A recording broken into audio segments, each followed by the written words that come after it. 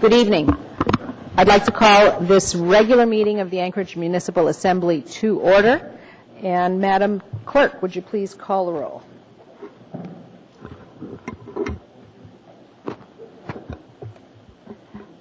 Ms. Johnston. Here. Mr. Flynn. Ms. Osiander. Dr. Selcraig. Mr. Coffey. Here. Ms. Drummond. Present. Mr. Birch. Here. Ms. Gray Jackson. Honored to be here. Mr. Gutierrez. Here. Mr. Starr. Here. Madam Chair, we have a quorum. Very good. Thank you, Madam Clerk. Mr. Gutierrez, would you please lead us in the pledge?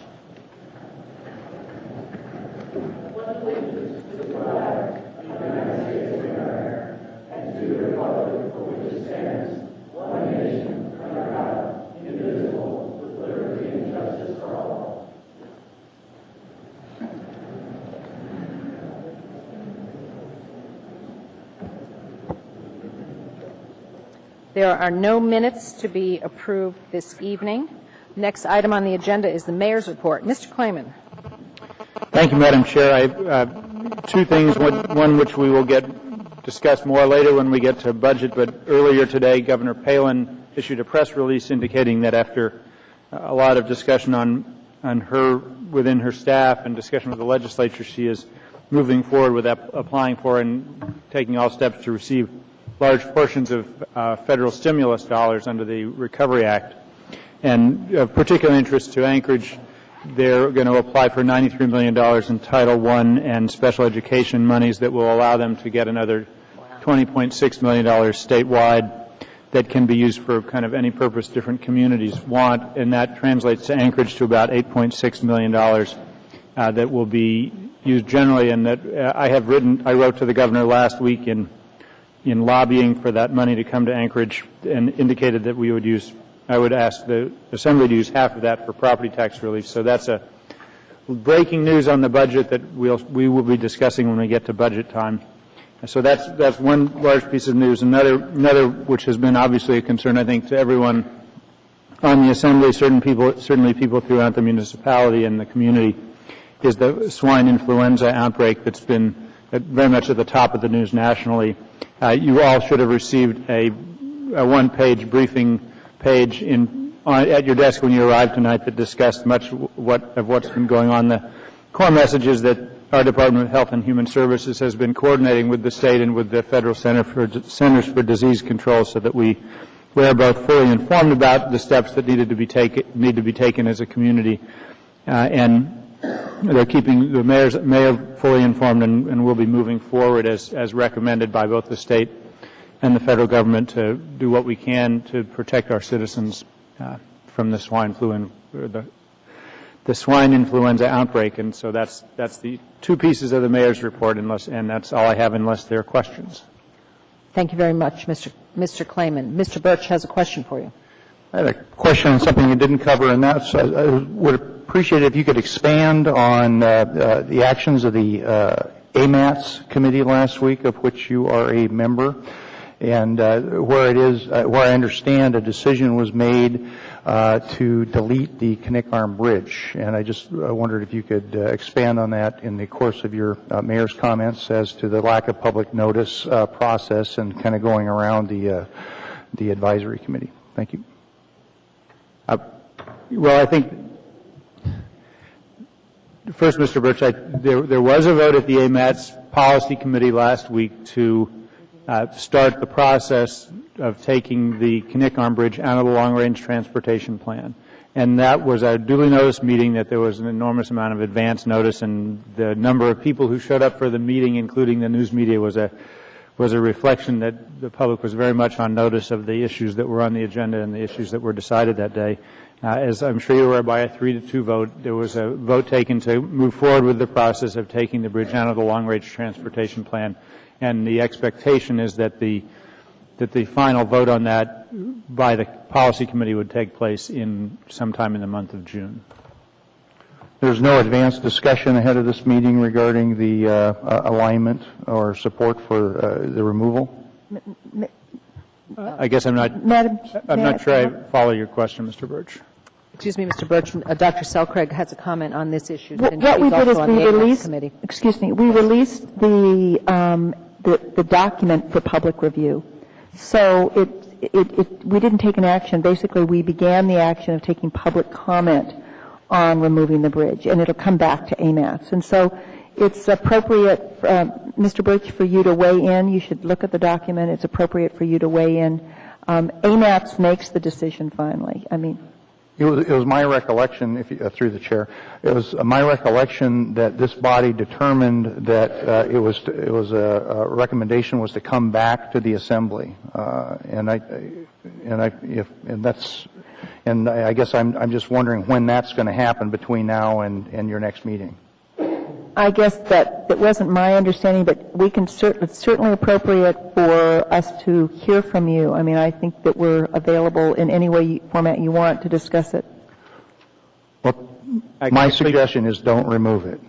I know that. I'm always considering that. Thank you. Actually, Mr. Birch, I will, if the documents suggest otherwise, I'm fairly certain that the procedure that was approved by the AMATS Policy Committee will have that issue back in front of the Assembly. Mr. Abbott believes in late May. If not on the 26th of May, certainly at the first meeting in June, before the AMATS Policy Committee makes its decision. So we'll be back has another opportunity to review the recommendation. Right. That's correct. It'll go to 30-day comment period starts sometime this week, I believe. At the end of that, it'll go to both the Planning and Zoning Commission and to the Assembly before the Policy Committee sees it again. Thank you. Okay, thank you, Mr. Birch and Mr. Abbott. Dr. Selcraig, you have an additional comment? I had a question actually regarding the flu epidemic that it appears is emerging. And one of them is one concern I've had is just in the process of setting up this committee for the Community and Economic Development Committee regarding the health department and kind of the strength of the health department in terms of addressing crisis. I'm just wondering if we had an epidemic in this community, is there a solid sense that we have adequate nursing staff at this point? And I guess I don't need that answer tonight, but I think it's an important thing for us to, as the body, have an understanding in terms of what typically would be expected of the department and to make sure, in fact, the department is fully staffed in order to meet that problem, should it occur. And I wouldn't expect that answer tonight, but it'd be nice to have a report back maybe at our next meeting. Dr. Selcraig, that's actually a very good question, and Ms. Engel from the Department of Health and Human Services, I think, can give you a very brief response tonight. As probably no surprise that given the swine flu outbreak, we're looking at those things right now, and so we're very much aware of both the federal and state requirements in terms of these kinds of issues. I note that the state of California apparently declared an emergency today as a result of the swine flu. Certainly Alaska has not done that, but if Ms. Engel wants to respond briefly, and then we can give you more of an update later. Ms. Engel, if you can give her some. Through the chair, Dr. Selcraig, I think that the department has been concerned about decreased funding for public health nurses from the state over a variety of years, and we have continued to advocate for additional resources, but I think that we would mobilize both our disease prevention and control staff and our reproductive health staff. We would cease services and anything that's not essential to respond to the outbreak, and we're heavily aligned with the Nurse Alert Network. So I think, if somebody said to me, do you want more nurses? Sure, we can always use more nurses, but do we think that we can respond to the current and emerging situation? I think we feel very confident of our abilities to mount a good public response. Even if we had a epidemic here in Anchorage, I mean, not the current situation, but I mean, if we had a serious epidemic in Anchorage, do we have enough medical staff to deal with an epidemic? Well, I think if you have a serious epidemic, it's like any emergency. You probably are never going to have enough people available to you. But we do have continuity of operations plans and considerable efforts to try to talk about how we would support that and scale up. But, we can never staff for the worst case scenario. We couldn't do that. But we have lost capacity over time, and that's primarily been an issue that we've been addressing with the state. And I guess it's that lost capacity I'm interested in. And so I guess I'd really like a real frank kind of update as things go on. If you don't have the staffing you need, I think this body would like to know it. Thanks. Okay, thank you all. Any further questions for the mayor? Mr. Starr. Well, back on the flu thing, we obviously recognize Mexico as a point of issue, and I mean, Anchorage has direct flights that stop in Phoenix, for example, and come right here. Are we doing anything at the direct level? I read the memo, and it's talking about a pandemic flu cabinet and a formation of a study panel and a couple other things, but is the state actively monitoring passengers that are coming in from Mexico? Thank you. Through the chair, Mr. Starr. The United States government has a global isolation and quarantine, I forget all the exact acronyms, who monitor at 325 ports of entry into the United States. People coming in through Mexico are getting a heightened level of screening. Anchorage is a quarantine station, so we do actually have CDC quarantine staff who are at the airport if we have any reports. They do greet international flights and have been working with flights where they think there's a large number of returning passengers.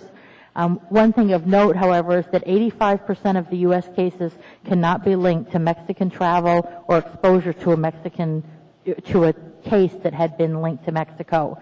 So definitely, we are monitoring the situation carefully. But the federal government has extensive quarantine operations, and we are working with them and participating with them as they need us. So we have personnel at the airport as well, is what you're saying? No, Okay. but we're coordinating with them. If they said we need you to come out and we have plans for surge capacity. So if they said to us, we need additional staffing at the airport, we need additional help with screening, we would certainly work to build up for that and participate with that. What about vaccination stocks and supplies? Have we got any supplies here, knowing full well that we have air travel issues and Right. ship-in problems? Right. The state of Alaska has about 80,000 doses of Tamiflu, which is the virus is known to be responsive to. Mm-hmm. We also have, the city owns a certain stockpile of doses that we would use primarily for first responders. And the Strategic National Stockpile is shipping to Anchorage 25% of our allotted, or shipping to Alaska 25% of the allotted doses. So we anticipate next week having over 100,000 courses of therapy in the state. A vaccine, of course, is too early for, but CDC is already working with vaccine manufacturers, and they're already looking at options for vaccination. It's behaving primarily like seasonal influenza. So we will expect to see mild to severe illness, and like with seasonal influenza, we see a large number of deaths in the United States every year, but they haven't seen a severity greater than seasonal influenza at this point. And it's not transmitted by eating pork? Absolutely not. You. Thank you. Okay, thank you both. Mr. Gutierrez. Thank you, Madam Chair. I just wonder if it might not be helpful to the administration to provide Assembly members with a copy of our pandemic influenza response plan. I know it's gone through several revisions over the last several years. If people would like that, I'd be happy to make it available to you. Oh, through the chair, Mr. Gutierrez, sorry.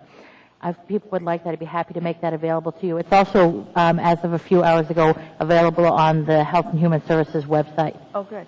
And just one more question. Go ahead, Mr. Gutierrez. Madam Chair, Ms. Inglewood, if you'd refresh my memory, the municipality does not have quarantine authority, is that correct? Through the chair, Mr. Gutierrez, the municipality does not have quarantine authority, but if it became necessary, the state does have that capacity to do that. Thank you. Okay, thank you both. Any further questions for the administration? None at this time. Chair's report. This is going to be my last evening as chair, this round at any rate, and I would like to just observe that considering how much we've heard from our constituents and members of the community over the last several weeks as we build up to this budget process, I would like the Assembly to consider holding a town hall of some sort or a series of them with a focus on revenue diversification. We have a very complex service area structure in this community, and all of the conversations in the last few weeks about revenues have only contributed, I know, to my confusion about how it would work to change our revenue structure. And I think we have a lot of talent on the administration that I would hate to lose that talent at this point. And sometime over the next couple of months, I'd like to see a town hall or some kind of structure, perhaps through the Committee on Community and Economic Development, through Dr. Selcraig, perhaps in cooperation with the Budget and Finance Committee, and get that information out there while we are interested in it and it's still fresh, and get the conversation going, because this may be changing in the near future, and I think it'd be really good to just draw on all the energy and comments that I've gotten from the community. So thank you very much for that. Madam Chair? Dr. Selcraig. I think that's a really good idea. I think it would be nice to maybe to combine those two committees and have us work together on it. And one of the things that I think would be helpful both to the Assembly and also to the community is to present actually what the variety of tax forms there are and what the choices are. And, if we wanted to diversify, how we could go about doing it, and actually having some presentations on the pros and the cons of all those different kinds of taxes that are out there that people could look at to provide property tax relief. So I think it's a great idea. Okay, thank you, Dr. Selcraig. Mr. Coffey. Thank you. Just following up on what you said, Madam Chair, there are 34 service areas in Anchorage, 34 different tax rates, area-wide, police, fire, they're all over the board, little road service areas. So people say to me, well, what's going to happen to my mill rate with the new budget? And frankly, unless you know where they live and the extent of their local services, it's impossible to say. That's a holdover from unification days when, back when we unified the city, we promised a lot of autonomy to a lot of folks in the outlying areas. And as we urbanize, this becomes more and more and more complex because, for example, our road services area is not area-wide. And there's a lot of little road service areas. They have no capital authority, and it just becomes problematic. The idea of having a discussion of service areas and taxation is an appropriate one. I would suggest this to everyone. We wait until after the mayor's election so that we can weigh in with the people who will be coming into office as well. And frankly, there's never anything wrong with having a discussion, and I would look forward to doing that. Thank you, Madam Chair. Perhaps that could be a function of the transition process. Maybe that could be part of it. That could be part of it. Any further comments? Thank you. Committee reports. Let's see. We'll start at the left end. Ms. Johnston. I have nothing to report. Okay. Mr. Flynn, thank you. Nothing, Madam Chair. Thank you. Ms. Osiander. There is no Title 21 meeting this Thursday. We will be hearing, the Assembly will be hearing and voting on the first part of Chapter 7 on our May 12th meeting. Starting the following week, next week, we're going to be going to the second part of Chapter 7, which is landscaping and parking. So if you're interested in that area, you might want to attend one of our meetings, Thursday mornings, 9:30 to 11:30, Planning Department Conference Room. Thank you, Ms. Osiander. Dr. Selcraig. The Community and Economic Development Committee will meet tomorrow, and we'll be reviewing the Anchorage Comprehensive Economic Development Strategy, and I believe we're on schedule for 12:30 tomorrow. And I'd welcome any comments from Assembly persons regarding this document. It's an important document. It really creates a framework from which we will apply for federal monies from the Department of Commerce, but also other like HUD will look at it, other entities will look at it. So if there's areas that have to do with economic development that you think should be in this, please mention them. And I think that the staff is really receptive to the input and are going to be meeting with us. And when is the deadline for comment on this document? Through the chair, it's 30 days. So I would say it's towards the end of May. I don't have the exact date. Okay. Actually, I think it's real soon because the time frame on the SEDS, we need to my memory is that the final deadline for comments is the 1st of May. It's under a fast schedule because we need to get the document approved and in front of the Assembly for approval. I think it's online either for the 12th or the 26th of May for final approval from the Assembly. So comments you want to get incorporated in the final edition need to come very quickly. And it's Well- definitely not 30 days from now. We actually have the capacity, I think, probably even in the process of reviewing it before the Assembly, to add something to it. That's true, too. And so, yeah, so Exactly. it is a very important document because it creates a framework from which we can apply for federal money, and I want to make sure we didn't leave anything out. So please take a look at it and get your comments back to us tomorrow or to the staff. Thank you. And you should all have, the hard copies were in our mailboxes last week or the week before. So you should have them. And just for the Assembly's background, it's referred to commonly as the SEDS, and we started the process because of the closing of Coolis Air Force Base, which allows us to get access to different federal money for different projects, but we can't get those applications in without a SEDS being completed. And rather than start kind of a document preparation from scratch with lots and lots of community meetings, what we did on this was we hired an outside contractor who took about 10 different planning documents that had been put together over the last 10 years and used all those to put together this plan. So it represents an amalgamation of a lot of planning documents that have taken place over years. And that's why you should see this. Some of it will sound familiar from things you've read in the past. Okay, very good. Okay, Mr. Coffey. Thank you. I would urge you to look at the recommendations on pages 71 and 72, and then to look at all of it looks like our CIP list when we put together our CIP capital improvement plan in the back, and Mr. Mayor Clayman's explanation of it was an amalgam of lots, explains a lot to me, because I thought, well, this just looks like the capital improvement plan. And so, but if you look at that, there are some things in there that are somewhat dated and probably should be addressed and deleted. And then, Ms. Selcraig, Dr. Selcraig, I will be in Togiak tomorrow, and I will be unable to attend your committee. So I will give you my comments afterwards. Thank you, Madam Chair. Thank you, Mr. Coffey. Okay, Mr. Birch?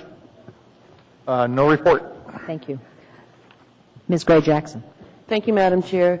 The Budget and Finance Committee met on April 23rd, and at that meeting, the OMB Director provided a briefing to the Committee on the Mayor's first quarter budget revision, and the body as a whole received a full briefing on that budget revision at our work session this past Friday. 2 members of the Budget Advisory Commission attended the committee meeting, and they were really thankful that the committee invited them to come and welcomes their involvement. And someone from the Budget Advisory Commission plans to attend our committee meeting every single month.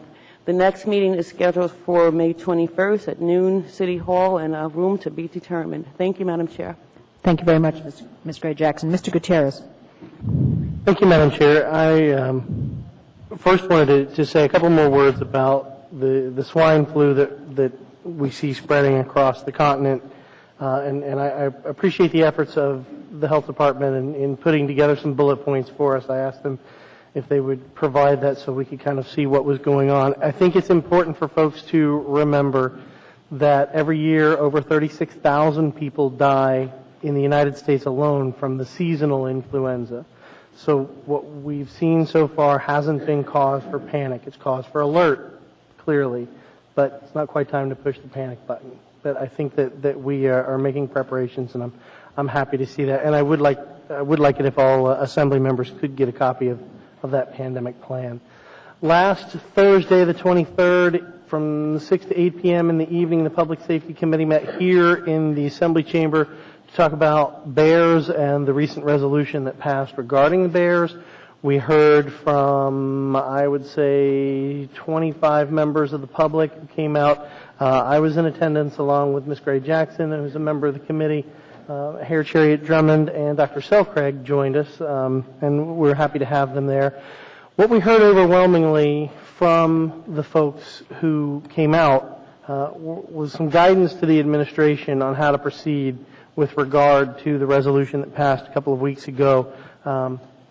Primarily, they felt the focus of our new bear specialist, once we managed to find the money, and hopefully we've got some floating around now thanks to the governor and others, is education of the public, is enforcing the laws that we currently have on the book regarding trash, And Dr. Selcraig made the point very eloquently about land use planning. We need to bear that in mind. No pun was intended, I promise. And anyway, it was good, Madam Chair, to hear from the public. They I think appreciated the opportunity to come out and testify, particularly given the controversial nature of the issue, to come out at a time that wasn't in the middle of the day in an obscure room in City Hall. I think people appreciated the chance to talk to us when they could come after work and sit down and have a discussion. So it was a good meeting, and I hope that's a model that, particularly with matters that are of strong public opinion, that we will continue in the future. Thank you, Madam Chair. Okay. Thank you, Mr. Gutierrez. Okay. Mr. Starr, anything to report? I don't have any committees. Okay. I understand. I don't think it needs to be limited to committees. I think if there's something going on in your area. I just had a question. I know the administration's working hard on the bear thing. If they can draft up a policy statement there, I guess some of the interest is to close trails. And I saw Mr. Sinnott on television talking about closing some of the municipal trails, and I wondered why a state employee was making policy statements for our public safety. But you know, I'm sure we'll get through the needs to do what we need to do, and I hope the administration's taking the lead on our public safety interests. So thank you. Thank you, Mr. Starr, and thanks all of you. Okay, let's get the agenda organized. We have a number of addendum items. Madam Chair, I'd like to move the consent agenda. Thank you, Ms. Osiander. Second. It's been moved and seconded. Thank you, Ms. Gray-Jackson. We have a number of addendum items, beginning with 9C2. Let's see, hold on a second. I have some late on the table items, so forgive me if I'm slightly out of order here. First item on the addendum is 9C2, a bid award, Assembly Memorandum AM 255-2009, recommendation of award to Global Diving and Salvage Incorporated, doing business as Global Offshore Divers for wharf pile repairs, 2009, for the Municipality of Anchorage, Port of Anchorage, $1,324,747,000. 9E5, Information Memorandum, AIM 47-2009, the monthly investment report to the Assembly. 9F as in Frank, 4, Ordinance AO 2009-58, an ordinance authorizing a land exchange with the Alaska Railroad Corporation, ARRC, transferring Lot 7A, Block 21, original town site, to ARRC and transferring ARRC Parcel 9131 and Block P, North Addition, Number 7, original town site to the municipality, and transferring Parcel 9131 ownership to Anchorage Community Development Authority, otherwise known as ACDA, inventory through the Heritage Land Bank Real Estate Services. That is set for public hearing on May 12th, and it is accompanied by Assembly Memorandum AM 256-2009. Item 9F as in Frank 5, Ordinance AO 2009-59, an ordinance waiving municipal code authorizing issuance of a land use permit to the Girdwood Forest Fair Committee for camping on Heritage Land Bank lands located in the Girdwood Valley, set for public hearing on May 12, 2009, and accompanied by Assembly Memorandum AM 257-2009. We have old business and unfinished action on public hearing items. We will hear from Ms. Osiander at that time. This is a motion. That's item 11A, motion to amend something previously adopted. That is ordinance number AO 2006-173S, an ordinance of the Anchorage Municipal Assembly amending Anchorage Municipal Code Section 16.95.070 to reduce the cost of municipal ambulance transport assessed to patients receiving ambulance transport services from the Chugiak Volunteer Fire Department. This was amended and approved December 19, 2006. Immediate reconsideration failed 12/19/06. Notice to amend was given by Ms. Osiander on April 21, 2009. Laid on the table items. Madam Chair, can I give you a point of order? Go ahead, Mr. Coffey. Thank you. On the change for the collective bargaining agreement, I spoke with the administration.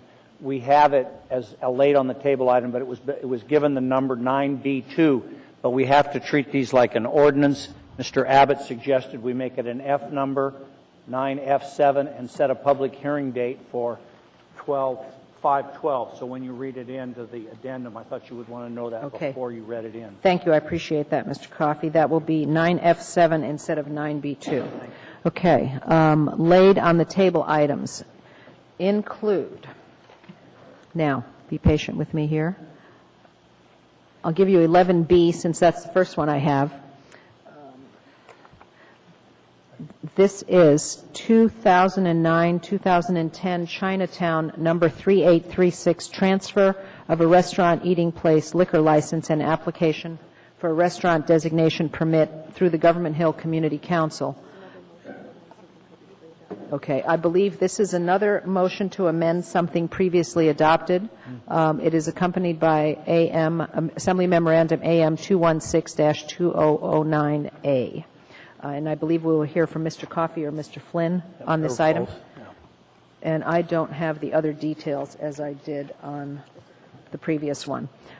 Clerk tells me that's okay. We have 9F as in Frank 7.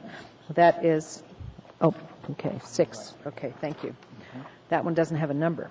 AO 2009-blank, an ordinance amending Anchorage Municipal Code Section 3.30.1511 to provide for implementation of up to 62 hours of mandatory non-represented employee general furlough leave per calendar year. 9F as in Frank 7. AR 2009-115, a resolution ratifying a letter of agreement amending the collective bargaining agreement between Municipality of Anchorage and General Teamsters Local Union 959. Set for public hearing on May 12th. Set for public hearing on May 12th. Okay, do we have them all? 9F6. I believe that's it. Is that it, Madam Clerk? As far as I know. Okay. Anything else? Anybody else have anything to lay on the table? Mr. Abbott? Madam Chairman, just to clarify, so you, 9F6 and 9F7 were both set for public hearing on the 12th? Yes. Thank you. Okay. Point of order, Madam Chair. Mr. Coffey? Mr. Abbott, do you need 9F6 pulled for any reason? No, sir. Okay, thank you. Okay. All right, thank you. The addendum is before us. Move to incorporate the laid on the table items and the addendum into the regular agenda. Okay, is there any objection to incorporating the addendum? Mr. Coffey, I think you have to press your buttons here.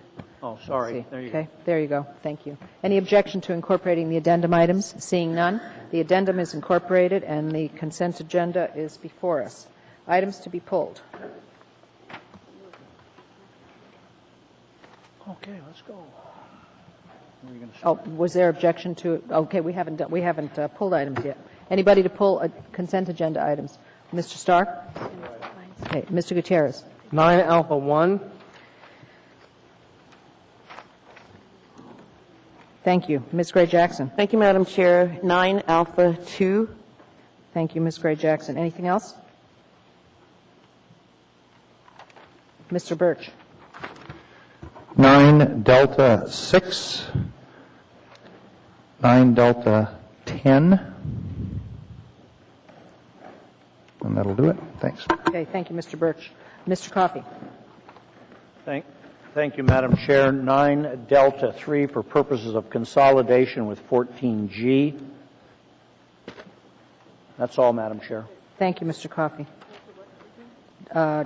9 Delta 3 to consolidate with 14G. Okay. Dr. Selcraig. No items. Thank you. Ms. Osiander. Okay, thank you. Mr. Flynn. I'll let 9 Alpha 1 and on Alpha 2 pass, but Mr. Birch just cost everybody $10. Nothing to pull. It's all right. You get to read on one of them. Thank you. Ms. Johnston. Nothing, thank you. Okay, thank you. Good. Okay. Administration, any items to be pulled? Okay. Seeing none, thank you very much. The items to be pulled are 9A1. Okay. Let me make sure I got all the pulled items first. Mr. Gutierrez pulled 9A1. Ms. Gray Jackson pulled 9A2. Mr. Coffey pulled 9D3 for purposes of consolidation with 14G. Mr. Birch pulled 9D6. Mr. Birch pulled 9D10. And that's it. Nothing from the addendum or laid on the table items. All right, what's the wish of the body? Yeah, we'd like to. Okay. Do we like the consent agenda the way it is? Do we have any objections to passing the consent agenda? Seeing none, the consent agenda passes unanimously. Thank you. Okay, first item, 9A1, resolution number AR 2009-84, a resolution of the Anchorage Municipal Assembly recognizing May 8th, 2009 as Police Memorial Day. Mr. Gutierrez, thank you. Move to approve. Is there a second? Okay. All right. Very good. Okay. Mr. Gutierrez, would you present, and would Mr. Flynn please read? My pleasure, Madam Chair. Is there any objection to passage of this item? Seeing none, it is unanimously approved. Assembly Resolution 2009-84, a resolution of the Anchorage Municipal Assembly recognizing May 8, 2009 as Police Memorial Day and an opportunity for remembering and honoring those who have made the ultimate sacrifice in service to our community. Whereas on Police Memorial Day, we honor the memory of the fallen and recognize those who devote their lives to enforcing our laws, bringing criminals to justice, and making our community safer. And whereas all law enforcement officers deserve our appreciation for the work they do, and citizens fulfill an important civic responsibility by supporting their work to protect our community. And whereas our dedicated peace officers put themselves at great risk while working tirelessly on the front lines in the fight against crime. And whereas behind the name of each who died in the line of duty lies a story of courage and devotion to duty, not to mention a deep sense of loss for the service of the country, and above all for friends, relatives, and partners. And whereas, as we remember the fallen officers, we also remember their survivors. And whereas we can never repay these gallant men and women for their service or adequately comfort their families, we can only honor their memory, not only in words and ceremony, but in our determination to promote justice, uphold the law, and preserve the peace and safety they helped purchase with their lives. And whereas the following Anchorage Police Department officers have given their lives in the line of duty: Officer Benjamin Strong, 1968, Officer Jonathan Flora, 1975, Officer Harry Keir, 1980, Officer Harry B. Hansen, Jr., 1986, Officer Louis Mazzelli, 1989, Officer Dan Seeley, 1996, and Officer Justin Willem, 2001. Now therefore be it resolved that the Anchorage Municipal Assembly remembers and honors all those who have died in the line of duty by recognizing May 8, 2009 as Police Memorial Day. That all residents are encouraged to remember the fallen and their loved ones. That all people are urged to thank the men and women of law enforcement who serve our community and protect our citizens. Passed and approved by the Anchorage Assembly this 28th day of April 2009. Thanks, Mike. Thank you, Mr. Flynn.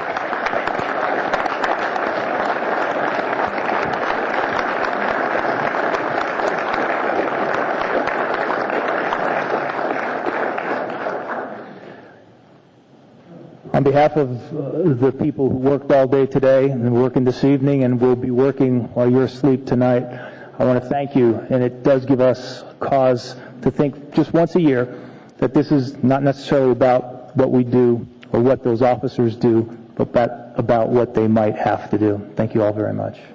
Thank you, Chief. I'd like to ask all of you to join me in a moment of silence honoring these officers that have made the ultimate sacrifice.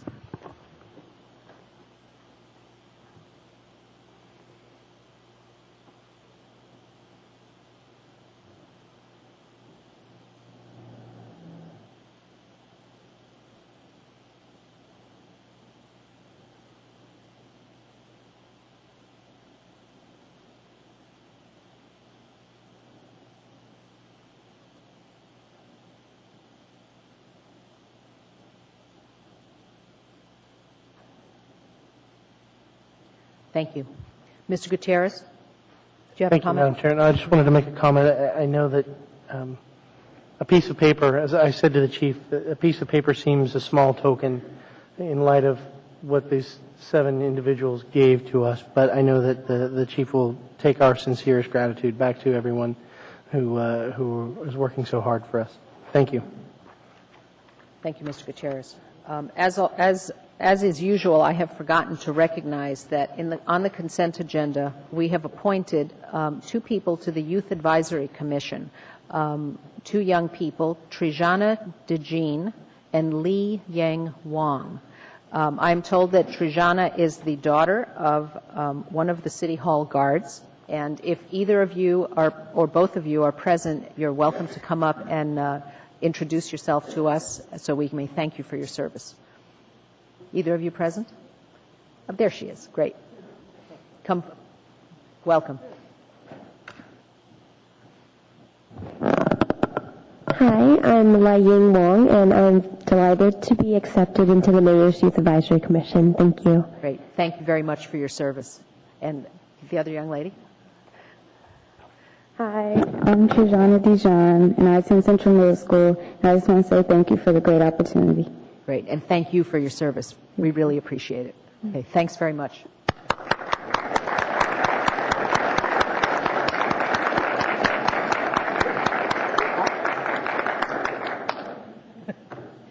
Great. All right. Next item. 9A2, Resolution AR 2009-101, a resolution of the Anchorage Municipal Assembly supporting the 17th Annual National Association of Letter Carriers Food Drive. That is approved. Thank you. Any objection to? Madam Chair, could Yes, we ma'am. all be included as sponsors on this? Absolutely. Thank you. Madam Clerk? Okay.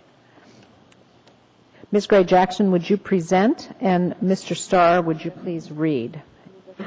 And is there any objection to passage of this item? Yeah. Seeing none, that item is unanimously approved.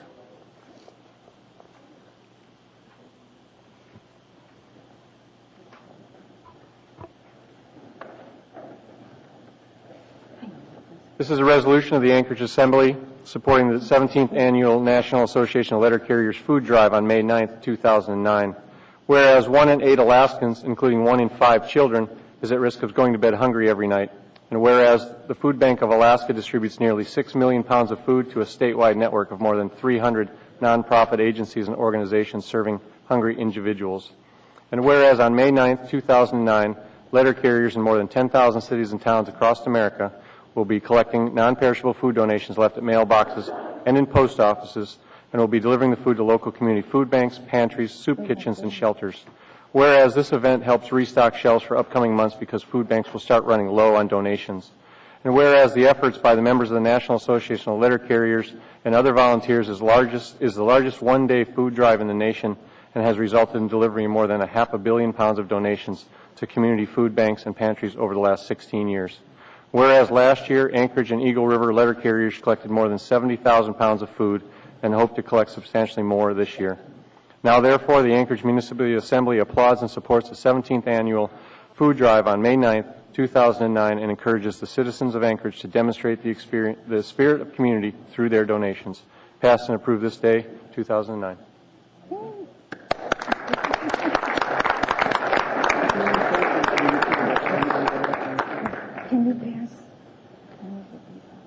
Thank you very much.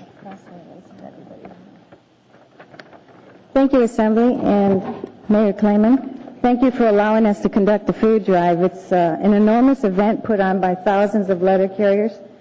There's about 300 in our branch through Anchorage, Eagle River, and the surrounding areas, but it looks like most of them are working overtime for the election coming up this year. So we want to say thank you for allowing us to conduct the food drive. We've got little ones here that we're proud to help. There's a major, excuse me, there's major families right now struggling to try and meet their needs for food to feed their families, especially children. The children are going to be leaving school. They won't be receiving their food lunches during the school year, so we like to gather as much food as we can right before school lets out so the families can get the help that they need. You probably ask why we do this over and over. Well, the letter carriers see the people daily on their routes, every day. Thousands of people that are either unemployed, the people needing food, and the families struggling. And just like the families were struggling years ago in 1991, that's when this food drive began. The same problems are happening all over the United States today. So we're asking everybody in the communities, everybody who has a mailbox or everybody that stops in at the post office, leave your donations of food so we can help out these struggling families. Thank you. Thank you very much. I have a couple of questions for you from Assembly members. Ms. Osiander?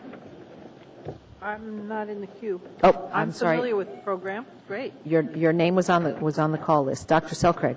Could you just, is it fine to just leave any food? Can people leave? Well, we're asking people to leave canned foods, dry goods. Dry goods are fine too? Yes, and baby foods. A lot of people don't realize how much baby food is needed also, the dry baby food. And people just leave them by their mailbox? Yep, leave Is that all them. they need to do? Yep, leave them by your mailbox or drop them off at any post office in the city. Thank you. Anchorage and Wasilla, too, is also working with us this year, and Palmer and Seward and Kenai, Soldotna. So everybody's involved.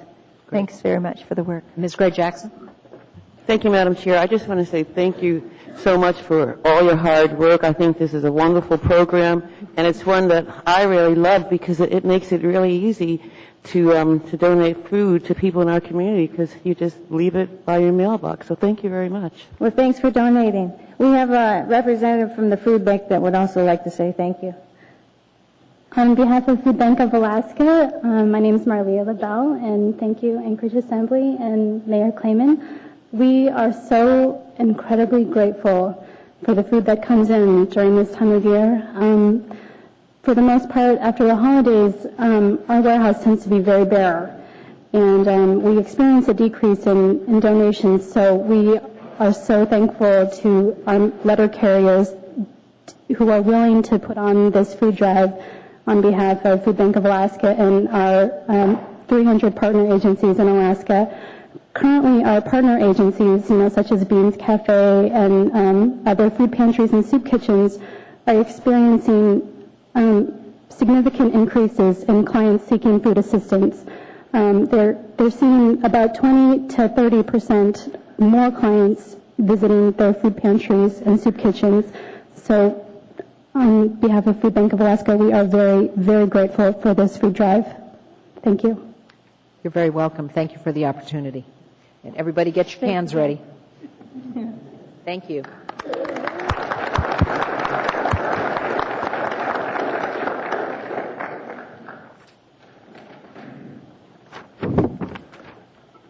Next item, 9D, David. 3, Mr. Coffey. Move to approve.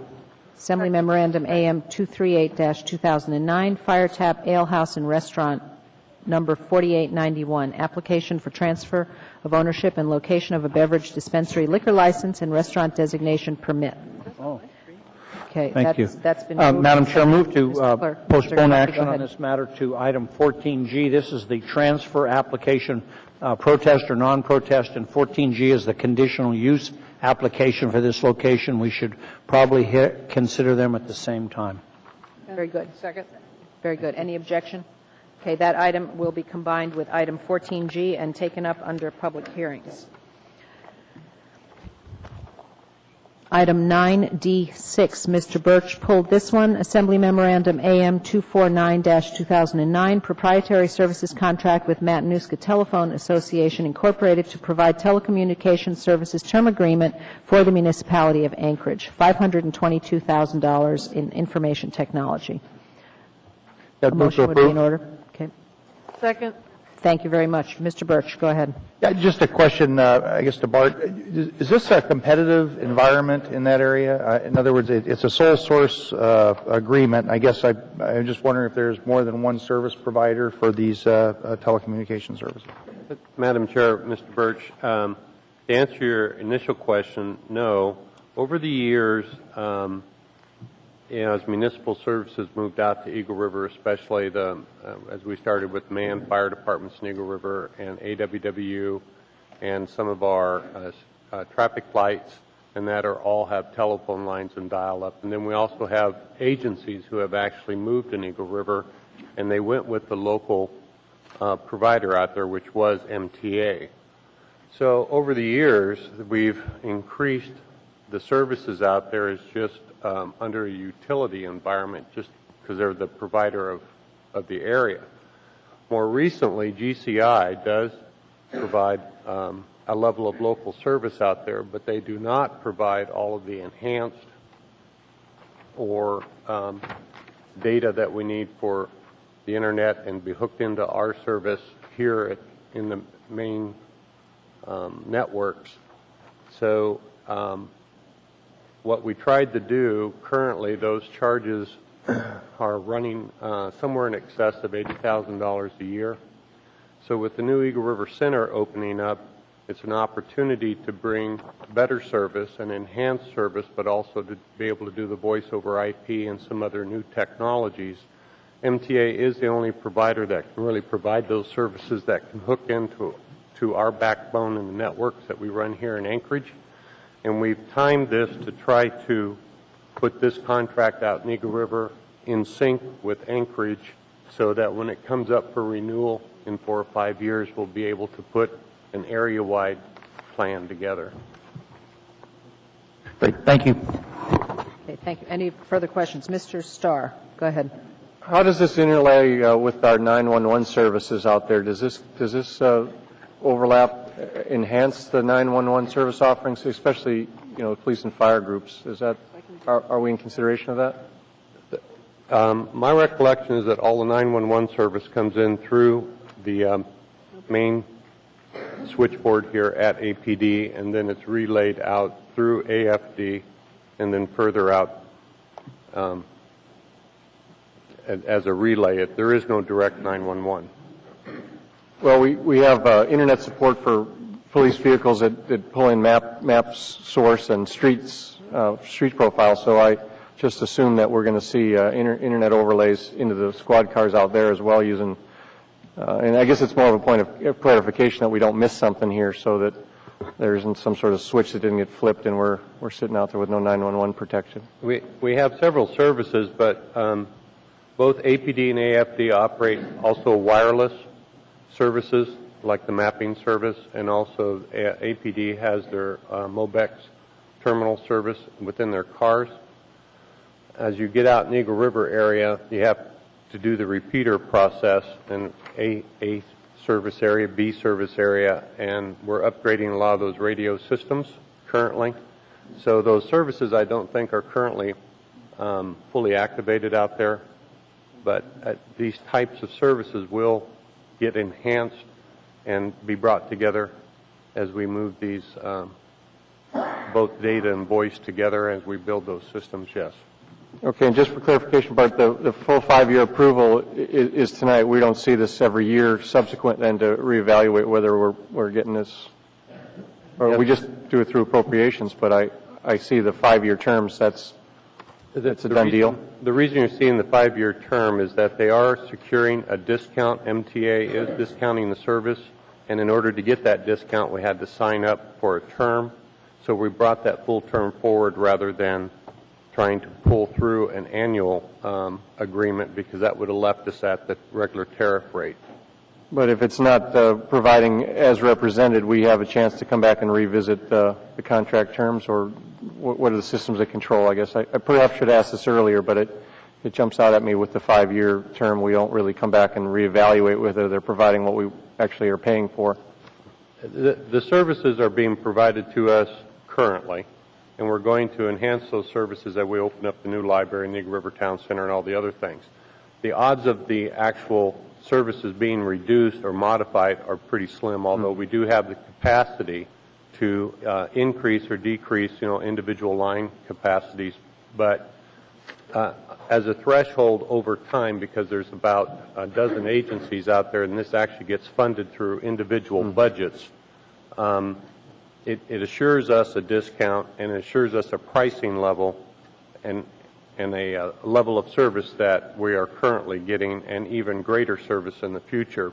But it is an agreement, and what it really keeps us from doing is recompeting this anytime during that time frame, that we are kind of signing up for a term. But again, this term is in line with the term that we have currently in the Anchorage Bowl area, and we'll try to merge those two services in the future. Right, good. Thank you for that information. Thank you. Thank you, Mr. Birch. Excuse me, Mr. Starr.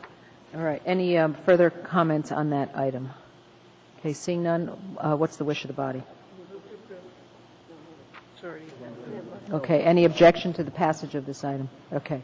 Seeing none, that item passes unanimously. Mr. Birch, you've also pulled item 9D10, Assembly Memorandum AM 253-2009, cooperative purchase with New Flyer of America for 15 Cummins engines for 15 new 40-foot transit coach buses for the Municipality of Anchorage Public Transportation Department for $375,000.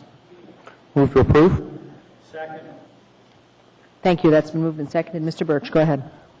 You know, I was struck in reading this over the weekend as to why we would buy 15 brand-new Cummins engines and buy the buses separately. And I was, as I read through this, I understand that the engines, if they're purchased separately, in advance of changes in emission requirements that take effect in January 1st, 2010, that that emission requirements could potentially add $18,000 to $20,000 per engine. So the city is looking to kind of jump the gun with the bus purchases, or I should say the engine purchases, basically to defeat this emission requirement. And I guess I'm trying to get an understanding of how big a emission issue this is, and the concern I have, I mean, I fully support that. It saves the taxpayers money. But I think the irony is that for those of us that supported the elimination of the IM program that basically saddles every one of our constituents with a $35 charge to have their vehicle tested when it's unneeded, that the city places itself in a position to try to, get under the wire, if you will, on emission requirements. And I just would...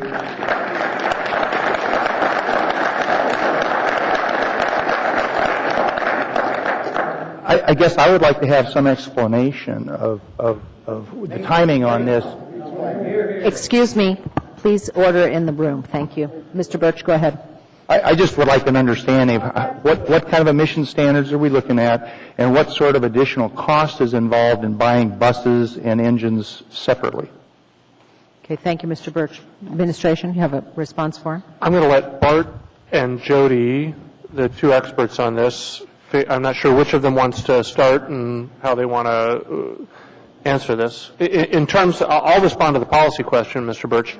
I don't disagree with you regarding the differentiation. We're trying to figure out a way to get the best bang for the buck for the municipality. We believe this will be a significantly less expensive option for the city, both in the initial acquisition as well as the long-term maintenance. These engines are compatible with the engines we hope to purchase are compatible with the fleet that we're currently operating.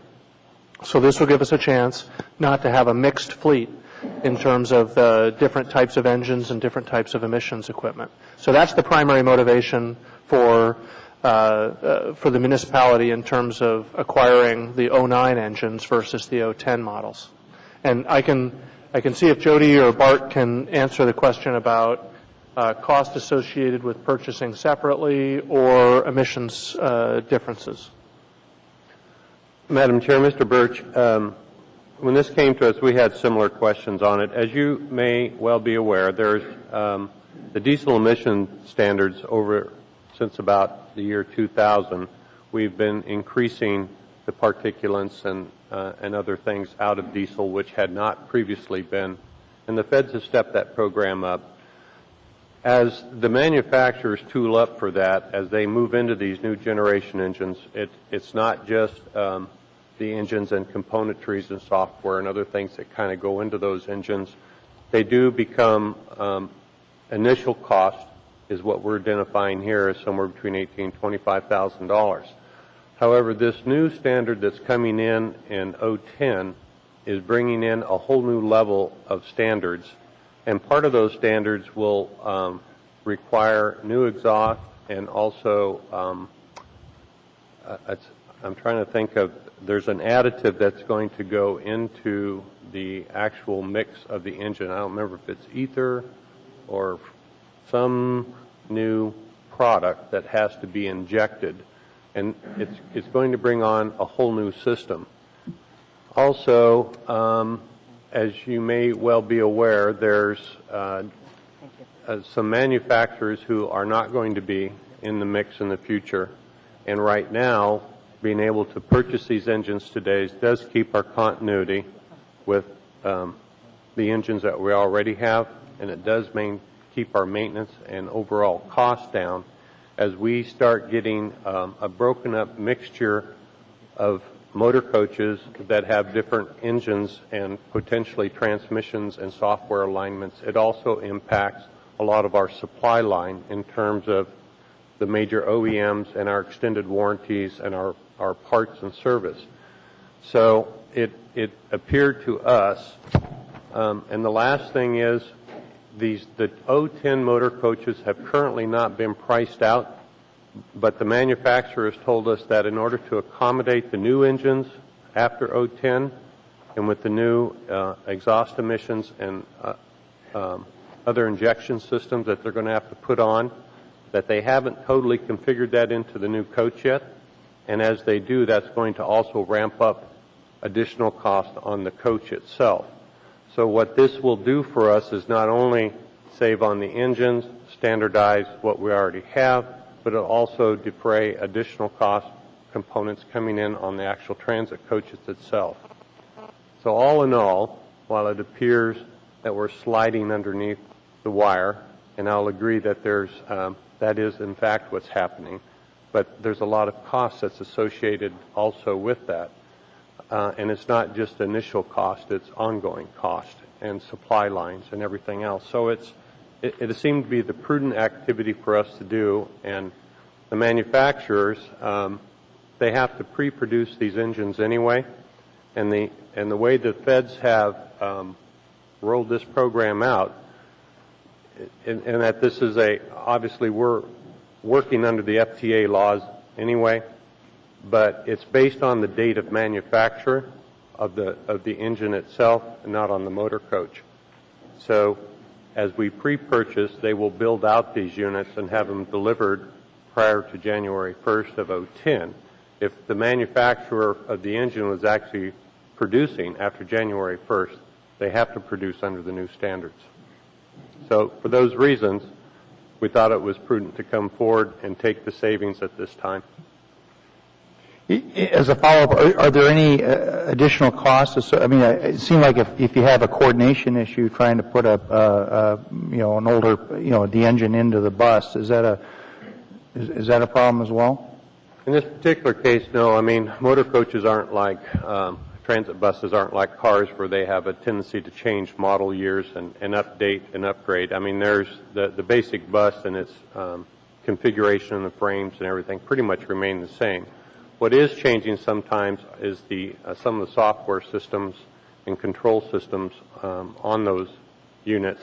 But the more that you standardize or maintain previous engines, then they won't see those updates come through. They'll pretty much come through whether it was built in 09 or 010. They should be pretty much identical. Okay. Thank you. And then if I could just get some sort of a reading on the additional emission changes, that'd be helpful. Thank you. Okay. Thank you, Mr. Birch. Mr. Gutierrez on this issue.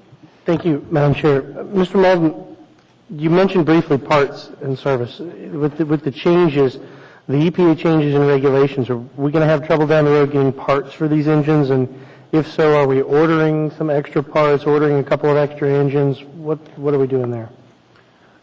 No, it's not a matter, they have to maintain parts and inventory for 10 years under federal law anyway to supply any manufactured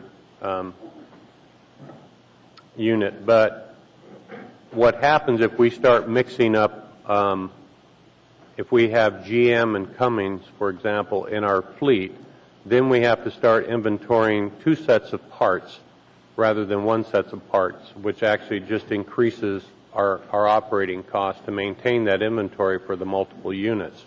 What this will do is actually standardize the units that we have today into what we have already purchased here recently, and we will have one family of motors and transmissions that are one family of Cummins. Thank you. That's all, Madam Chair. Okay, thank you. Any further questions for the administration? Any objection to the purchase of these engines? Seeing Mr. Birch. I would just note that I will be supporting this, and I do note that we have a penalty, that the order can be canceled without penalty prior to November of 2009. And I guess the concern I have is just the fact that we're trying to allows the general public to avoid the cost of this emissions inspection and not allowing our citizens. So, thank you. Thank you, Mr. Birch. Any objection to passage of this item? Seeing none, that item passes unanimously. That brings us to the end of the consent agenda. And I apologize, I missed the Boy Scouts in the audience. If you would come forward and introduce yourselves.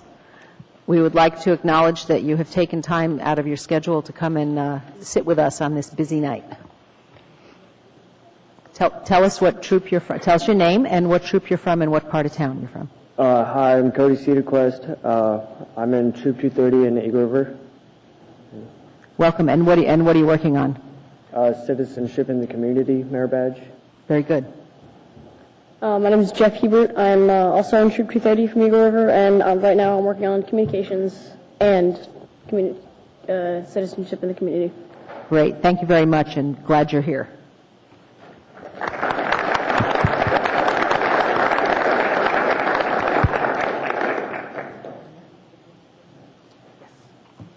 Okay. We have appearance requests that we have to get to between 6 and 6:30.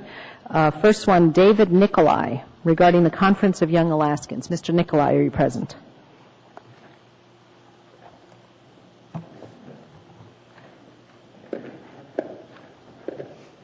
Thank you. I have copies of my report. I don't know if you have received them already. We haven't. Awesome, thanks. Madam Chair, Assembly members, my name is David Nicolai. I am Yupik and Athabascan. I was born and raised here in Anchorage, and aside from going outside for college, I've lived in the same area my whole life. I was there by Assemblymember Gray Jackson and Assemblymember Coffey here tonight. I'm here before you talking about the Conference of Young Alaskans. The first Conference of Young Alaskans was held in 2006 in commemoration of 50 years from the state's constitutional convention, and the second one was held earlier this year in January in commemoration of 50 years of statehood. At the conference, 53 delegates ages 16 to 25 from all over the state met, representing both urban and rural perspectives, as well as the younger part of that crowd and the older part of that crowd. In the back of the report, there's some demographic information on the attendees there. We were asked to reflect on the last 50 years of statehood and then look forward to the next 50 years of statehood and share what our visions what visions we have for Alaska in the next 50 years. And that report the report in front of you shares our vision statements, goals, and action items that we developed during the 3 days of our conference. I'm not in front of you to ask for money. I'm in front of you to share with you what I feel is a powerful tool that you can use in your jobs as public servants. This is the voice of young Alaskans ages 16 to 25. As part of the application process, we had to submit a self-nominating essay. And so this essay showed that we have the drive and motivation to get involved in Alaska, to get involved in public affairs. So the voices represented in this report are the Alaskans who are the next generation of leaders. And our discussions at the conference were under 5 separate topics. Economy, government, and global relations, energy, natural resources and the environment, education and leadership, and healthy communities. There were 53 different opinions represented at the Conference of Young Alaskans. So, very obviously, not everyone agreed with everything that came into the report, but we all agreed to support the collective voice of the Alaskans who are present. Thank you. Thank you very much. We have questions for you. Sure. Ms. Johnston. Hi, David. Hi. Been skiing? A lot. Good. I just want to congratulate you. I'm glad to see you being involved. I look forward to you continuing your involvement, and I look forward to you someday sitting up here. Thank you. Thank you. Ms. Gray Jackson. Thank you, Madam Chair. Hi, David. you've been sending emails back and forth for some time now, so I'm really happy you had the opportunity this evening to come and present this report to the Assembly, and I can guarantee you that I will read the entire thing. And thank you for your hard work. Keep up the good work, and I'm honored to be your Assembly representative. Thank you. Thank you. And Dr. Selcraig. I also want to say thanks. These look like great, it's a great vision statement, and the goals and priorities look wonderful. I think that they are compatible for all people. I mean, I think they really address kind of core issues for the community as a whole. So thanks for bringing it forward, and it's nice to see you. Thank you. Okay. Thank you very much. Thank you, Madam Chair, Assembly members.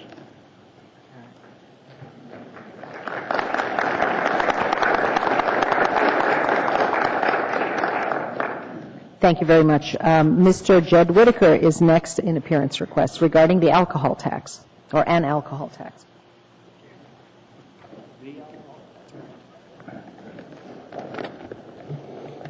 Welcome. Hello. My name is Jed Whitaker.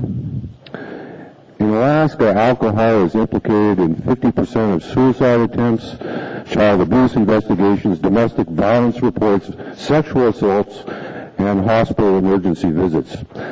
Alcohol is implicated in more than 40% of fatal automobile crashes, fatal fires, and homicides.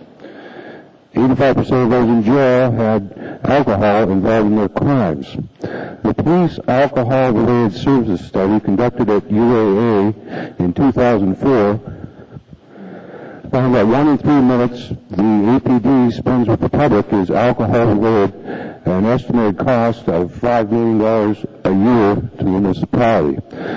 The problems of alcohol also affect the unborn so seriously that the state actually has an agency called the Office of Fetal Alcohol Syndrome. Clearly, alcohol imposes enormous fiscal and social costs on Anchorage, yet alcohol generates no revenue for the municipality. There is no tax on alcohol in Anchorage. Alcohol in Anchorage is getting a free ride. So I'd like to see a show of hands from the Assembly members, including the acting mayor. How many of you are in favor of continuing to give alcohol a free ride in Anchorage? Don't be shy. None of you think that alcohol should get a free ride? Nobody's raising their hand? Well, that means that there are 8 people here who would be willing to do a charter amendment so that we could have a 50% threshold vote on an alcohol tax, at much the same way the bed tax was done. Thank you for your support, and I look forward to working with you on this issue. The Alaska Department of Revenue in 2008 annual report showed that the state alcohol excise tax generated $38,165,200. In the current fiscal year, July 8, 2008 to February 2009, $11,272,636 taxable gallons have been consumed by Alaskans. Because Anchorage is 41.4% of the total population, 4,666,871 is therefore the proportionate number of gallons of alcohol consumed in Anchorage, which at a flat rate of $1 a gallon will have generated $4,666,871 between July 1st, 2008, February 2009. Mr. Whitaker, if you'd please wrap it up, and we have some questions for you. Thank you. I would like to point out that a flat tax of $3 a gallon would have generated $14 million, which is almost the whole budget shortfall of $17 million. So, thank you. Thank you, sir. Dr. Selcraig has a question for you. Do you know that the state has the highest liquor tax of any state in the country? I am aware of that, but we also have some of the highest rates of sexual assault. There's a sexual assault in this city every day. Maybe actually one of the things that we might consider, it seems to me, is to work to make sure that the state allocates those resources back to communities. It seems to me that if we already have a high tax but we're not benefiting from it, one of the things we might want to consider is how we could access that state money back to Anchorage. But the legislation that you're talking about, the state excise tax, actually had language in it that allowed municipalities and boroughs to institute their own alcohol tax, which would exceed a sales tax, an existing sales tax, because of the gravity of the problem that alcohol causes. So to pass the buck back to the state is not really addressing the problem. I think the forum we were talking about earlier about bringing forward the different venues of taxes and kind of the costs and the benefits associated, I'm sure alcohol tax will be part of that discussion in terms of ways to address property tax relief and other tax venues. Thank you. Mr. Gutierrez has a question for you also. Thank you, Madam Chair.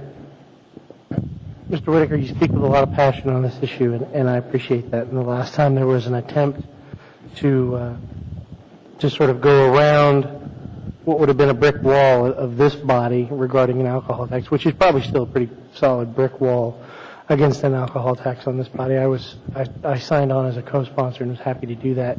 Have you considered that might be the only way we're going to get this, is to go around this body and do it by a citizens initiative?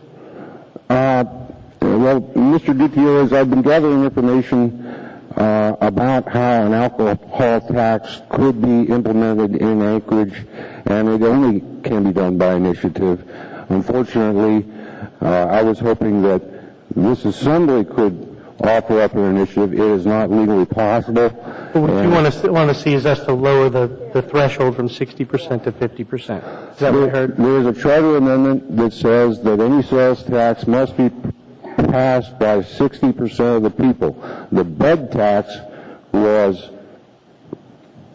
had a dual clause in it where it changed the charter to exempt the bed tax from the 60% provision, so if it passed with a 50% provision, then it became law, and it did.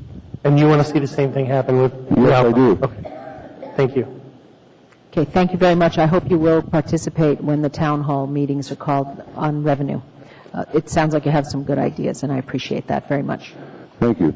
Okay, thank you for coming.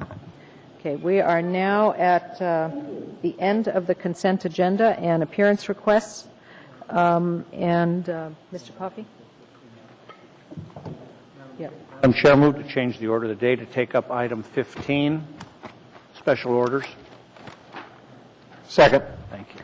Any objection to changing the order of the day to take up assembly reorganization? Seeing none, let's do that. I will preside as acting chair, and assembly reorganization is before us. Dr. Selcraig. Madam Chair, I would like to move Debbie Osiander as chair. Second. Ms. Osiander has been nominated as for chair. Any other nominations? Seeing none, nominations for chair are closed. I believe election has to happen with secret ballots. Madam Clerk, are we prepared? Yes, we are. I think when we only have one, we still have to take the ballot. You could ask for unanimous consent. We could ask for unanimous consent and avoid the paperwork. But I think it. Madam Chair, point of order. Yes, yes. I think the ordinance requires that we actually vote and create a record and have a secret ballot. That's what the ordinance says, so it would probably be a better way of doing it, even though there is only one nominee. And since the clerk's cut all the paper into little pieces, it'll certainly. I will note one assembly member once marked his ballot with his own name because he thought he had to identify his vote. The idea is to mark the person you're voting for. There we go. I'm sure Mr. Coffey's not referring to anyone on the body at the moment. Of course I'm not. Hey, my name's here, crosses it. Okay, Assembly members, we want a mark next to the name of Ms. Osiander if you're approving her nomination. There's my ballot. Okay, thank you.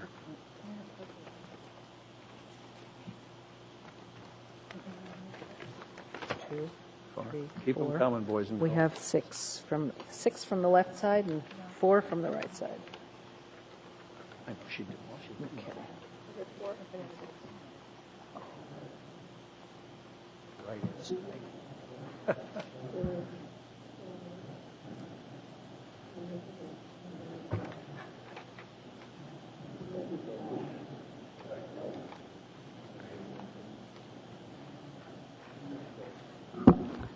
Madam Chair, it is unanimous. 10 votes for Ms. Osiander. Congratulations.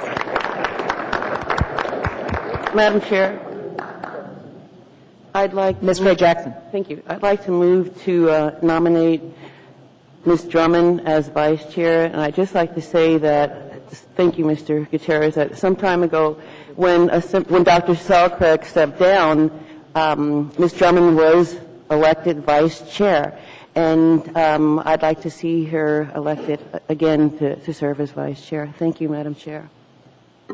Thank you, Ms. Gray Jackson. Ms. Johnston. Yes, I would like to nominate Assemblymember Patrick Flynn, not because I don't feel that Ms. Drummond would be a great vice chair. If you notice that this assembly has an interesting balance to it, and it's balanced. Lots of times you'll see a 5-5 vote, and I think it's very important that we think of that 5-5 split in our leadership. But we also have another interesting balance in this body, and that is that we have 5 female assembly members and we have 5 male assembly members. And I just thought, and I think I probably caught Mr. Flynn a little bit off guard, but I just thought we should represent that also. Thank you. Is there a second? I'll second. I don't think nominations have to be seconded. They just have to be submitted. Thank you. We have 2, any additional nominations? Okay. I held it having this one here. Oh, okay. Do you have a blank ballot? I have a blank. Okay. Here, Here's a pen. I have 10 names. I'm giving you a pen. Oh, you got a pen. Oh, I'm sorry. These say 1. Okay. Hand them one back. We can't use ones. Or tear the ones up. Tear the ones up. It's got to say 2. In the future, it seems like this is an odd way to do it because it's nominating everybody when it comes by us. All right. Nominations for vice chair are closed. The item number 2 is being passed out. 1 to each assembly member. 2, 3. I do.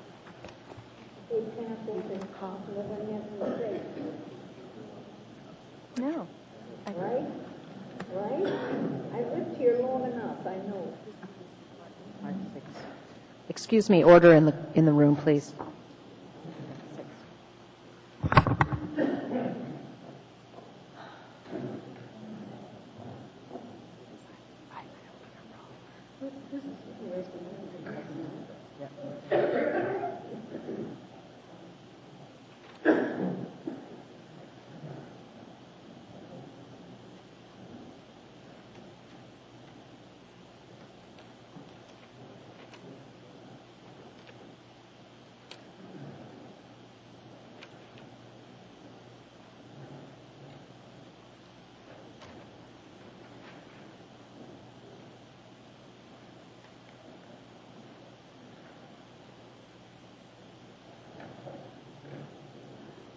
Madam Chair, sorry.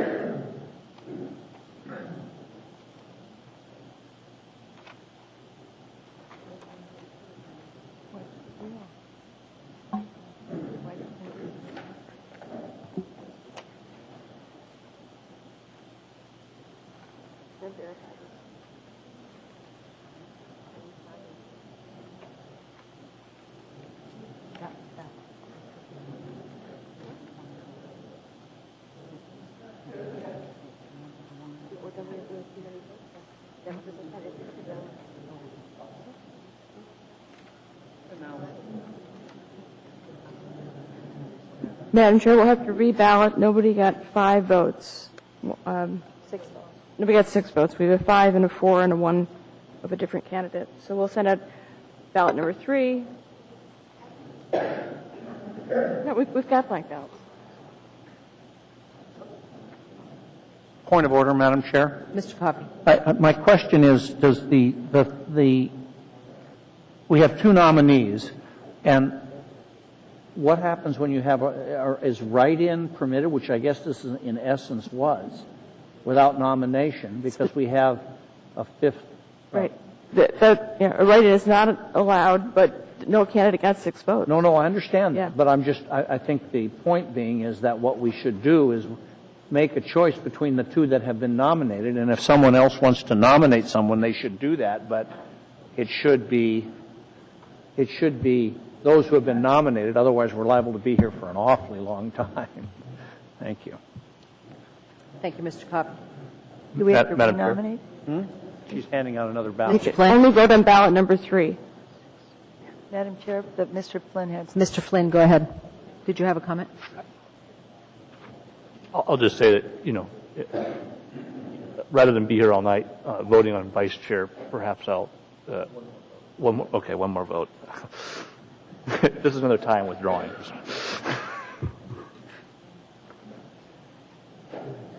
Oh, God, I just voted for Hosteen. That's what happened the last time. No. You just announced which ballot belongs to you, Mr. Coffey. Sorry. I will be the only one to We'll be here all night because Coffee can't figure it out. Mr. There we are. Okay.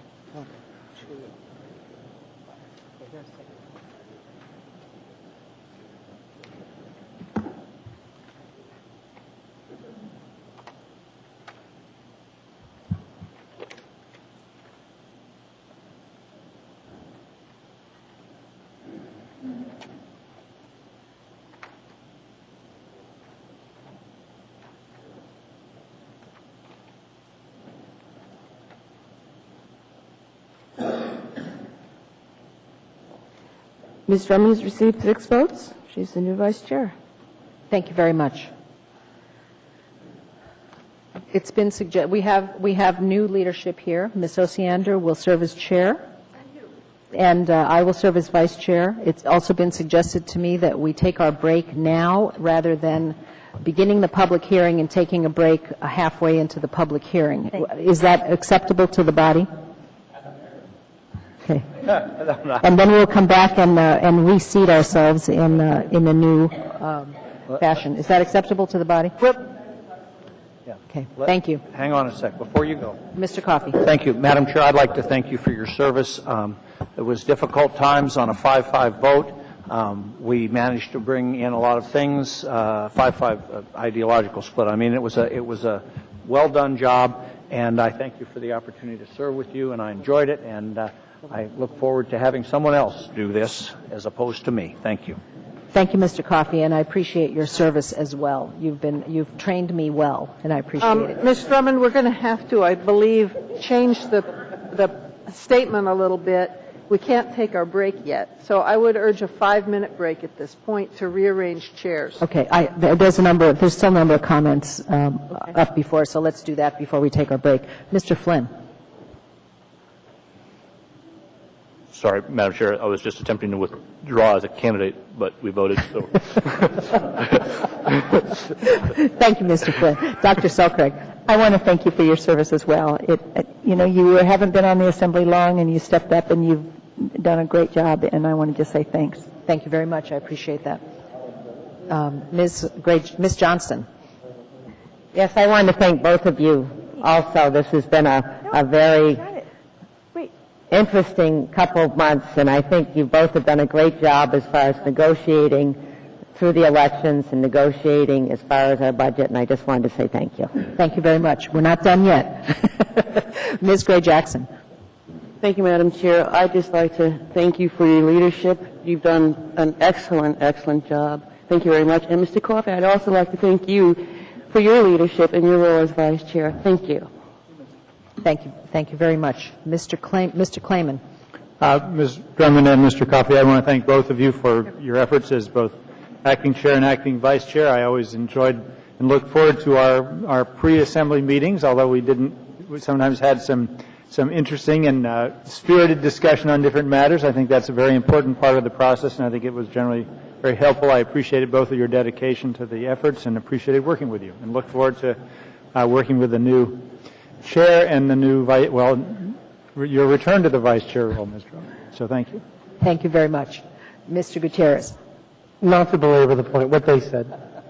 Thank you. Appreciate it. I just want to, I forgot to thank Mr. Coffey as well, and he's been helpful. I think I'm sitting next to him has been helpful to me and you, and I think, of course, he brings a lot of knowledge to this body continually, so I just wanted to say thanks very much. Absolutely. All right.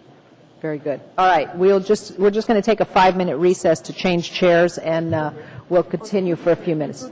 Oh, okay. We will now take a 20-minute break. Excuse me. Okay. Are we taking our...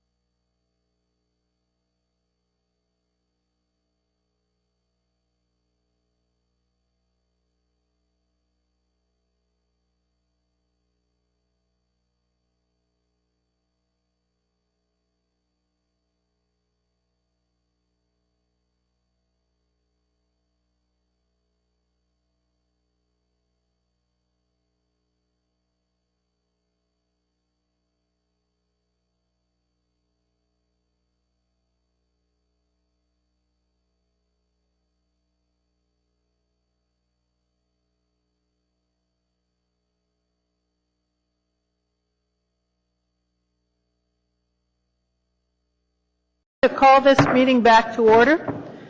The first item on our agenda is 11A, and because it's an item that I'm involved with, I'm going to be passing the gavel to my vice chair for this one item. Ms. Drummond. Thank you, Ms. Osiander. I would... You need a motion? Yes, I'm about to make it. Okay. As I announced at the last meeting, I want to amend AO 173, and I passed out to you a copy of the ordinance I want to amend, along with an S version that includes the new language. This actually is a fairly substantive issue because it is relating to ambulance fees for everyone within the municipality. Basically, it differentiates between resident of the municipality and non-resident of the municipality. Because it is substantive, I'm going to set this for public hearing at our next meeting. And so I wanted to announce that in advance so that there'll be a public hearing for people who want to speak to the item. Thank you, Ms. Drummond. Okay. Any so conversation about this? At that point, I'm going to move the S1 version. All right? Moving on. The next item before us, Madam Clerk.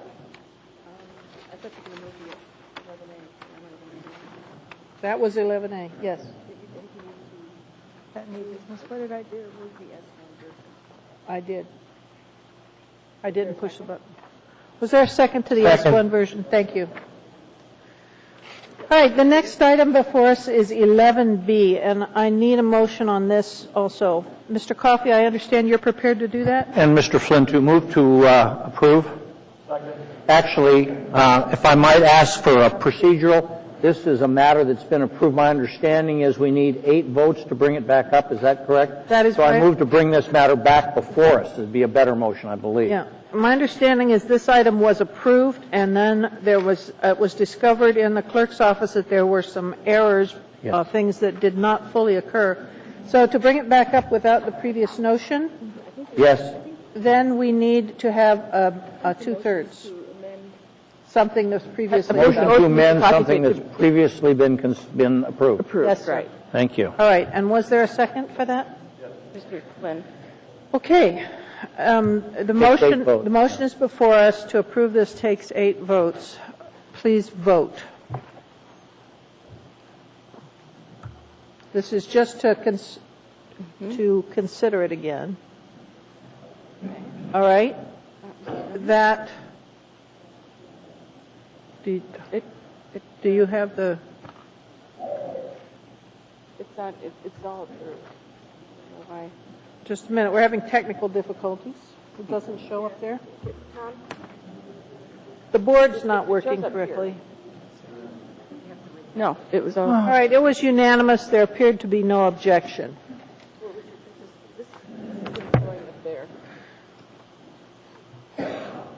Mr. Coffey or Mr. Flynn? Do you want to? Madam Chair, I got a call from staff today and with regard to this matter. At the time that this was previously approved, we were advised by staff that the conditional use permit was in full force and effect and that all of the other requirements had been met. It turns out that staff notified the clerk's office that, in fact, the conditional use permit has expired. And I asked the question, it expired for what reasons? And if you read the memorandum here, you'll find it was both procedural reasons and substantive reasons. It wasn't just failure to record a document. It was actual failure to deal with parking, landscaping, and other matters. Since the original conditional use was approved, we changed the ordinance that now has it, instead of having to go through the entire conditional use permit, they go through an administrative site process. And so what this would do would protest the transfer of the restaurant eating place license and the application for the restaurant designation, and it until has obtained the administrative site plan review. I spoke with the applicant here on the break, and they are already proceeding. Of course, it was the person that had it before them that failed to do what they were supposed to do. So these folks will pick it up, and we all know Diane Thompson and Jack Lewis. Mr. Lewis operates McGinley's and Sourdough and otherwise, and Ms. Thompson has been in the business a long time too, and they've always done it right. So what we need to do is protest, allow them the time to get this administrative site plan review, and when that's done, the protest can be lifted and the license transferred. So I would urge approval on that basis. Thank you, Madam Chair. So, Mr. Coffey, just for clarity, my understanding is we would need a separate motion to approve this item.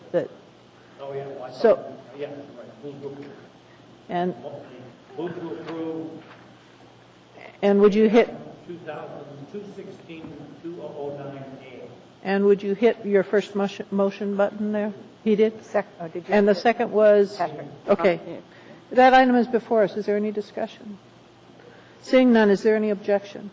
Madam Chair, if I might, I'd like to thank Ms. Duke for not only bringing this to it, but responding very rapidly and quickly to my inquiries to make sure that we were doing absolutely the right thing. Okay, she did a good job, and I want to thank her. This item passes unanimously, seeing no objection. Thank you. The next item on our agenda. Madam Chair, may we briefly? Go ahead, Mr. Flynn. I'd like to make a motion to change the order of the day to take up item 14K. That's the United Way lease, the Emergency Operations Center, and they have promised they won't speak if we do this quickly. Second. Is there objection to changing the order of the day to take up item 14K next? Seeing no objection, the order of the day has changed. We are at 14K. We need a public hearing on that. If there anyone here that would like to speak on the lease for United Way in the Administrative Operations Center, please come forward. Hearing and seeing no one, the public hearing is closed.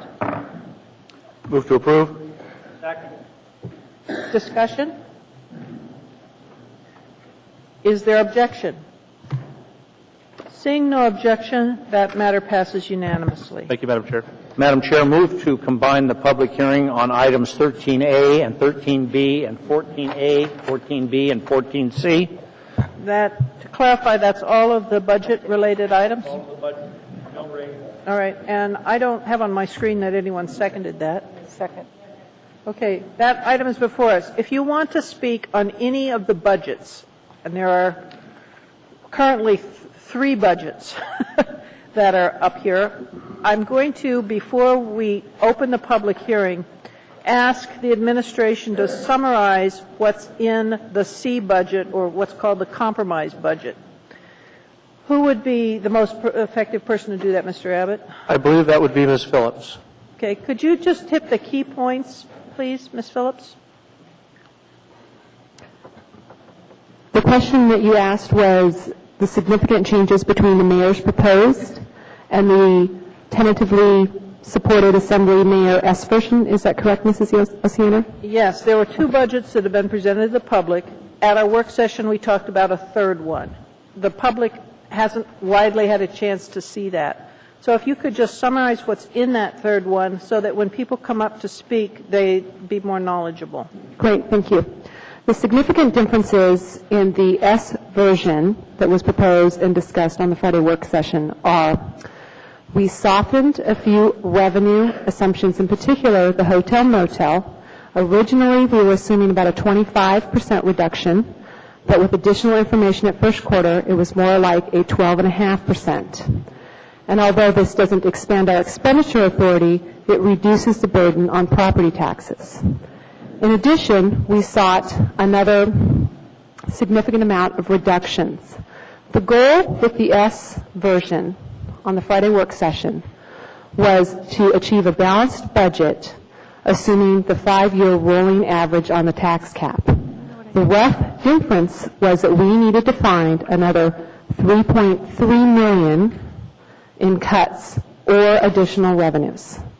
This was balanced through additional revenues, as I mentioned, the hotel motel. We also had a few good news, like we had coastal impact funds came in, about $400,000 more. So we had some good news. We were able to add some revenues. But we also had to dig deep again and make some additional cuts. And those cuts consisted of, let's see if I'm going off memory here, reducing several positions, reducing one position ultimately in Office of Equal Opportunity and transferring the remaining 2 to the mayor, reducing several positions in the Muni Manager's office, largely positions that were going away as a result of transition with the mayor, reducing positions in the mayor's office, several, again, about 3.5, again, transitional positions, so these people were looking during the upcoming transition to move on anyway, reducing the ombudsman in the Assembly's office down to 1 position. I looked to my staff, correct me. Take away 1 position, if I remember. Take away 1 position. So there's and additional professional services cuts in information services and also a management position in that office, a significant reduction in the professional services for the CFO, small reduction in the budget office. One thing to point out is that while we softened the impact for the hotel motel down to the 12.5% assumed reduction versus the 25%, there was a corresponding increase that passed through the civic. So when we raised that hotel motel a little bit, we raised the corresponding pass-through to civic. So it has no bearing on the operating budget, but is reflected in those numbers. Overall, with these reductions and then these revenue positive adjustments, we were able to balance the budget, assuming the 5-year rolling average, which was a net change of about $3.3 million. And that would be $3.3 million less. Less. Could you talk about the tax cap briefly and the implications on that? Yes, it's $3.3 million less in property taxes. So the budget for general government has gone down about $1 million, and then when you look at the increase with the hotel motel passing through to the civic, it'll actually reflect a small increase. However, that's due to increase in revenues for the hotel motel. General government has gone down, but the really important point to note is significant effort was placed to shift costs off of the tax cost in order to allow the Assembly to pass a budget that reduced the taxes. So in the original mayor's proposed budget, we used what is currently the legal tax cap. which had a CPI of 4.6, I believe, again, going from memory here. But using the rolling average of the last 5 years, that CPI was 3.1. So using that CPI instead of the legally one we could use right now, 4.6, yielded a reduction of about 3.3, 3.7, I think. And that was our goal. Both the Assembly and the Mayor's Office worked very closely together to achieve that. And again, it was through that combination of reductions and offsetting revenues. The other thing I want to add, I know there's been some fair email exchange about potential closing of the Diamond Branch Library, and the compromise budget does not do that. I'm calling it that. I hope that's a correct wording. The S budget. The other thing that it does not do, it does not fully fund public transportation, but it does include what Mr. Klayman put back in the last announcement. The other item that is not there is there was a impact to the Performing Arts Center, and that has been averted. Is there anything else significant in terms of public comment that was not included in that summary? I'm sorry? The other thing that probably should be mentioned is the wage concessions. We have already the firefighters, and additionally before us is one from the Teamsters. Could you describe what the impact for the other bargaining groups would be with the S version budget? The S version budget reflects the original wage concessions that were in the mayor's proposed budget on the 14th. That's roughly $4 million in wage concessions that are being anticipated. I think that I'm looking around for Lisa Arnold, who might be able to speak to the status of those. But as you mentioned, if you can ask Mr. Klayman to do that for us. Certainly. I don't want to interrupt you, Mr. Klayman, but all right. If you could describe in the S version of the budget the implications on wage concessions and what's anticipated, please. Certainly, we have made the assumption, and in the dollar figure I would actually rely on Ms. Phillips to articulate the amount, but the assumption we have made is that we will get concessions from all of the bargaining units. And at this point, as the Assembly knows, we've gotten a concession from the fire union that the Assembly has approved. Tonight we introduced a concession from the Teamsters that would be on your agenda to approve on May 12th. Discussions are continuing with all of the other bargaining groups, and actually somebody asked me today, well, are you optimistic or pessimistic about getting concessions? And I remain very optimistic that we will get those concessions because we're continuing to have discussions. If we weren't discussing anything, then I would be pessimistic, but the discussions are ongoing. I can't report more details, but I am very optimistic. And to the extent we don't get concessions, then the expectation is that there will have to be layoffs in departments in which we're unable to get concessions. And we've actually introduced an item on our agenda to deal with that mandatory.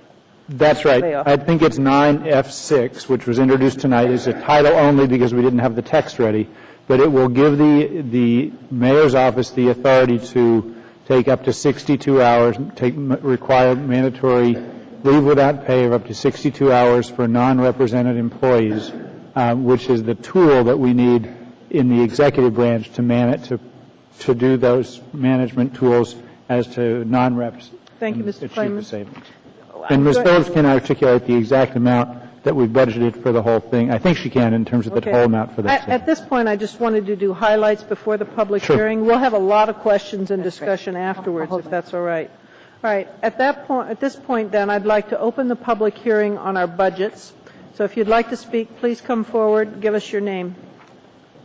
My name is Eddie Burke, and I'm a resident here in Anchorage. I had Jennifer Johnson on my show today, and so the public should know that this deal is already over with, and there's really no reason for you to testify, because according to Mrs. Johnson's testimony, they're going to raise your taxes. She's already confirmed that they're going to raise your taxes. They're going to raise your property taxes. And then code for your new revenue, offset revenues, that's property taxes, correct? Just if you could speak to the body, Mr. Burke. Through the chair. Right? I'm sorry, Mr. Burke, I'm not authorizing my department members to be responding to your question. You're here to testify. Is offsetting revenues, does that equate to property taxes raising? We will discuss that during deliberations. This isn't a give and take at this point. Well, I just wanted to know that for clarification. We will discuss I'll assume that it is, okay? So therefore... Madam Chair. Madam Chair. So therefore, the deal's done. The compromise has been made. Ms. Johnson came on my show today and already said there's no deal. You know, it's all done. We've already put together the compromise. You've made a very good point of having the people, the talking heads here, to articulate their what they're doing and all. But the bottom line is, after 56% increase over 8 years, you people, some of you, hopefully not all of you, are going to raise the citizens of this community's property taxes. I asked Ms. Johnson, well, can't you just give us a flat budget after 8 years? A 54% increase? Can't you do that? No, we can't do that. No, that's not part of the game. How pathetic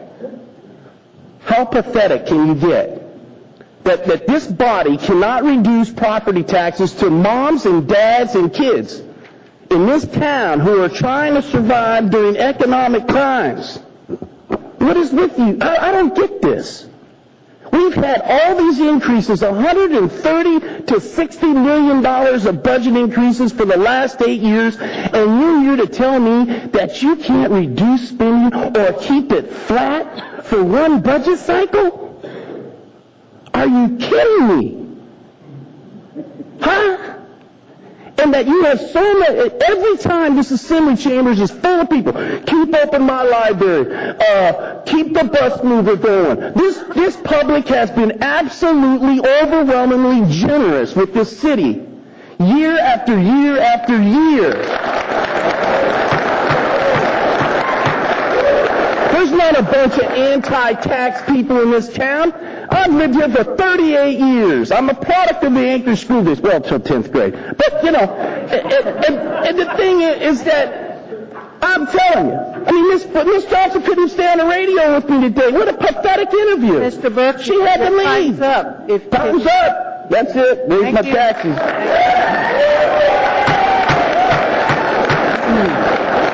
Order, please. State your name, sir.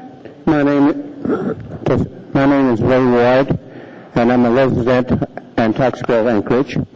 And I must say I disagree with the gentleman before me. The ink on this compromise budget is not dry yet. This is why the members of this assembly body is providing we, the public, an opportunity for our input. And thank all of you for this opportunity.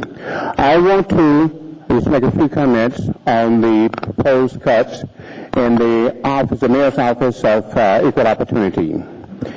The Mayor's Office of Equal Opportunity is a vital office that has played an essential role in the city's government network in terms of protecting the public employees' rights, dissemination of employment information assistance with employment of its Anchorage citizens, providing cultural and social, economical activities in the community. It also has provided a tremendous amount of diversity within the city's government network. And I'm making kind of like an analogous comparison of the Office of Equal Opportunity to that of an automobile engine. It is an essential part of the engine that must be maintained and kept in good order in order for the engine to operate properly. Now, you may say diversity is not that important. Well, let me tell you something, ladies and gentlemen. It is important because the results have been tremendous and the results have been good. We're in a different age of technology, of sociology, and just look at our president, starting in the White House. Times have changed.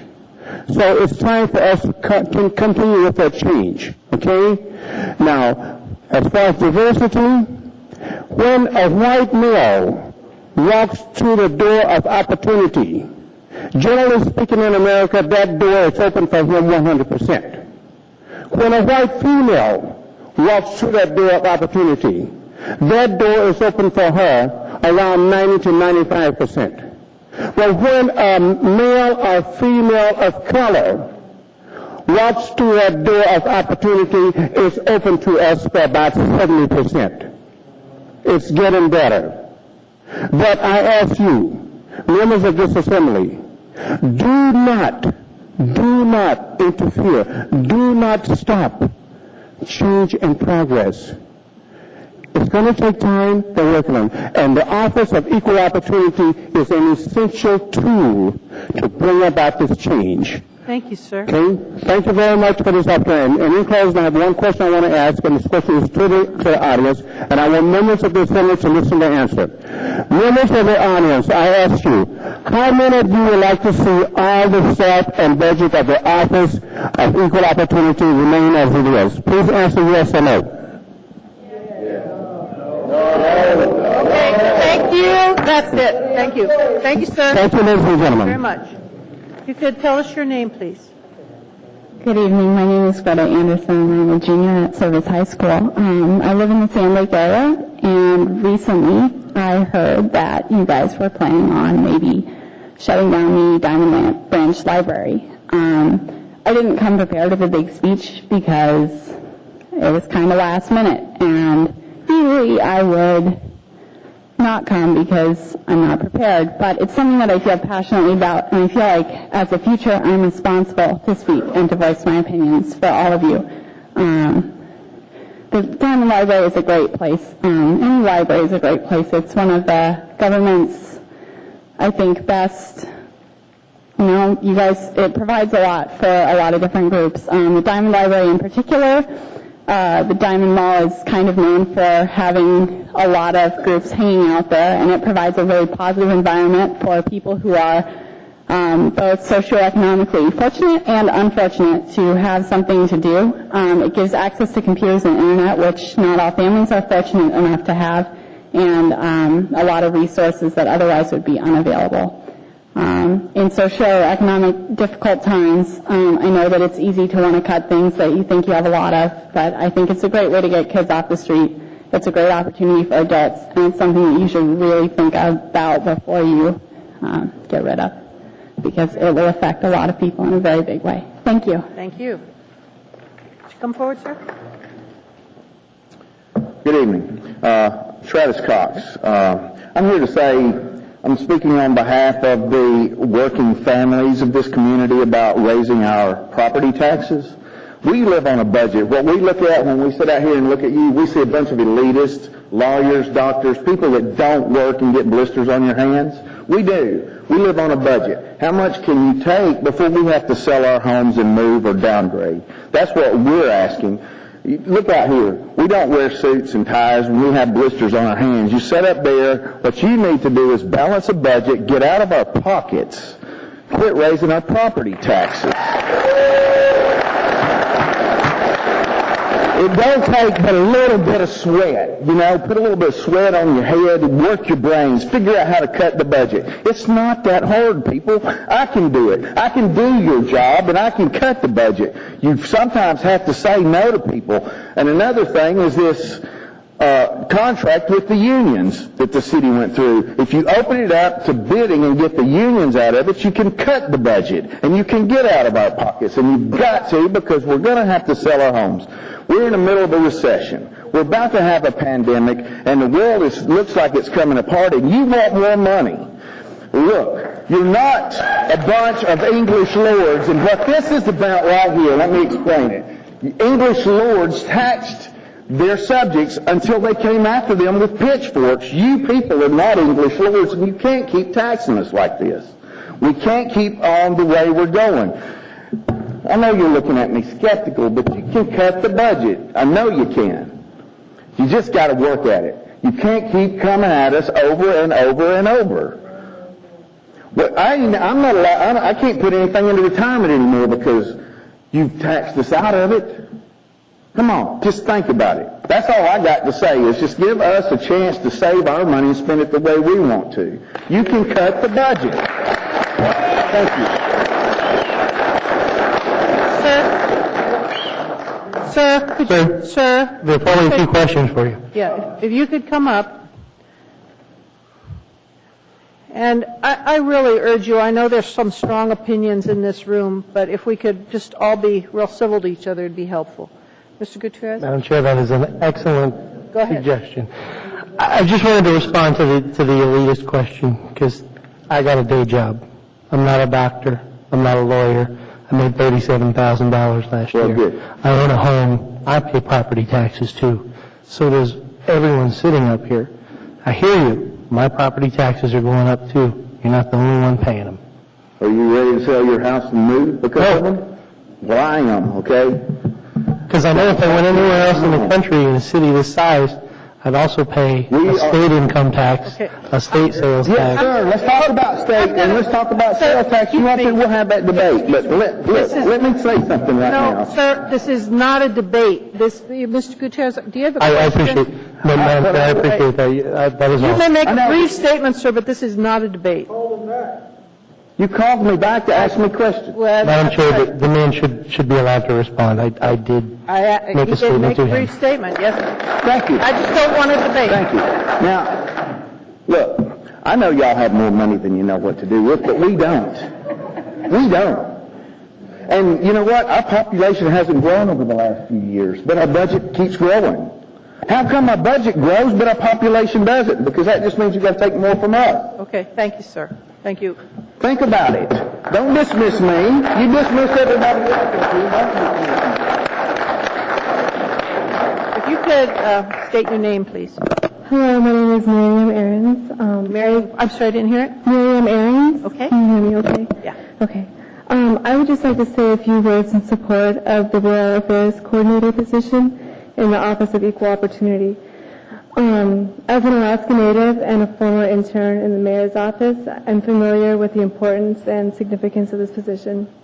I can think of a few examples that demonstrate how valuable I feel this position is to the city.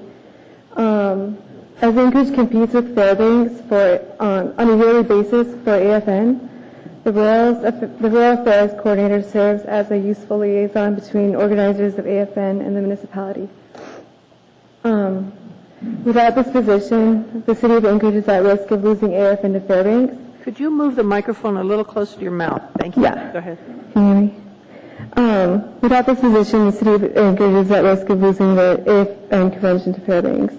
And that means, a lot less income from all the delegates who come to Anchorage to shop and attend the convention.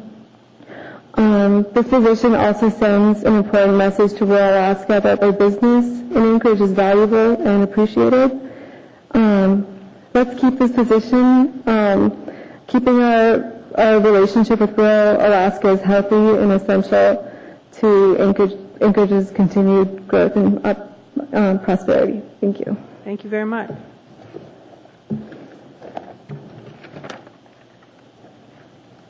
Hello, my name is Angela Totemoff. I too am speaking on behalf of the Rural Affairs Coordinator and the Office of Equal Opportunity. I think it's a great asset to the city of Anchorage, especially since there's a big migration in from rural Alaska to Anchorage. So I think it's really vital at this time to keep that office open, just to have a friendly face for the people to come to, and for them to turn their problems to, and to come to the office and have someone there to represent them and to welcome them. I also have a statement here from Crystal Flannery Bokchi, and she was not able to be here today because she had finals at UAA, but I would like to give you her statement. She had the privilege of working as a student intern at the Mayor's Office of Equal Opportunity this semester for Celeste Hodge, Angie Polodak, and directly under the supervision of Sharon Kim. As an intern, I primarily worked on diversity projects for the office, which included Black History Month, Women's History Month, and Asian Pacific American Month events. While I was conducting this internship, I spent an average of 15 hours a week in the office. During that time, I observed the daily flow of traffic through the office, either regarding diversity projects or discrimination and harassment complaints. As an intern, there was never a day that I did not have a sufficient amount of work to be done in the office, due to the fact that nearly every month the office holds a diversity event for the municipality trainings. I also noticed how well municipal employees and local citizens were received when they entered the office. Upon completion of my internship, based on these observations, I have concluded that having the office serve as a dual role, as a place where people can come to regarding diversity or complaints, it creates a safe and welcoming environment for community members. I believe that reducing the office from serving as its own entity within the municipality of Anchorage would drastically reduce its effectiveness. Personally, I would be intimidated by having to go directly to the mayor's office for any of my diversity questions or complaint concerns. Reducing the size of the office would further hinder its effectiveness, and as a result, local minority groups and citizens would suffer, and so would the ability of employees or citizens to have a safe environment that enables them to bring forth discrimination and harassment complaints. Furthermore, the reduction or elimination of the Office of Equal Opportunity would reduce the ability of the city to conduct diversity functions as well as conducting discrimination and harassment trainings and investigations. The Office of Equal Opportunity is a vital asset to the municipality of Anchorage and therefore should be allowed to remain in its full functioning capacity. Thank you very much. Thank you.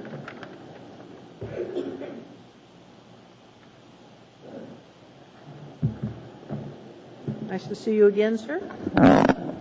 Likewise. Madam Chair, Assembly members, my name is Dr. Ellsworth James.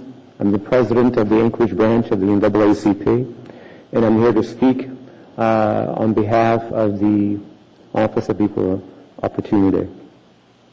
For the last 18 plus months, the nation has been on a self-determined path of change. The new presidential administration is known as the administration of change. But what does change actually mean? What does it mean for Alaska? What does it mean for Anchorage, one of the most diverse cities in the United States? Before the national change train came on the scene, Anchorage already had an office, a municipal office of equal opportunity. Anchorage already had a joint police task force. We already had a vibrant bridge builders organization. The UAA already had the TRIO program. We still had issues. We have issues today regarding equal opportunity, discrimination, education, and housing. But we recognize that these issues exist and we act. We create programs and committees and we address the issues in our community. We at the Anchorage branch of the NAACP have been part of the Anchorage community since statehood. And we realize the importance of balancing the city budget. But now is not the time to reduce our standards. The OEO office is already a small group, and reducing it further would hamper its mission. I invite the Assembly members to reevaluate and please think about what you're doing to the OEO office. Thank you. Thank you, sir.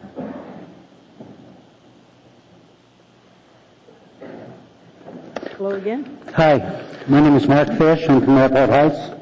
And the issue of property tax is very emotional for me, and I'm going to try to be reasonable and rational with you folks. So I prepared a little statement. I'll just read from that, and hopefully it's short enough to get to some other folks. Excuse me. I stand tonight in protest against any further encroachment on my right of home ownership. The ever-increasing property tax burden threatens to steal from me and my wife our greatest source of wealth and freedom, our home. Ladies and gentlemen, as a younger man, I chose to serve my community and state in Alaska's Army National Guard. I could have chosen a path that led me to greater wealth, but I, like some of you, have found service rewarding in other ways. By living a simple and frugal life, my wife and I were able to pay off our mortgage and live a life on our own terms, or so we thought.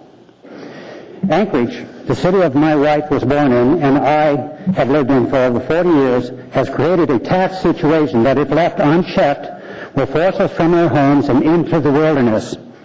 or worse yet, involuntary servitude to local government.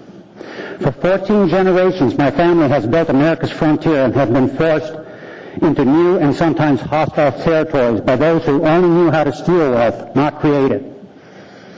No more. This time we fight. By any means, legal means necessary, I will actively oppose anyone who votes for any increase of our property tax burden. And I will work day and night to see a tax increaser's livelihood as threatened as they threaten mine.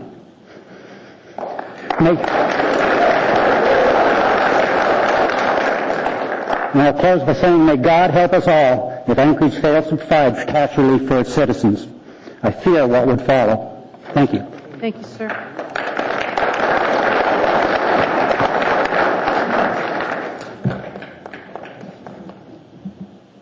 Good evening. My name is David Boyle, Madam Chair, Assembly members, Mayor Clayman. My taxes have increased 200% since 2002 without any major changes to the property. I'm very upset at that. I'm a senior citizen. I'm a veteran. I like Ms. Drummond's suggestion for a town hall meeting on diversifying revenue sources. I have another suggestion for Assembly members. How about a town hall meeting on cutting spending?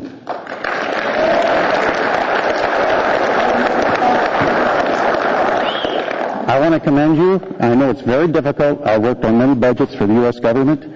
I want to commend you for working very diligently on cutting a lot of the spending in the budget.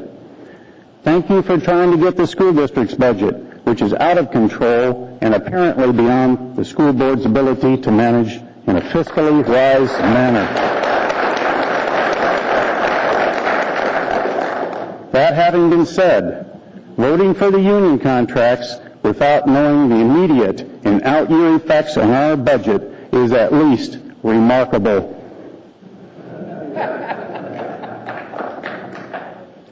We, the voters, have sent our first message to you in the last election. Please heed it. Control and reduce spending. We are watching. You work for all of us in this community. We will be vigilant. We will expose all wasteful spending, regardless of where it's at. We will help you maintain fiscal constraint. That is our job, and we will be glad to be a member of your team. Come the next election, if you do not maintain fiscal responsibility, this is your pink slip. For the next election, this is your pink slip if you don't start representing we the people. Stop wasteful spending. Cut the pork. Thank you very much. Good evening. Sure.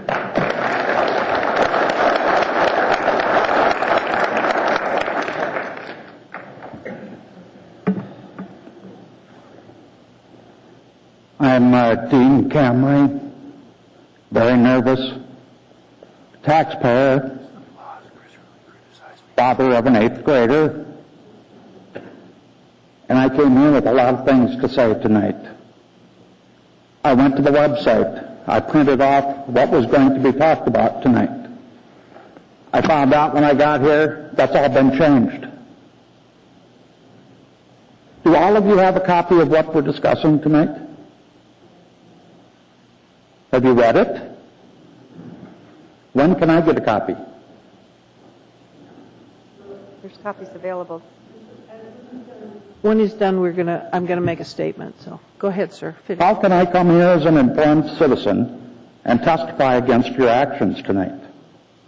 I'm ill-informed because of you.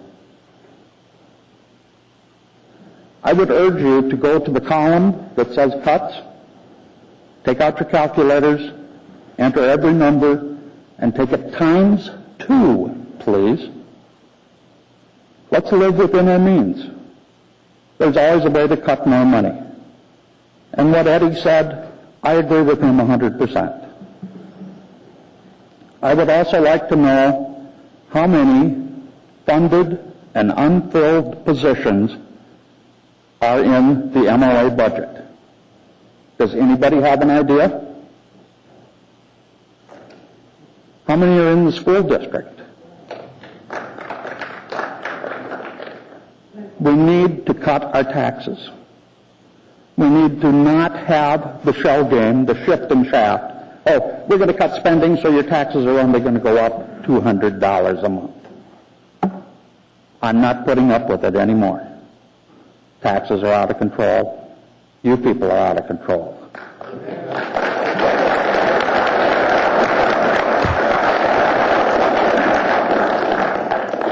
Questions? At this point, there appear to be none. I would like, though, to explain what's happened. Basically, two budgets were presented to this body, two budgets were introduced. One budget came from Mr. Klayman and the administration. Another budget was prepared by Ms. Johnston, Mr. Starr, and Mr. Coffey. Some members of the Assembly met with the administration, the mayor's office, during the last week.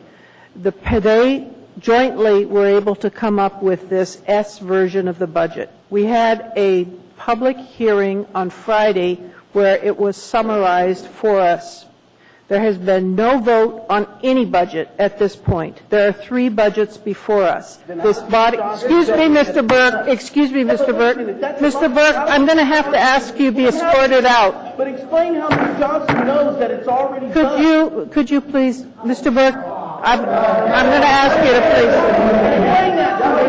She says it's done. Mr. Burke, I'm going to have to, if you can't stop, I'm going to ask you to be escorted out. You'll have to escort us all out.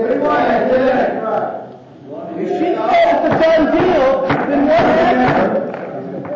All right. At this point, there is no done deal. Copies of that budget are where? All right. If you want a copy of the substitute version of the budget, Ms. Duke, would you raise your hand, please, so people know where you are?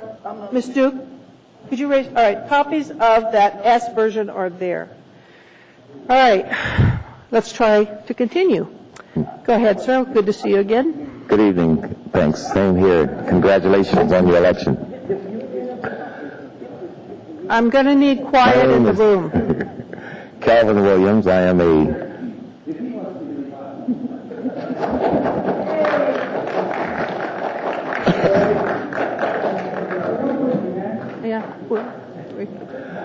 Let's try again. You want to start over here? Go ahead, Mr. Williams. My name is Calvin Williams. I am a resident of Anchorage since 1965. In 1964, I was living in Louisiana. I went to the Ouachita Parish Library to check out a copy of this book and was arrested because it was a white library. I have since purchased a copy of this book, and I keep it with me on times such as this, times that are mindful of those days. It's impossible for me to even imagine someone contemplating cutting the office of OEO at a time when indeed we are going to be confronted with an increase in complaints generated by hard times, which is going to lead to layoffs, which is going to lead to people filing complaints. And whether or not they are frivolous complaints, they will indeed have to be responded to. If it's an informal response, it goes to this office of OEO. I invite you to visit that office. It's a small little office, 3 rooms, actually 4 if you count the receptionist area, with a little closet with books in it, and 3 people struggling hard against what it seems nobody remembers. In this room, a man spoke out against discrimination, and he was almost booed as if it doesn't exist. Every night in this town, some of my brothers in the Samoan community, 6 of them, wash buses. In the cold of night, they wash the people mover buses. It's the only place you will find such a concentration of Samoans working. 6 out of 8 Samoans. You won't find that concentration anywhere else. Parity has not occurred. We are a long way from reaching that goal. Discrimination is very much alive.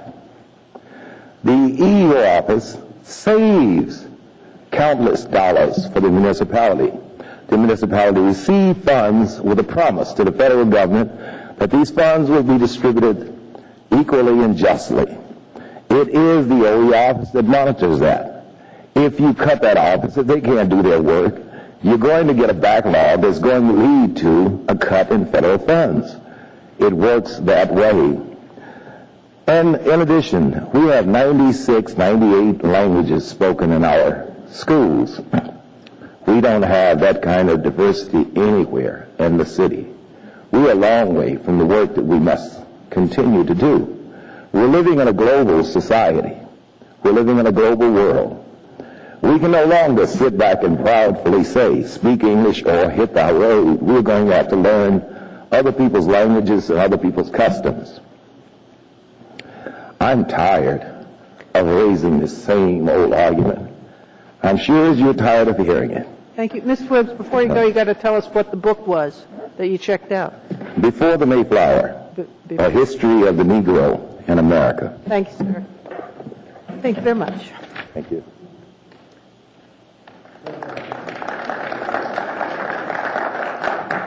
Hello. Hi, I'm short. Lisa Fox is my name, and I would just like, without a prepared speech, to just briefly, and thank you for the opportunity to speak, I would just like to ask respectfully for the Assembly to keep in mind as you're doing this budget process that we are in a crisis in a lot of ways, and one of those is the taxpayers of Anchorage. And I'm nobody special. I am in no special group. I am just an Anchorage taxpayer. My husband and I moved here. I'm a 20-year resident, but I've only lived in Anchorage for 3 years, and my husband and I moved here and purchased a duplex home here in Anchorage, doing the responsible thing, making sure we could pay those bills with the one rental that we have in there. And it's been very difficult over the last few years. I mean, you can see how upset people are. It's been difficult to try to reconcile this rise in taxes with our budget. And I can't go to somebody when I need a new roof and say, oh, I need a bond. I can't do that. I don't have that luxury. And so, and I just love to bring up that argument about Alaska and the taxes, and we don't have any taxes here because we're Alaska. And so respectfully to you, sir, I don't live anywhere else. I don't compare my taxes to anywhere else. I love Anchorage and I live here, and there's a quality of life and standard of life here that this place affords me that I would love to keep. I don't mind paying taxes. I don't. I am thankful for the services I have. I truly am. What I mind is when my money is not well spent. So I'm just asking, thank you. So I just ask for, just respectfully, for you to just really look at what you people can do to give us some relief. And I wish you had seen the folks that I talked to. I did work on the Citizens Initiative to pass the tax cap, and I wish you could have seen the people's faces. When I stood outside in the snow and I was collecting signatures, you could tell by the look on people's faces when you mentioned property taxes here in Anchorage. They either glazed over and had no idea what you were talking about, or immediately they were just panicked. Where do I sign? So, it's just an emotional issue, and that's all I'm going to say, but thank you for your time. Okay, wait a minute. Hold on. Ms. Suffolk, yes, ma'am. Oh, yes. I appreciate the tone of your presentation. I wanted to say thanks for not yelling and screaming, but just talking about what's important to you. And one of the things I think that Mr. Gutierrez was alluding to, and I'm going to say it, and hopefully I won't make you angry. And I do want you to know I appealed my taxes before I was on the Assembly, and I'm a working person, and I didn't win, and I was annoyed. And what you, as the room is angry right now, but I think as you get to know us, you'd find out that we're actually working pretty hard to do the things you want. But do you know that Anchorage has the least municipal taxes of any city our size in the country? I realize that. Okay, and the issue. I do. Wait. And the issue, so the issue that Ms. Drummond brought up. Let her finish. The issue that Ms. Drummond brought up is one that we're all talking about. And I want to see, and the people I know want to see, is how we're going to go about doing this. And so I just wanted to point out that I think you just said you don't mind paying taxes. It's this big hit in property taxes, which is a really different statement than assuming we're doing a terrible job. I mean, the fact is we have That's some true. work to do in terms of restructuring this. And I think that what we're looking for is not, at least I'm not speaking for anyone else, I'm not looking for an immediate solution. I'm looking for a willingness to really look at what you are spending. I'm not well versed in these municipal affairs. I've never been involved. But when I look at the graph, I can see how the spending has gone. I look at our population, I look at my services. I'm not a mathematician, I'm a biologist. You know, I work with critters. I don't really, I don't know all the answers, but what I know is that the escalation in spending is so high that I have a hard time justifying in my mind, yes, I'm going to be happy to pay this when I don't feel like it's being spent properly, or like you said, you know, I don't see the work that's being done. You know, and some of that is hidden from us, so maybe that's what needs to come out. But what I seem like, sometimes I see, are scare tactics when there is a cut. Oh no, we won't have any police, we won't have any fire, and I resent being frightened like that. So, do you know that this? I want to ask. Question. It is. Do you know that this body, when we approved the budget last November, approved a budget that was $7 million lower than the one that had been approved in the 2-year budget process, and the budget before us tonight is another $10 million lower than that, so it's $17 million of cuts that this body did in relation to the budget that was approved last year. Right. And I mean, I'm just letting you know that actually you would be surprised if you were in the room with us regularly. I think you'd find us that we're listening. Okay. Right. Thank you very much. Thank you. Thank you. Thank you very much. Please come forward, sir. Good evening. My name is Al Robinson. How are y'all doing? Wait, My name is Al Robinson. Thank you. And if you could pull that mic up, it'd be helpful. It's good to be tall. Good. Okay, I'm not very good at public speaking. Okay, but to give you an idea, this year makes my 20th year being in Alaska. An adventure, been different. Now, I have 10 children. 8 still home, 5 are homeschooled. I do homeschooling for one reason. I don't like public education. I don't agree with what they teach in some areas because it conflicts with my personal beliefs. Now, last time I stood before this assembly, we were ignored. I'm not going to go into the reason why. It doesn't matter now, not tonight. I was asked to stand up to say something. Now, having so many children, I have great responsibility. We all do. But I have all these kids, 6 daughters, 4 boys. That's a hell of a lot of children. Now, I see my electric bill and my gas bill come recently. It's close to $800 for 1 month. Now, that freaked me out. Now, I had to take money from somewhere. Well, like we all, has to come out somewhere. Either this bill, that bill, food bill. If the property taxes are elevated, we got to pay for it. If the mill rate is changed, where it's increased, we got to pay for it. Now, with respect for what you do and what we do, we all have to do something together. Now, please, consider the guys that are working hard, which we all do. I'm 46 years old. I have nothing for retirement. All my life, as married, which is 24 years this year, with one woman, that's where children came from. I spent everything into my children. Everything I've got. Now, when I go to retire, I have nothing. I have to work until the day I die. So please, consider before you make any changes which should cause more money to come out of our wallets. What can be changed? Okay, I don't know about the PAC Center in a space like this. Is that about elephant? How much money does this assembly or this municipality put into places that do not support themselves? That's something to be cut out of. People put out jobs. Okay, we all need to work, but what can be trimmed? Something that's not paying for itself. Okay, that's all I have to say. Thank you. Thank you very much, sir.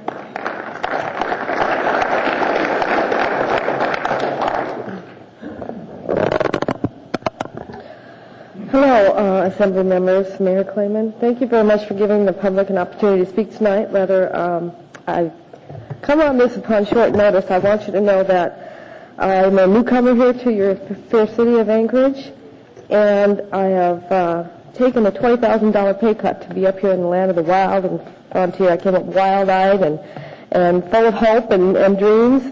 After putting myself through school for the last 4 years, I obtained my master's degree, and I wanted to pursue my dream of life, liberty, and the pursuit of happiness. But I have found that after living all over the United States that I cannot come into the market in Anchorage, not on the salary I make at this time.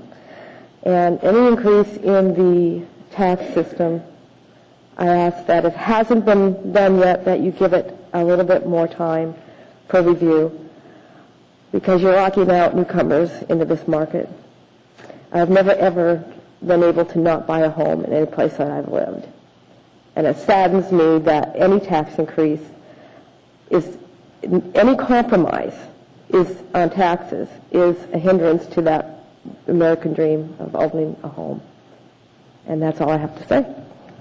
And I hope someday I can do that. So if it hasn't been resolved, I appreciate it, the time, and I hope that you will listen to these folks here and reconsider that. Thank you. Thank you.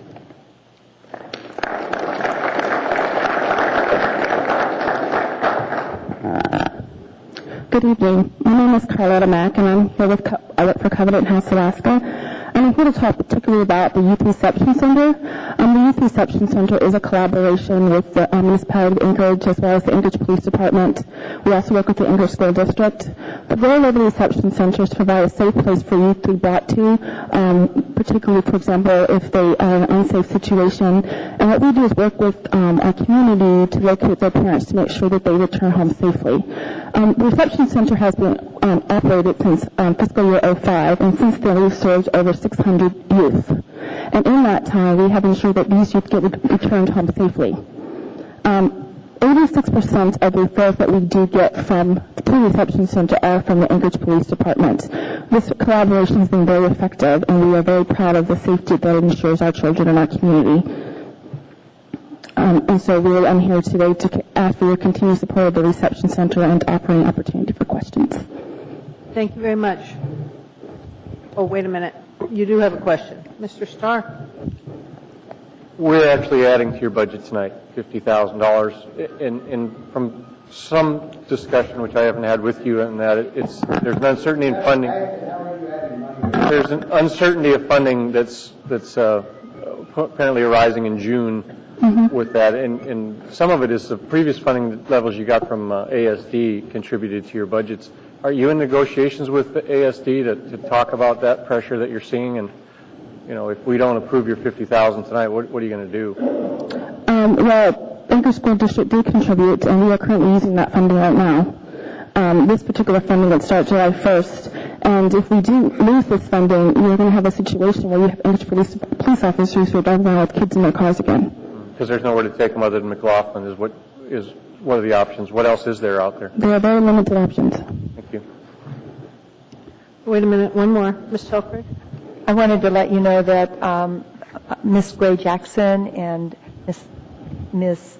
Drummond and I met with Carol Como and talked with her about the possibility of them restoring the cut that they made to your budget. And she couldn't, of course, make a commitment because she's really looking at the money that they've got right now, but she said that she would be talking with the school board and exploring the possibility. And so we're going to stay in conversation with them.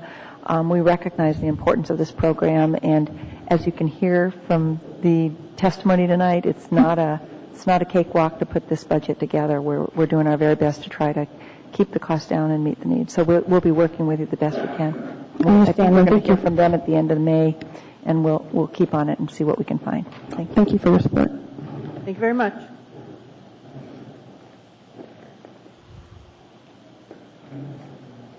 Hi, my name is Bruce Heller. I have a small janitorial business here in town, and I'm just here for to put in my 2 cents worth as far as the tax hikes or the mill rate increase that you intend to pass tonight or consider. I'd appreciate it if you didn't do that. I'm struggling. I have 2 children. My wife doesn't work. doesn't make me rich, doesn't make me poor. It's just that I am struggling to make my house payment and pay my property taxes. And I hope that you would seriously consider, before you make a move tonight, people like me, and take us into account. That's it. Thanks. Thank you very much.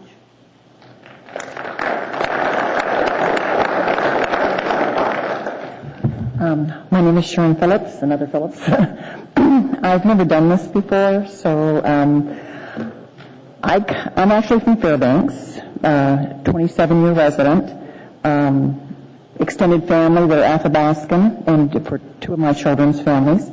I have 4 children, 7 grandchildren, been married for 36 years. Homeowner for 17 years. We are down here from Fairbanks, and I'm getting more involved in the Anchorage community. I was, I think, blessed and lucky enough to take part with a group of people that were part of the Alaska ACT group, the 912ers, and the Alaska Tea Party group. The Alaska Tea Party group, we had a fantastic, I think, response to, I think, the largest ever protest in the state here in Anchorage on the 15th. And I think that everyone here is sensitive to the issue. I think you're sensitive. I think they're sensitive to the issue. And I'm thinking from the outside the box. I'm looking in at you guys because, again, I've been a Fairbanks resident for about 27 years. What I see are people that have not sat on a board like yours and do not understand what you're responsible for. And I see a lot of people that maybe haven't walked in these people's shoes, and so that maybe you don't quite understand where they're coming from. Now, my background, my husband's a retired police officer, retired military, works for the state right now. So I'm pretty secure in my setting, but I also am insecure in that taxes keep going up. Myself, raised my children, my 7 grandchildren. I have grandchildren with Downs and autism, a variety of different issues that a lot of the programs in the state benefit them. But I also see a lot of waste in education.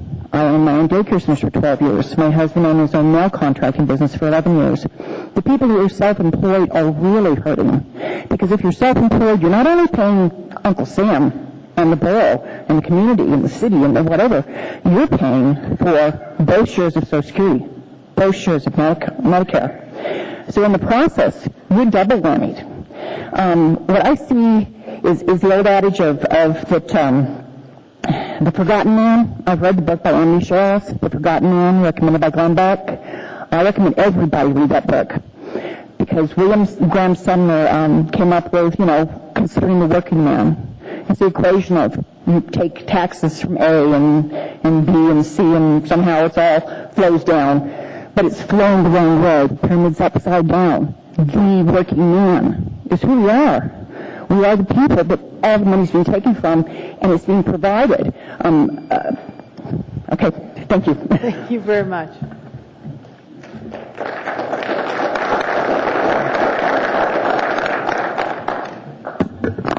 Hi, my name is Pat Burgess, and by my appearance, you already know where I stand.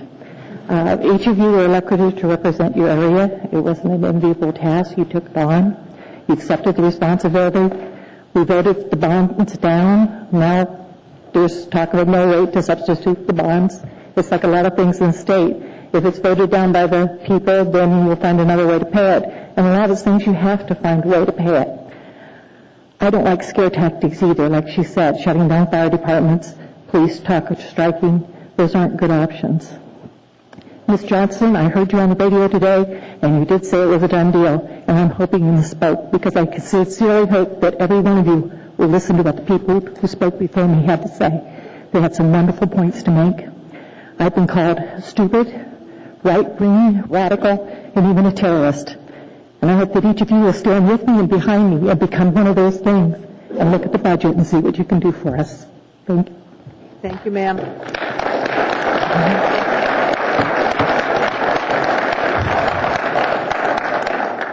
Hello, my name is Nancy Carter. I've lived in Anchorage for 38 years at the same address. My taxes have continually gone up higher and higher. And I've never even thought about selling my home, but I'm a widow now. I will be on fixed income if I can ever afford to retire. Right now, I'm 70 years old. I cannot retire. And I just get emotional about this because there's no reason for it. I don't understand it. We're in an economic downturn, but you folks aren't. You just reach into a pocket, and if I don't pay my taxes, I lose my home. I will have to sell it before I lose it. And I thought when the school district's budget was cut, there's going to be hope. That didn't happen. Mr. Cleveland vetoed that. For whatever reason, I don't know. There always seems to be money that if they cut the budget that they can find money. Well, look at this money. We found some money. We don't have to lay people off. So where's the money now? I think that if the budget was cut, maybe we would find the money. And I just don't know what else to say about it. It is just beyond me. I don't understand. But maybe I will move. Who knows? I will have to. I won't be able to afford my home and stay in Anchorage where my family is. Thank you. Could you wait a second, ma'am? Ma'am, just a second. Ms. Drummond has a question. Thank you very much for coming. I know it's difficult to speak. I'm assuming if you are 70, you are taking advantage of the senior citizen. I do for 150, but my house has gone up in value enormously. That's right. That's the least of what I pay now, that 150. We are all in favor of increasing that. That is, unfortunately, the state has not reimbursed Anchorage for the cost of those discounts ever, or not in the recent past, and it's difficult to increase senior citizens and disabled veterans deductions unless the breaks will then be divided among the rest of the taxpayers. And there's nothing I would like to do more than to increase all those tax breaks. Okay, I'm going to remind everybody to keep it to questions instead of debate. Madam, do you want to make a very short statement now in response? I would only like to say I would rather pay taxes on that 150 and get the break on the other 300,000 my house has gone up in the last few years. Okay. Thank you. Thank you very much. Listen,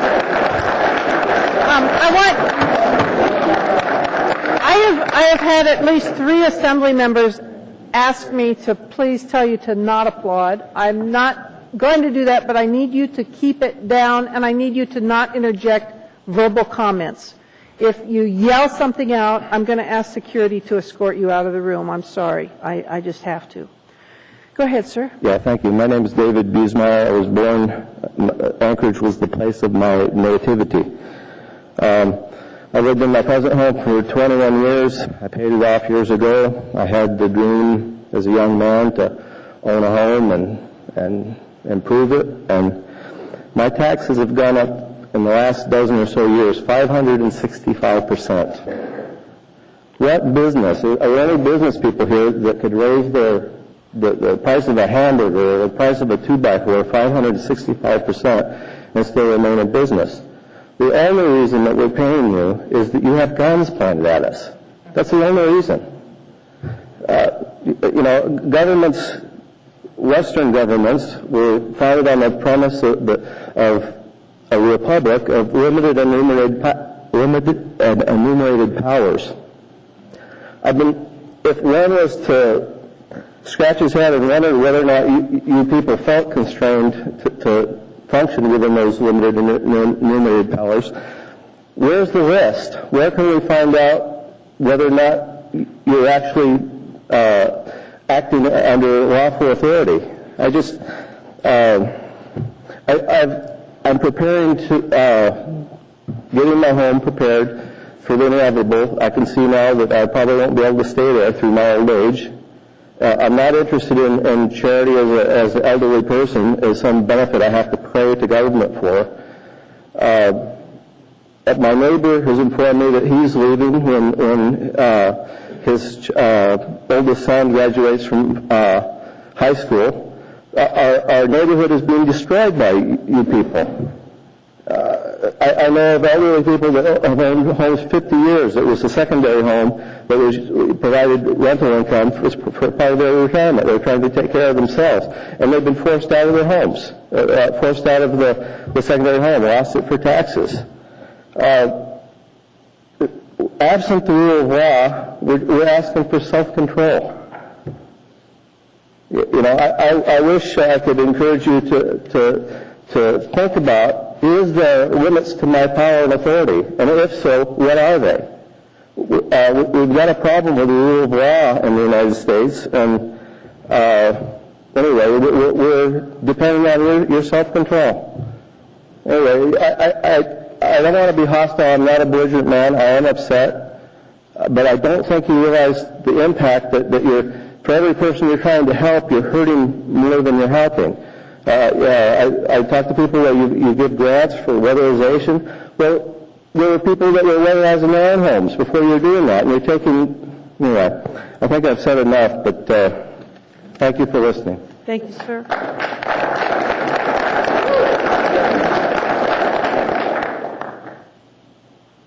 Good evening, Madam Chairman, Assemblyman, Mayor.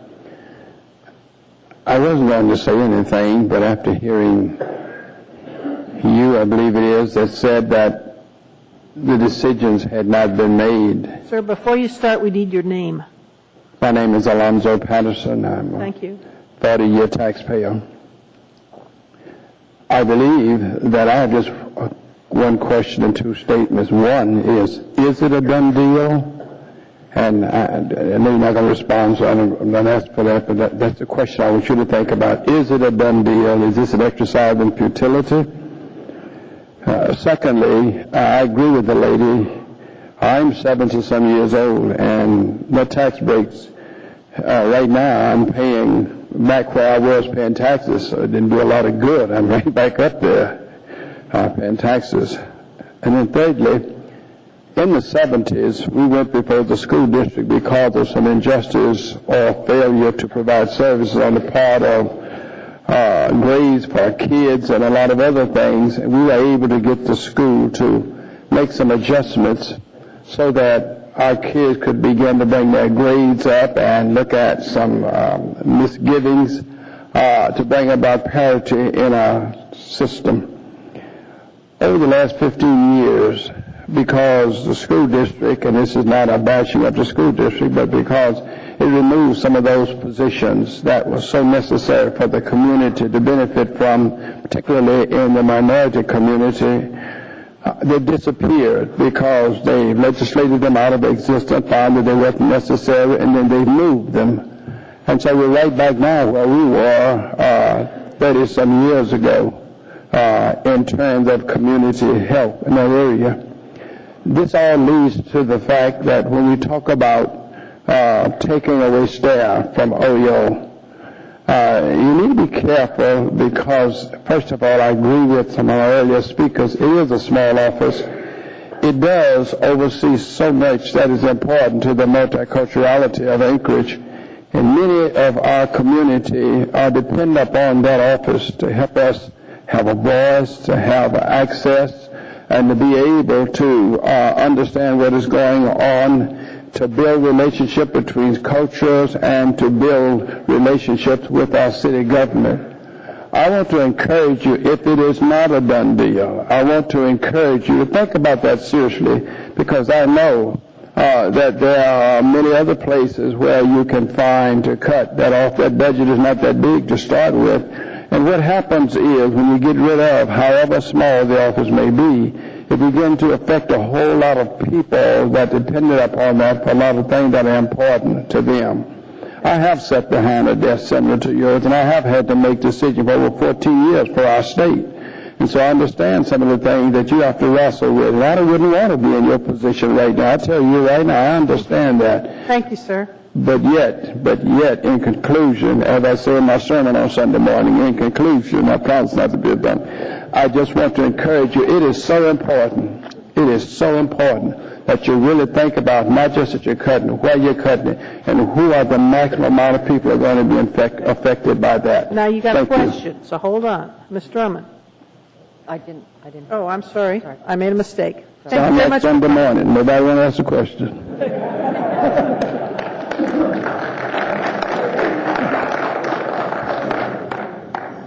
Oh, Mr. McGrath. Good evening, members of the Assembly. Mr. Mayor, congratulations, Ms. Ostiander. It's a hard act to follow. You want to state your name? My name's Tom McGrath. Thank you. And I would encourage you to hold taxes at last year's level. It isn't just taxes. In the last 5 years, our garbage rates have gone double.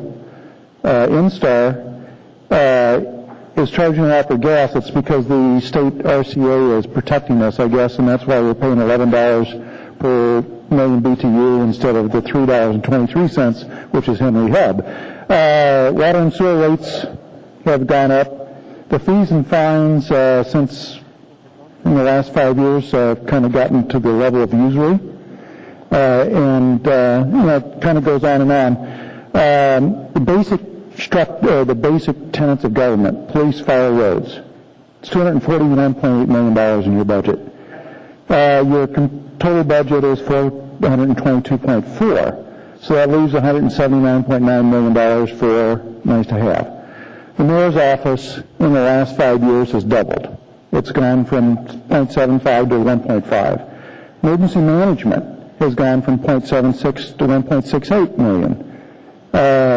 Emergency management, I would think, would be under the police or under fire. They used to be, but here about 9-10 years ago, we created a whole new office, and we're spending lots of money there. Economic and community development, Heritage Land Bank, and development services.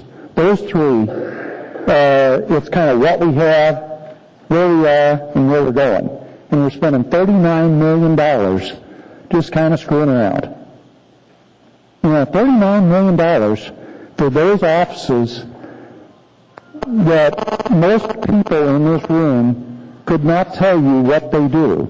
And I've met with lots of them over the years, and I know what they do, and I know that their budget's doubled in the last 5 years, and I don't see that there's any more output than there was 5 years ago. So I think that we could save an awful lot out of this budget, and if business people really got together, we could find that $20 or $30 million in savings. A lot of people don't realize, we just built a convention center. $100 million. But $12 million of this dollars is for the reserve account. That wasn't told to us when we were building the convention center or voting for it 5-6 years ago. Things like that, I think we're keeping people in the dark. And I'll close with one thing. Some offices are investments. EEO and the two young ladies that talked about the liaison with the Native community. I don't know if any of you realize that 8% of the population of the state of Alaska is Native males. But 37% of the people in prison in Alaska are Native males. It's a terrible statistic. And maybe one person out of our budget could be afforded to make sure that we don't continue that trend. Thank you, Mr. McGrath. Thank you. Oh, we do have a question. Hold on. Mr. Coffey? Yeah, I want to make sure I understood you. You said when we passed the convention center 5 years ago, increased the bed tax by 50% to get it to 12%, that you weren't aware or wasn't stated in the bonds that there was going to be a reserve accumulation from the bed tax in case the revenue wasn't sufficient to pay the revenue bonds, so the citizens of Anchorage didn't have to pay those bonds. It would come out of revenue from the convention center. No, I was aware of that. No, I know it. Oh. And I read, I read every document that you guys ever produce. But it's fun. I mean, on Sunday afternoon, there's nothing else to do, Dan. But most people don't know it. Most people think, okay, we're going to build a building, and the fine print at the bottom of the bond issue should be explained to people a lot better than it is. All right. Well, I might disagree with that, but the concern I'm hearing tonight is is real property taxes. Right. And the idea that we have created a system associated with the hotel and motel bed tax, which is generally paid by out-of-town visitors, that would protect a call on the taxpayers of Anchorage, doesn't seem to me to be appropriate for criticism. And I thought you were saying it was not a good, I guess not a good thing in the shorthands. It's just part of the equation. And, the budget's gone in the last 5 years from $288 million to 400 and whatever it's going to be at the end of the night. 422, 21, yeah. And all of these things that the Anchorage Assembly has passed over the years are contributing. And did we really need to build the convention center? And that's it's a whole another subject for another day. Yeah. But all of these things contribute. And what it really amounts to is we have $179.9 million going to things other than police, fire, and roads. And that's a huge, huge amount of money. And the mayor's budget has doubled. The emergency management budget has doubled. Mayor's office. Emergency management budget has doubled in the last 5 years. A lot of these offices that most people couldn't tell you what they do or care what they do have doubled in the last 5 years. And I think we could really save a lot of money if we put emergency management back under the police and fire where it used to be. Here's my last question and comment in sort of a way. Have you looked at the S version that we've got here? I just got the S version a little bit ago. Here's the reason I'm asking the question. Because I was curious too. I counted up the 25, call them agencies. That's what they do. General government agencies. 25 of them, and there are total. 22 of them, the budget went down. One of them, ours, went up, but that's because we had to budget for this runoff election. So we'd have been down $200,000 if we didn't have to pay for a second election. And then the only other thing that I know about is indigent defense in the city attorney's office went up because in badder economic times you get more criminals and the law requires you to do that. So when we've reduced the cost of each department, I guess my statement to you keep talking about a 5-year term, and I say, it took us 5 years and probably longer than that to get where we are. Well, it seemed to me that we're turning it around if we cut 23 out of 25, and we're on our way back the right way. And what do you think about that? But you're cutting $8 million. No, about 11 and a half. Well, okay. If you go down below the line here, it's 11.1. You're cutting 11.1 from 435, where from 432, I think. Oh, 432. Yeah. 432.8. Okay. Where 5 years ago it was 288. Yeah. And so there shouldn't have been the increases that required the cuts. Well, and I would like to see the 11.1 get down to about 20. And I think that you could do it very easily. The 11 comes out of property tax. Pardon? You know the 11 is a property tax reduction. Right. It's not federal money or state money and that kind of thing. Yeah, and I know there's a lot of pass-throughs. And there's funds that come from various places. There's only 200 and whatever the number is that actually comes out of property taxes. Well, I wouldn't use the word only, but it's 219, but it would have been 230. It's a lot of money. Thank you very much. I'm going to ask Assembly members to keep your questions short. Just a minute. Hold on. Come on. You've got two people in line to talk to you. Oh, sorry. In respect to the people who are still waiting, if you could keep your questions short. Mr. Gutierrez. I will, Madam Chair. Thank you. Mr. McGrath, I just want to make sure I heard you right. You would be in favor of maintaining the position for a rural affairs coordinator? Yes, I would. Okay. Thank you very much, sir. That appears it. Thank you. Okay.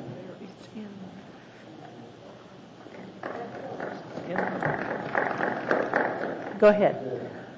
Hello. My name is Pamela Marsh, a homeowner, a taxpayer, and an active member of this community, a super voter, and a personal friend of Celeste Hodge. I'm here to support the Office of Our Equal Opportunity. I have watched as Celeste has worked tirelessly. I have watched as she's put together community events. I have watched as she has also been able to nip things in the bud when problems come to the office. I know she brings opportunity to the people to have a voice in this community. I want you to think about this office and what it does for the city and the money the Office of Equal Opportunity saves the city by settling disputes early, by letting people feel as if they've been treated fairly. In closing, I want to thank you. I want to thank you for a tirelessly hard job that you do, and may you do it with good speed. And with that, if you have any questions, I'm here. There don't appear to be any, but thank you for coming.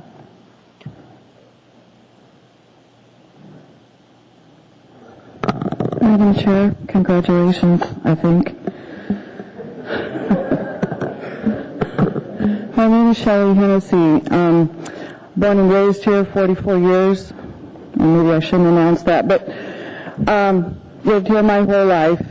My comment tonight is about property tax rates. I have a hard time trying to decide on which way to vote on this. So I'm just going to speak from the end of it that I pay property taxes, and I'm having a hard time justifying them going up.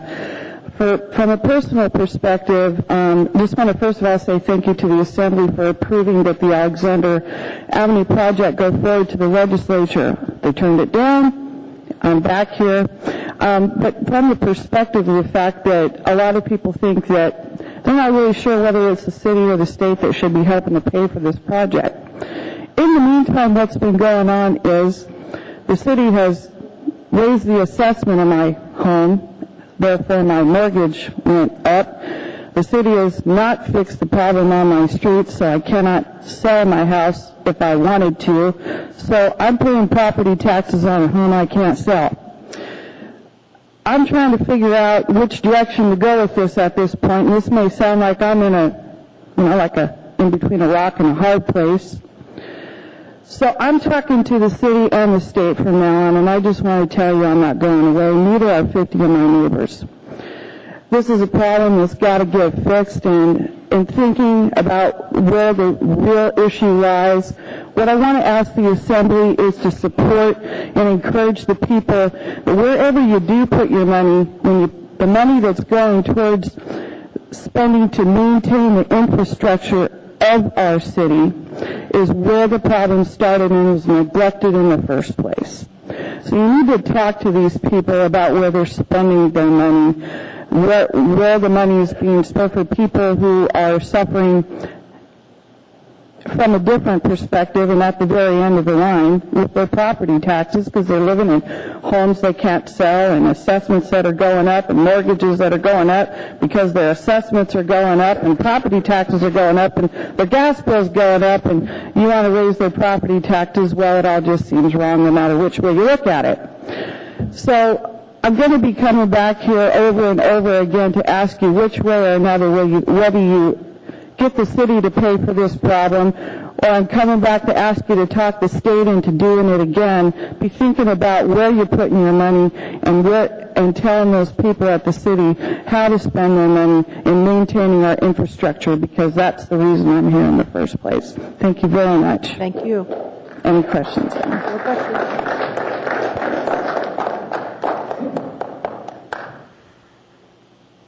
Hello, ladies and gentlemen of the Assembly. I'm Billy Ray Powers. With all respect, we got a problem here in Anchorage. Our taxes are out of control. My property taxes have over doubled in the last 6 years. If that happens in the next 6 years, and the next 6 years after that, where are we going to be? It's not sustainable. The people in this town are between a rock and a hard place. We have to cut these taxes. We have to. Or we have to do something that will allow these people to stay in their homes, possibly a sales tax, I don't know. But the property tax is not working the way it is. I heard some testimony a little earlier about a library that we need to spend money on. While we're building a library in the parking lot of a school that's being built in Mountain View right now. There's a library in that school, I'm pretty sure. Do we need both of them? Do we need to spend the money for both? Or could we just have that school library open for the citizens of this town? There's a lot of things we can do if we think a little bit out of the box.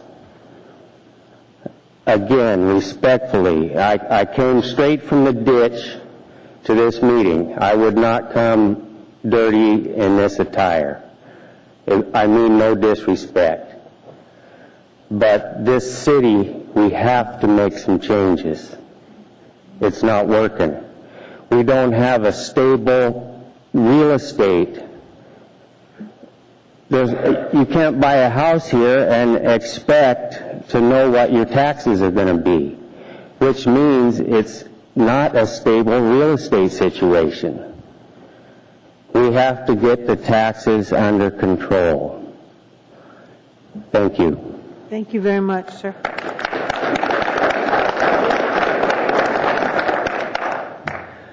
My name is Jerry Budd. I thank all of you for showing up tonight. I've been around here a little bit. Actually, I grew up here in 1956, teaching electronic countermeasure on an AWACS plane out of Barbers Point, Hawaii. And I've seen quite a bit take place here in Alaska. Brought the family back in 1967. And in August 15th, 2003, had a stroke up on the top of Clark's Road. And I had laying outside the pickup truck, had my ribs kicked in. Paramedics showed up at 11:30. When the police showed up, don't have a clue. Got a question for you. How long does it take to get from Clark's Road to Providence Hospital? Probably 15 minutes, maybe a half an hour, the most. It took 3 hours and 5 minutes to get from the top of Clark's Road to Providence Hospital. I'm a diabetic.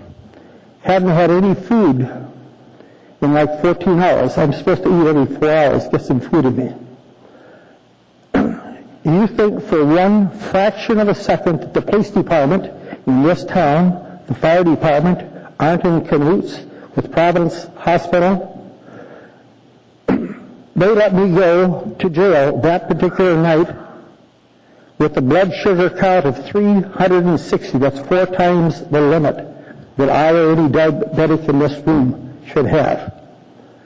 Now, I'm not alone, and 95% of the police in this city of Anchorage are on the up and up. The guy that knows all about my situation is none other than Joe Hoffbeck, one of the best policemen Anchorage ever had. He's a next door neighbor of mine. He knows all about it. There's some bad apples. There's a gentleman right over here. He's got a very good friend, and a very good friend of mine. And he had returned, a tree fell on him. Tell her, Dad. His legs are vegetables. He in return called the police department, not the police department, but the 911 to have a native gal come and get picked up. She had cancer, and she was laying at his doorstep, and she was all knotted up in pain. The lady from 911 wanted to argue with him about his address. He says, I don't need a policeman. I know exactly where I'm at. I've been here for years. The man in return, police showed up 15 minutes later. They argued with the next door neighbor all about the guy. They come in and busted into his door. He's coming from the back bedroom, and they literally slaughtered the guy. Broke his arms, and he's dragging his legs. The guy's name is Dale York. He has the facts. He has all the data on it right there. Okay, so you're going to have to summarize. Okay, my summary is this. I went to the Sam's Club, and there was a man and his wife, and they had returned to have this property tax cap. And I says, why don't you take and get it from Tony? And he said, he was startled. And he said, he asked his wife to come. And he says, you're the second guy within the last 25 minutes that's mentioned, get it from Tony. You can get the $17 million that you short, get it from the former mayor and the former governor right here. His name is Tony Knowles. Okay, thank you, sir. Thank you very much. My granddaughter. Okay, sir. My granddaughter said, are these people, so she knows we went out for this property tax cap. Okay. She said, are these people stuck on stupid or what's going on, Thank Grandma? you, sir. Thank you. You come ahead. Come, please. Come forward, please. Hi, kind of nervous. Name is Catherine Hicks. I'm here to tell you a little tale that happened to me on the property taxes. I was down in Montana and buying some land down there, and it was farmland had been converted into subdivisions. So they didn't have a property. I couldn't get the property taxes on it because all they had was for the farmland. And I was all upset when I was getting the loan on what's this property tax going to be, and they couldn't imagine. Why are you so upset about the property taxes? What's the big deal? You know, it's no big deal. Just don't worry about it. And I said, I'm worried. I finally qualified because I was tight on the loan, and I qualified for the loan, and then but I had to send up and get my property taxes from Anchorage. I wasn't sure exactly what they were. When my property taxes from Anchorage came down, this was 3 or 4 years ago, $2,000 ago, that they were amazed. They said, no wonder you're scared. And it stopped my loan. I couldn't get my loan. I had to pay a 0.5% more because of the property taxes that I pay up here in Anchorage. They were so high, they couldn't believe it down there, but they were. This is the state we're in, you know, and I realize that Montana has a sales tax maybe and this and that, but boy, my property taxes, I did go ahead and get the land, and my property taxes were $300, you know, compared to $6,000. It's a little bit of a change, you know, and we've just got to stop doing this. You guys can cut spending, and one other little comment I have is, I remember right after 9/11/01 when people used to they used to have ads on TV, and it said, we're Americans, and it showed all different brands of people. We're Americans. My gosh, why can't we get back to those days again? Why can't we be Americans? We don't need EEO, we're Americans. Why can't we all just be Americans and be proud of it? We shouldn't have 14 million languages in school. We should teach English. That's what this state was raised on and this nation was founded on. We don't need all this other stuff. If we'd all just remember that we're Americans. Thank you. Thank you, ma'am. Thomas Francis, and I want to start off by thanking all you fine folks. I'm with the We the People Foundation State Coordinator and Campaign for Liberty, and never in my life have I seen such an awakening of people that are tired of it, and I really want to thank all of you personally, and the state government and the federal government, because I've never seen people pay attention like this. And your time is all up because the gig's over. We need to look at the comprehensive annual financial reports. We got to smash these globalist agendas like Agenda 21 and the sustainable environment. These globalists are telling us how to do it like you're the only one that cares about anything. We don't care about our state too. We don't already have implementations in effect to save and preserve everything. You guys just want to throw our money down the drain. Keep going, but the one question I have is, can a house that stands against itself stand? Thank you, sir. No questions? There appear to be no questions. Jesus rules. Thank you very much. Welcome, ma'am. My name is Donna Brooks. I'm a citizen and a product of Anchorage, Alaska. I grew up here. I've seen many changes. I'm speaking on behalf of OEO, a very small office. It's just the staff, 4 staff members. Celeste Hodge works tirelessly. She works all the time raising money for her office to put on functions. The municipality does not contribute to that. She has been very good in bridging the gap of the lack of diversity here in Alaska, bringing people together. I'd like to know, and this is rhetorical, how much do you spend on your legal fees in courts fighting cases that you know you're in error? And it's not for anybody to answer. I'm aware of them. We've had many problems in this state that have to do with the lack of diversity. You have all the same kind of ideas that do not reflect you're representing all the people in our community. EEO has bridged that. OEO has bridged that. And I hope you take into consideration that before you cut them down to one person. Without a secretary or a receptionist to keep things together, your office is going to fall apart. And I don't understand how you justify doing that. But that's all I have to say. I want to say that I appreciate having the opportunity to come before you, the Assembly and Acting Mayor. I appreciate having the opportunity to say that. But I hope you take into consideration OEO and their responsibility to all the people of this community. Thank you.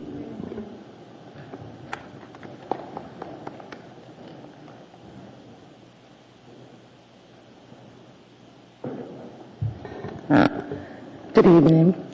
My name is Laura Weldon, and I'm here before you because of EEOC.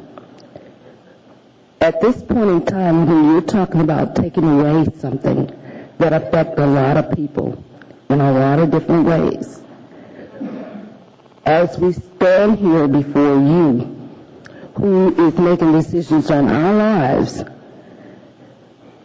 with discrimination rising on a daily basis, there is no way that you can justify cutting EEOC.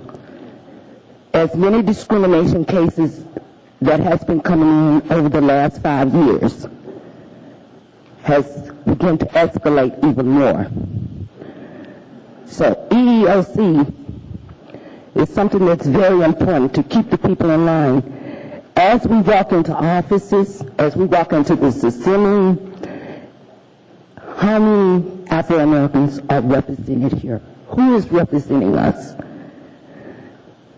It is not equal. And if it's not for those people watching over our shoulders to try to make everything equal, we would diminish. We're already regressing and not progressing. So we need those people in order to progress, even though right now we're regressing with all of the discrimination cases coming about. And there is no equal justice within the municipality, as well as in the state. From Juneau down, discrimination head is beginning to rise very, very high. There's no justification for it. So I urge you to take another look. Thank you, ma'am. Hello again.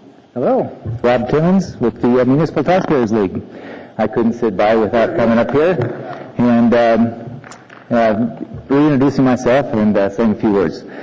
First of all, I think we're on the right track here. I think we're, as Mr. Coffey said, we're heading in the right direction. We wouldn't be having this discussion today had it not been for 4 months ago when me and a few friends of mine stood here and basically got no respect. We weren't listened to, and the contracts were passed, and minds had already been made up. Now it's a completely different picture. The landscape has completely changed, for which I'm grateful. I think the initiative process has worked, and I also believe that the consensus process that you've all been working with around this last week or so is working, for which I commend you all. I commend Mr. Coffey, Mr. Starr, Ms. Johnston for building that consensus with the rest of you, for putting this thing together. Not in my wildest dreams had I suspected that we would have had the success that we have. So congratulations to all of us here in Anchorage, and you all too. As opposed to an 84% tax or budget increase over the last 6 years, now we're starting to curb that. We're starting to grow in a sustainable way, as we've heard testimony tonight, for which you are to be commended. In the next, if that 84% would have continued to the next 6 years, none of us would be able to live in our homes, at least few of us. So now there's some hope, and that's wonderful news. Thank you very much. Continue to work downward. I think the trend is in the right direction, and I think that we can all smile about that. Thank you. Thank you very much.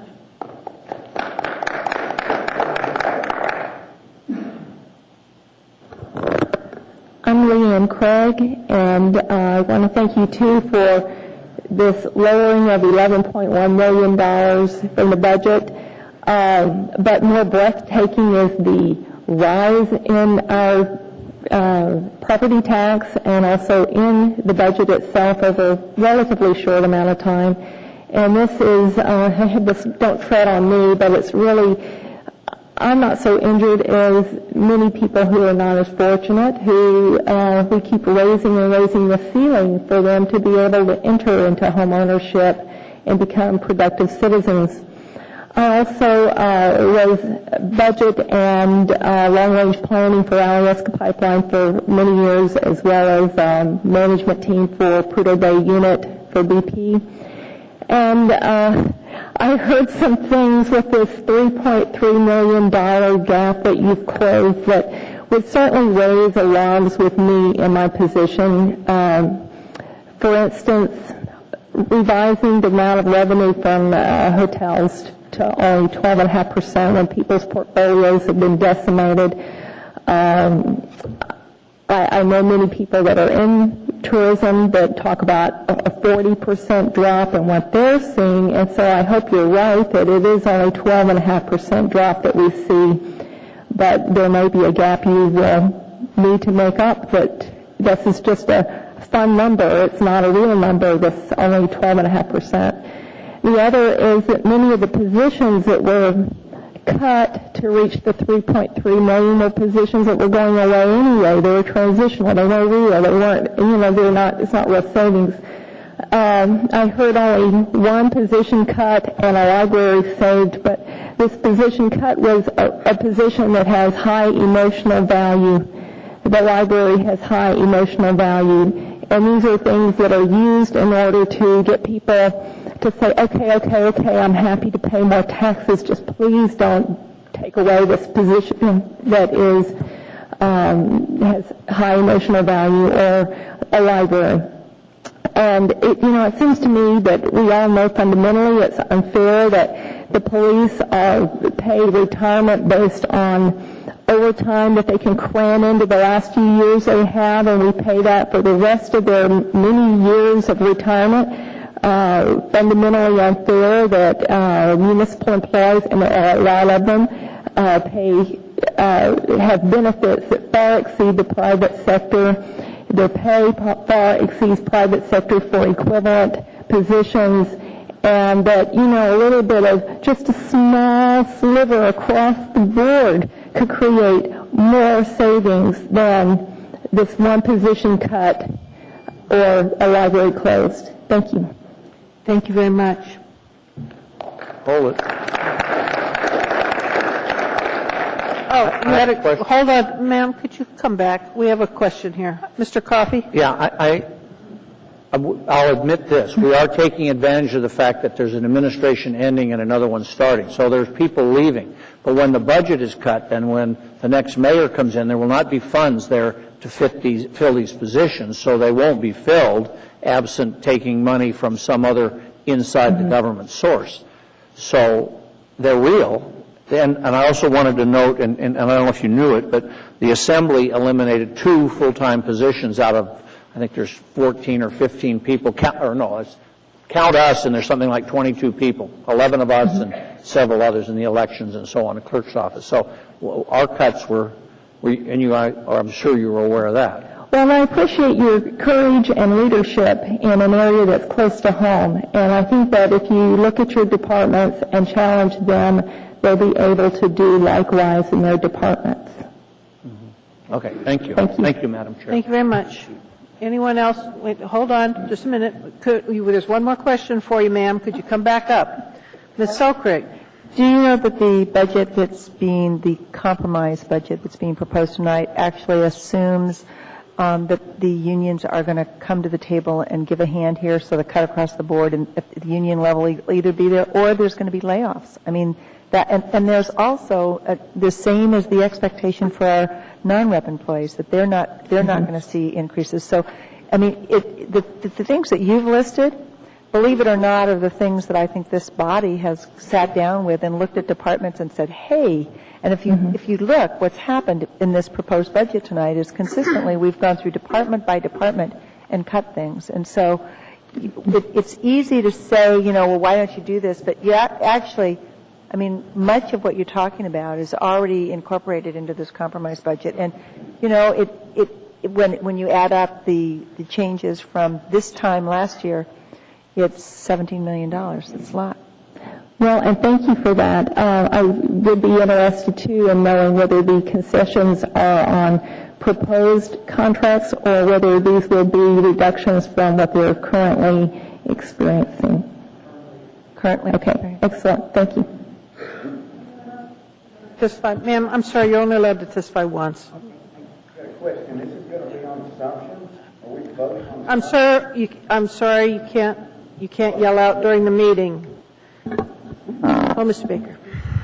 Madam Chairman, as unaccustomed as I am to speaking for this body, I was not going to speak this evening, but I happen to be watching this at home. And even though we know you, could you state your name? Larry Baker, for the record. Thank you. I've sat in that chair, so I understand fully what you're undergoing this evening, as I've sat in several other chairs around this body. And I'm just going to briefly share with you philosophically, because, and maybe just a bit of history. I think this evening is only the second time in front of this public body that I've ever seen a member of the public escorted from the body. And, I guess as a citizen that has watched the public process with the mother of an assembly member here many years ago, and many of you that I've known for years in this body, I've never seen that happen to our city. And that concerns me, that the city would be divided in such a way that the public would come out. And I know, having sat here, how difficult it is that this room is filled when contracts come in front of the body, and it's filled with those people. Tonight, you see the members that really support everything of this community, the taxpayers. And I just want to bring to your attention a couple of factors that have not entered the debate that I think is really, really important to this debate as you think about the bigger picture of where taxation is going in this community. And it impacts two districts, particularly Ms. Gray-Jackson, your district, and Ms. Selkirk, your district, the university students that both of you that are a big part of your constituency. Property taxes impact those students because the property owner has to raise the taxes to make to that student. He can't afford his tuition. He can't afford his books. Yet the property taxes are just a factor that is out of his control, so his rent goes up. And I was on the university campus just a few days ago, and a grandchild that I knew of, a parent, came up to me and said, you should do something about that. And I said, well, that was 15 years ago. I can't do anything about that today. And the other factor I think that you need to think about, I'm not talking about the budget document, but it's in the bigger picture of things, is the senior citizens. You heard testimony this evening earlier from senior citizens, but 10% of our senior citizens are renters. 10%. Now, when when the landlord has to raise his rent because the property tax goes up, the senior citizen that can barely afford their food and barely afford their medicine, how do they afford more rent? So, you need to balance all that, and it's a balancing act. But you've heard a lot tonight, and I don't know what version's on the table, whether it's version A, B, C, D, or Q, or F, or what it is. I have no idea, and I don't know if it's a done deal or not deal. I know how the deals are done, but think about the community, I guess. That's really what I'm here to tell you tonight, because I think Mr. Birch, and my time's out, I'm sorry, yes. But Mr. Birch will recall in Fairbanks, the community was divided, and all of a sudden assembly members were recalled. We don't want to go through that in our community. The same thing happened on the Kenai Peninsula a few years ago. Okay. We need to bring the community together. Thank you. I'll open for questions. Sorry, I overspoke my 3 minutes. There appears to be no questions at this point. Oh, good. Thank you. Thank you.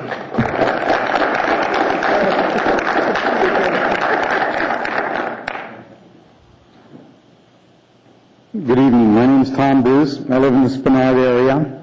I'm a single individual on a fixed income. I'm going to lose my house if taxes go up very much more. I've heard Ms. Selcraig and Mr. Coffey talk about cutting. If they're cutting so much, why are the taxes going up? Thank you, sir. Is there anyone else? Please come forward.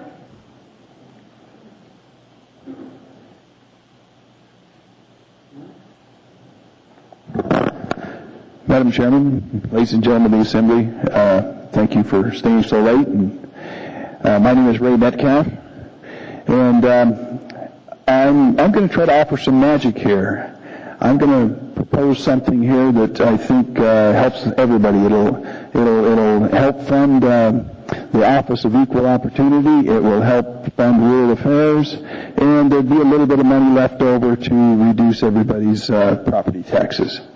And all I'm suggesting is that you include everybody in the taxation of this city. There are people who have been removed from the taxes and the requirement to pay taxes in this city. And I'm not asking for the moon here. We used to have a Board of Equalization where people took their complaints about excessive taxes and unfair treatment. When that board began to complain about John Rubini not paying his fair share of taxes on the 1,000 plus units of housing he was, for all practical purposes, given, the entire Board of Equalization thought that was so terrible, they quit. They thought that was so improper. Now, depending on who you ask, the whole Board of Equalization was, for all practical purposes, eviscerated, gotten rid of. It's not there anymore. We don't have them to complain to anymore. So, kind of I passed around earlier, I hope you got it, on the back page is the ordinance that was passed that exempted these folks. They would be paying about $3 million a year in taxes if they were not exempt and were taxed at the properly assessed, properly appraised value of their properties. That would take care of a lot of items that you've got in front of you. And there's another 300 or so properties that aren't on your tax rolls. They're on your tax rolls. This is not. This was actually pulled from the tax rolls. You cannot pull this tax ID number up anymore. It was so controversial, Mr. Begich had it removed. It's not on the database that you can dial into and enter the tax number and pull up these properties. They've been removed because they were too controversial. Digging into this corruption, and one of the points that I'd like to point out here is, as the Ben Stevens trials were going forward, one of the things that did not make headlines in this town and should have was that Bill Allen told the jury that in his last walk with Ted, in his last quiet walk in the woods, Ted told him that John Rubini had already spent $2.5 million explaining this stuff to the federal government. He's not going to say a word if you repeal this ordinance. He's not going to do anything about it. He's hoping this goes away. Okay. Thank you, Mr. Metcalf. At this point, there appear to be no questions, and I did appreciate the email exchange on that military housing issue. Thank you. Thank you. Anyone further want to testify on the budgets? Please come forward.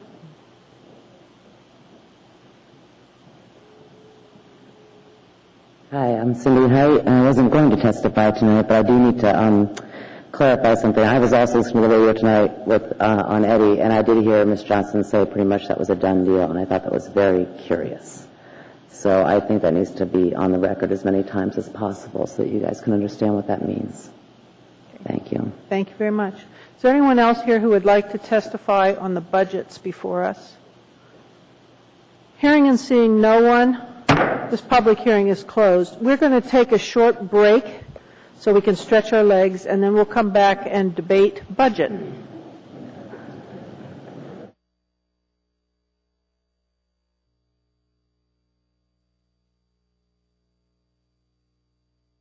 Calling this assembly back to order. At this point, a motion would be in order so we can start debate. Mr. Klayman, did you want to chime in at this point? Yes, thank you, Madam Chair. I asked for the privilege of making the motion to introduce the budget for approval under I guess this would be 14B. Move to approve what will be the S1 version of 2009-53. And the reason I'm moving the S1 version is, I think, as the Assembly knows, I spent quite a bit of time lobbying the governor, including writing a letter last week urging her to appropriate Recovery Act dollars stimulus dollars under the Recovery Act. Mr. Klayman, could I just ask a question? Sure. That's the mill rate. Weren't you going to do the budget first? I'm looking at if we can distribute that. I think it actually shows. Oh, you're right. So I thought we would do the budget. You're right. I apologize. I would move Ms. Phillips to 14A 109S, incorporate all the things we talked about. Hold on Yeah, just okay. a minute. There's some confusion. My understanding, Mr. Mayor, is you were going to do a different version of the 233, which is the budget. Is that in error? The property tax relief addition shows up in the mill rate, but not in the budget. Aha. So procedurally, I've never, I guess, approached it that way. I'm happy to go first with the budget, in which case I'll defer until we get to B. Or actually, Ms. Phillips, you want to clarify for us? If you could just hold a minute. I think Ms. Phelps wants to clarify. The S version, the 14B that you have in front of you, 14B-S. 14B. You now have several documents in front of you. That is correct. The mill levies. That is correct. That mill levy reflects the S version budget, the appropriating document for both the departments and the funds. All right. And that was built off the information from the work session. The one he's introducing now, potentially, with the additional relief, because you don't plan to, or because he is not introducing an action to spend that relief, it would only be affecting the mill rates. Aha. All right.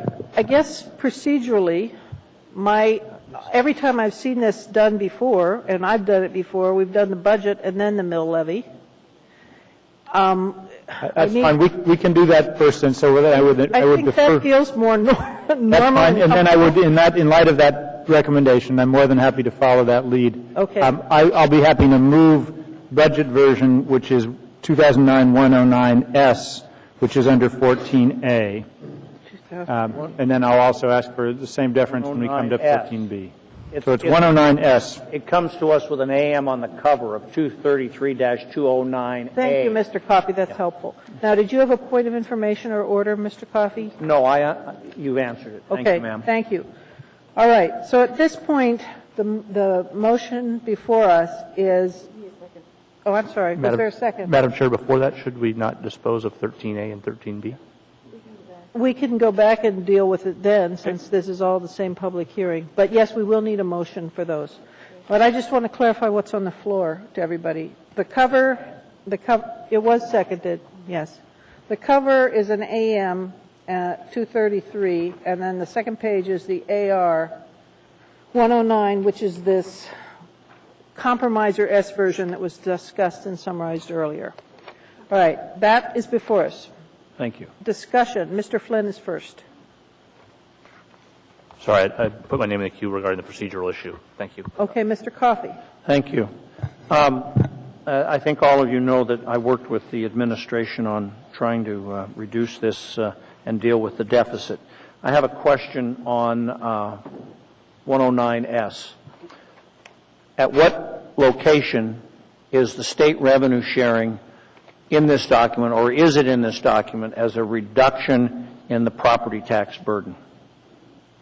Is it here in this one? Go ahead. Yes, 109S reflects the original estimate of, 15.1 million. That wasn't the original estimate. We were 15.6. It's now 15.1. Yes. That's actual, right? That is correct, Mr. Coffey. The original budget in November anticipated 15.6 million. The mayor's budget update for first quarter that was introduced on the 14th reduced that estimate down to 15.1 million. You are correct. And that's because that's what the legislature has appropriated. That is correct. And so that those funds, that 15.1, even rounding number, is actual state revenue sharing. That's for sure. There's certainty with that. Perhaps I can weigh in here. That has been appropriated, but it is included in appropriations legislation. It is not yet signed, but it was included in the governor's version of the budget that she proposed, and she has provided assurances since the session began that she supported that quantity of revenue sharing. Thank you. Second question, or next question. If, to honor the mayor's letter to the governor, which asked her to approve this supplemental revenue sharing coming out of stimulus money, and I'll let the mayor correct me if I'm stating it wrong, he said he would submit to us a request that half of that, again rounded number, 4.3, half of that be used as property tax relief. Is that reflected in 109S? No, it is not. It is let me restate that. 109S would not be affected because this is appropriating your expenditures, and you are not planning to spend this money, is my understanding at this point. It would only affect your property levy because you will be reducing the levy. So that's why it's only in 53S1, because it affects only mill rates. That is correct. Okay, so then if we adopted 109S, we would be talking only about expenditures. That is correct. Okay, thank you, Madam Chair. That's all I have right now. Thank you. Mr. Birch. I had a question I think has been clarified, but as one on the wage concessions, we have concessions identified for AME, Local 71 AP, DEA, plumbers and pipe fitters, and the non-reps. However, there's no concession identified for the IBEW. And I guess it's on page 3 of 9. And it's my understanding that is that because there's minimal number of IBEW employees in general government, most of them are MLP, or is there just... Mr. Birch, I can respond to that. You've got it right. There are minimal numbers of IBEW employees in general government, and there were in the discussions with IBEW, they wrote letters which you're familiar with about the signatory clause, and as a product of those letters, we concluded that the signatory clause no longer applied, and the IBEW, I'm not sure they wholly agree with our conclusion, but we've moved forward. And as a result of our conclusion about the signatory clause, which we believe saves the city considerable dollars, we have not been continuing discussions with IBEW about the few number of IBEW employees in general government. Thank you. Is there any further discussion? Mr. Starr. Before our vote on this is what you're saying? Yes, sir. I'm going to go ahead and make some comments. Some are final and some are going to be abrasive, but I am probably just going to live up to my reputation of being to difficult guy to do business with, and I'm going to sort of speak to this because we're in debate. The public can listen, but about a year and a half ago, we sponsored a resolution, the Budget and Finance Committee sponsored a resolution asking for flat spending. We put out a number, $399. I was chair of Budget and Finance. Ms. Johnson was on that with me. I wouldn't say ridicule was the right word. Excuse me. I got a lot of pressure from other assembly members and ultimately Mayor Begich and the $399 for what we termed, and the statement was that we were approaching our ability to pay. We had a budget that was going to be unsustainable if we kept going. That number was $399. And this isn't an I told you so, but it's the reaction from this body towards the inputs, the efforts, and that of the work committees, the people, and if this is all about Bill tonight, it was me. And I feel a little bit, some of it's justified, but some of it I need to come up with a new tactic. And all I'm doing right now is saying, guys, let's continue to work together. Was the deal done? It isn't so much that. It's the ability to dialogue, the ability to talk. And time again, we get shut down. We shut each other down. And it's a lecture right now because I'm still angry over the process. I proposed $7.5 million worth of spending reductions on this last budget cycle. Every one of them was voted down. Some of them had zero discussion. No, I heard it time and time again. I had volumes of justification where we could cut, what we could trim, where we could go down that road and pull $7.5 million worth of amendments out of the current budget. We're now negotiating, trying to pull down 11, and we're still arguing about it. I passionately asked for caution in labor contracts. A lot of us did, for various reasons, but the cautiousness that I felt in the economic times we were approaching didn't justify us jamming through those labor contracts. And I'll say it eloquently, yeah, we had to take care of our folks. We have been taking care of our folks. But the realization that we put 4 labor contracts through, even after we approved a November budget, is unconscionable. I supported a reduced budget for ASD. We were pulling property taxes out of that. We were looking for areas to trim their budget. We were able to do that. And Mr. Klayman, you vetoed it.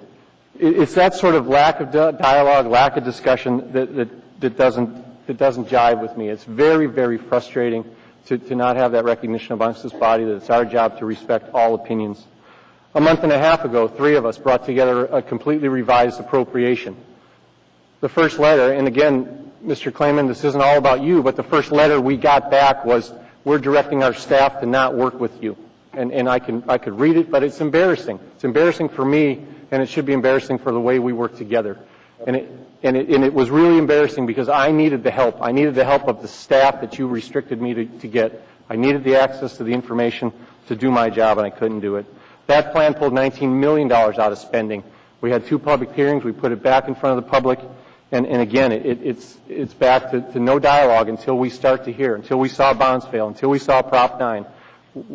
Ms. Como left, but there's a cover letter there that I met with the Prop 9 guys very early on, and they will tell you that. But I gave it to them as a constituent. 2 of them lived in my district. I gave them the information. The next day, there's a cover letter out on how I'm rallying Prop 9 folks to the detriment of the city. That was unconscionable for that branch of government, if you want to talk ASD as government. And I felt slighted on that, and I think these emotions bring bear because that's the kind of stuff that's going on, and I'll call it politics. That's not what we should be doing up on this body. We need to embrace committees. We need to embrace each other's opinions and not hammer Jennifer because she said it's a done deal. That's what's required at this point. We have to deal. We have to compromise. We have to come together with the discussion, and we did some of that Friday. We did some of that Saturday. Some folks are starting to get it. Some folks are starting to get it. And I'll name them. Ms. Selcraig, you've called me 5 times. I want to hear your ideas. I want to talk about them.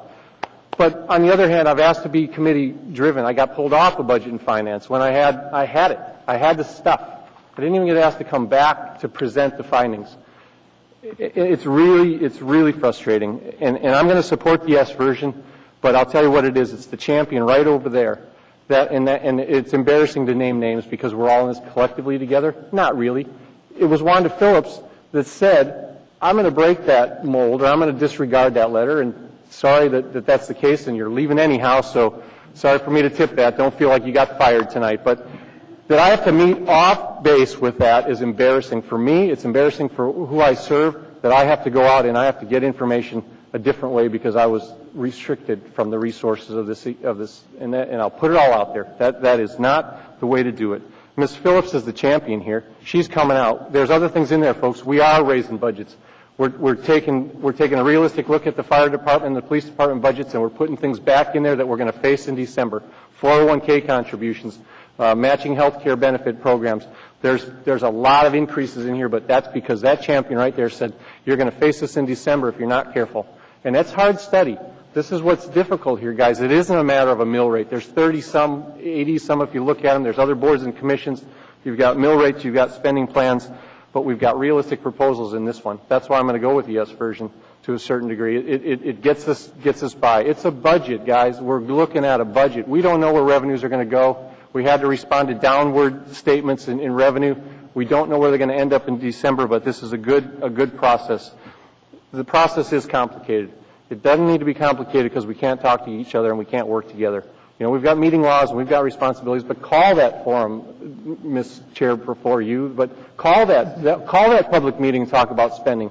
Call that discussion and bring it on because I'm ready to have it and I'll chair it if necessary. We're going to face 2010. There's some talk about taking the 8.6 and all the other stuff. We're going to be back to this table in October, and we're going to wrestle some more. We're starting a new budget cycle. We need to come together on this one. We're not going to get the $15.1 million in revenue sharing next year, folks. We're just not going to get it. We're giving $15.1 million in property tax relief. We give away the 8.6 tonight. I don't know what to do. So I put it all out there. I put it out there with the passion. I like this job. I really do. I like the numbers. You guys have watched me work, but I don't like the politics, and maybe I'm in the wrong job, but I want to get to the bottom line. I'll start tomorrow, but we have to have open dialogue. It's a lecture, and you guys will judge me for it, but I'll speak the way it is. I'll support the yes. It's not 19, it's 11. It relieves the property taxpayers. It's 3-some below the cap. It's a tough job, guys, and I'll step up to it. I can't recreate what happened in the past. I summarized how we got here. From my perspective, I'll keep at it. So that's all I can say. Thank you, Mr. Starr. Mr. Coffey? Thank you, Madam Chair. I'm going to talk just generally here. What I'm seeing is this, and I'm a student of history. I like to look back and see where we were and look forward to see where we're going. And one of the big eye-openers for me was when we were looking at the school budget, and they had the number for the salaries that they paid, and then they had another number for the benefits. And the benefits were 61% of salaries. Unheard of in the private sector. We cannot do that. And and we're doing it with our own agreements with our own city unions. At the level of the police and fire, which I re-examined tonight, we've got a 35% of the wages are paid in benefits, and that doesn't include health care, which is a flat fee of about $1,700 per month per employee. I don't, that's going to vary as a percentage of salaries for different people, but that's an awful lot of money. So I say that's probably in the level of 50% of the salaries. There's a 50% burden in benefits. The private sector is anywhere from 25 to 35%. And what we're doing is there's going to be a disconnect between the people who have to pay for the public sector employees and the demands that are brought to this body by those public sector unions. And we heard a lot of anger tonight, and that's the reason that we hear it, because I think people are worried or afraid or whatever about their homes. And so we have to be resistant to that while at the same time cognizant of the fact that there are 3 or 4 core services which government needs to provide, which include public safety, police, fire. We got to plow the roads and fix the potholes and so forth. And so one of the things I'm looking forward to doing and helping with is sort of getting government out of things it does very poorly or doesn't do well at all, and focusing on the core functions and recognizing that because we are so reliant on real property taxes, that the burden overall, as people keep saying, we're not taxed badly compared to Boston. Well, we don't live in Boston, number one. And number two, people who own homes are probably taxed at a very high rate. The new economic report we got from AEDC indicated, as far as real property taxes are concerned, we're one of the highest taxed cities in the country. Okay, we don't have a sales tax, we don't have an income tax and all that, but people live in their homes, and it's really, really important that home ownership in Anchorage be protected.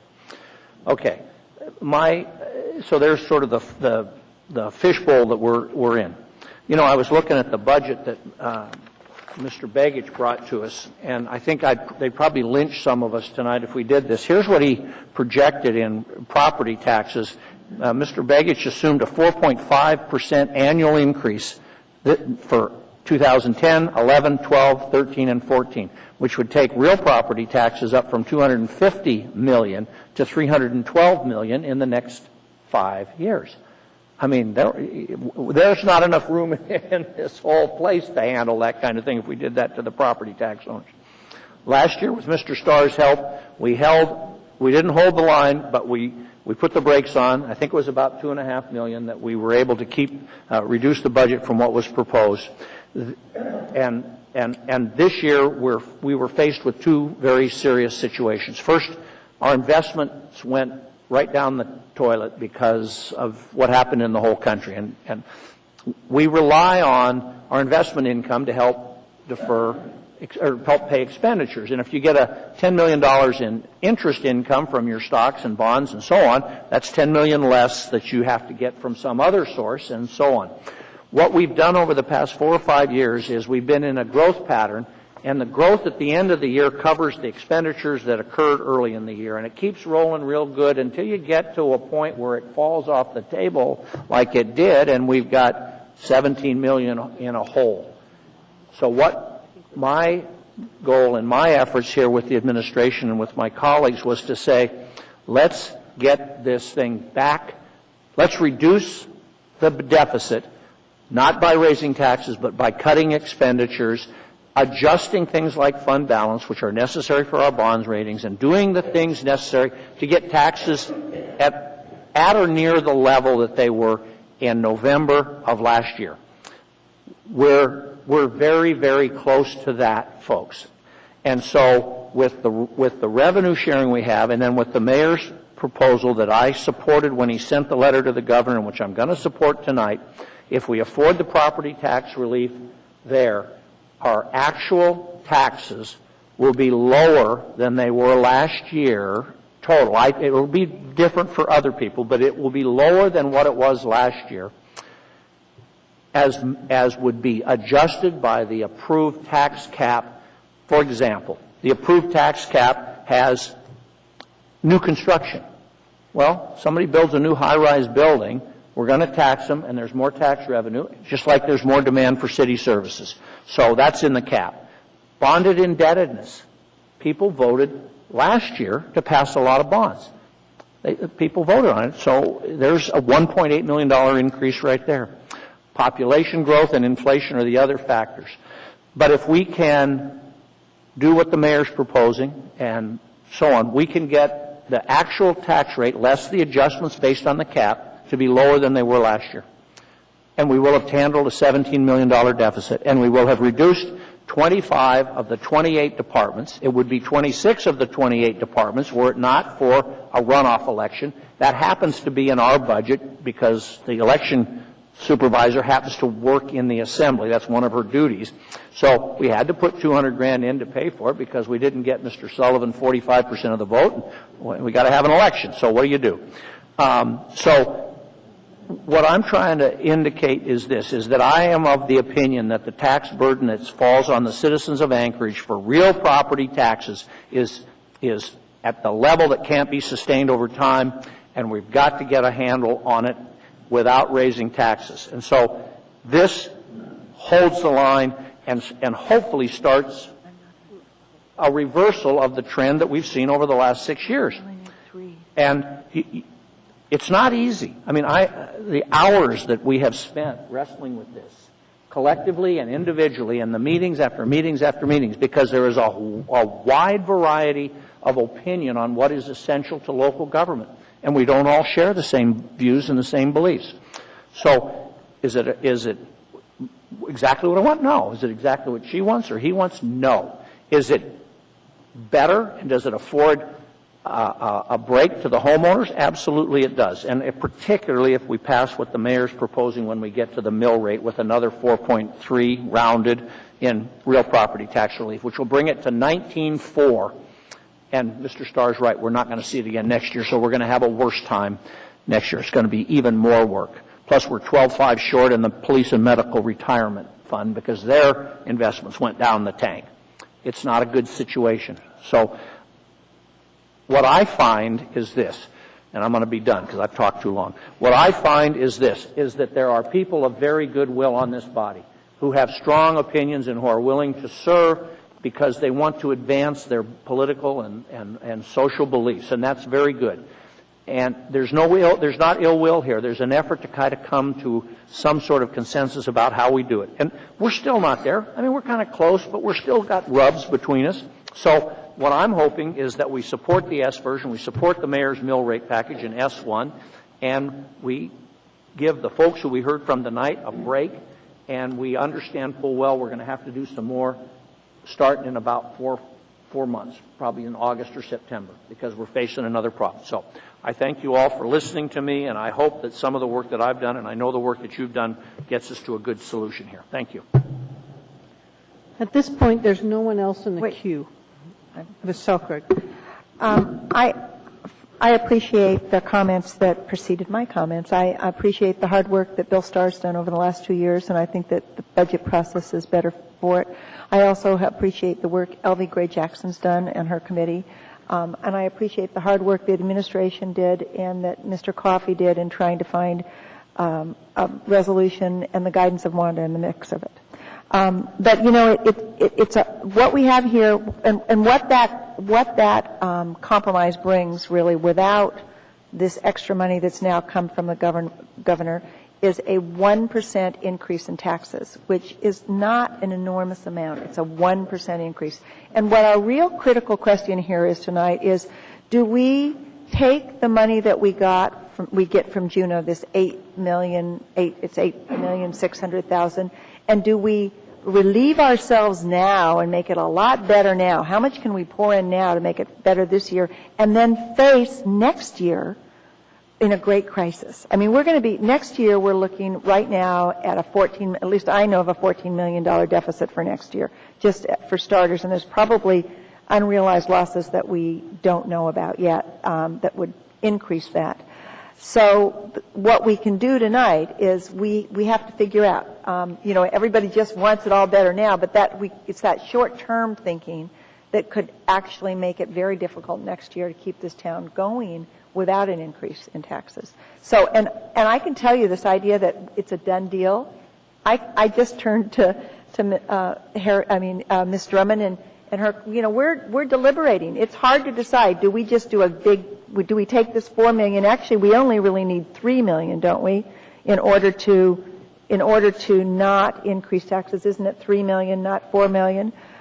So do we take the $3 million, not increase taxes this year, and then next year feel the big pinch and have to increase taxes by, 4% or 8%, not probably 5%? And I can tell you, I'm interested in a little deliberation. I'm comfortable moving the S version, but without that $4 million. It seems to me we need more deliberation about that $4 million.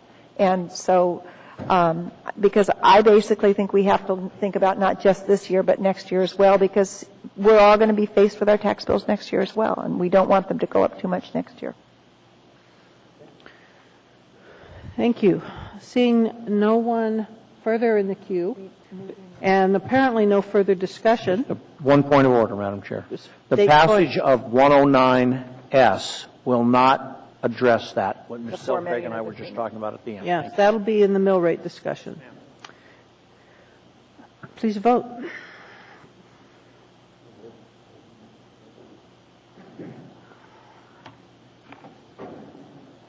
Is it going to be on the board? It does pass unanimously. All right, I'm going to ask, if you would, this time, let's deal with all the other budget ones and then move to the mill levy. Madam Chair, move to postpone 13A indefinitely. Is there discussion?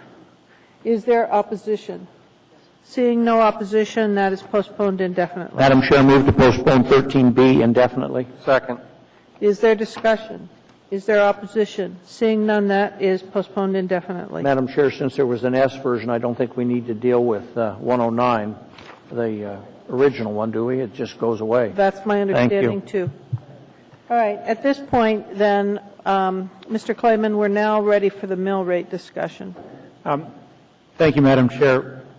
I would now move for the approval of 14B under AO 2009-53S1, which I'll ask Ms. Phillips to distribute at this point. Second. And this. Okay. Could we just have a quick pause while we get that in our hands? We have it. Oh, you have it now. I'm looking. This is the formula. Okay. Does everybody have it? Apparently they do. All right. Go ahead, Mr. Clayman. Wait a minute. Hold on. Does everyone have it? 53S1. We're sharing. Tell me when you're ready. All right. Apparently we're ready now. Go ahead. All right. Thank you, Madam Chair. What the S1 version of 2009-53 reflects is it reflects the lobbying that we did with the governor's office to get the governor to approve on a statewide basis approximately $20.6 million in stimulus dollars that would be distributed throughout Alaska, of which approximately $8.6 million would come to Anchorage for general purposes as the government sees fit. And in my letter that I sent last week to the governor's office, I stated to the governor that if she approves these stimulus dollars, that I would encourage in the strongest possible terms for the Assembly to take half of that money and use it for property tax relief this year. And so the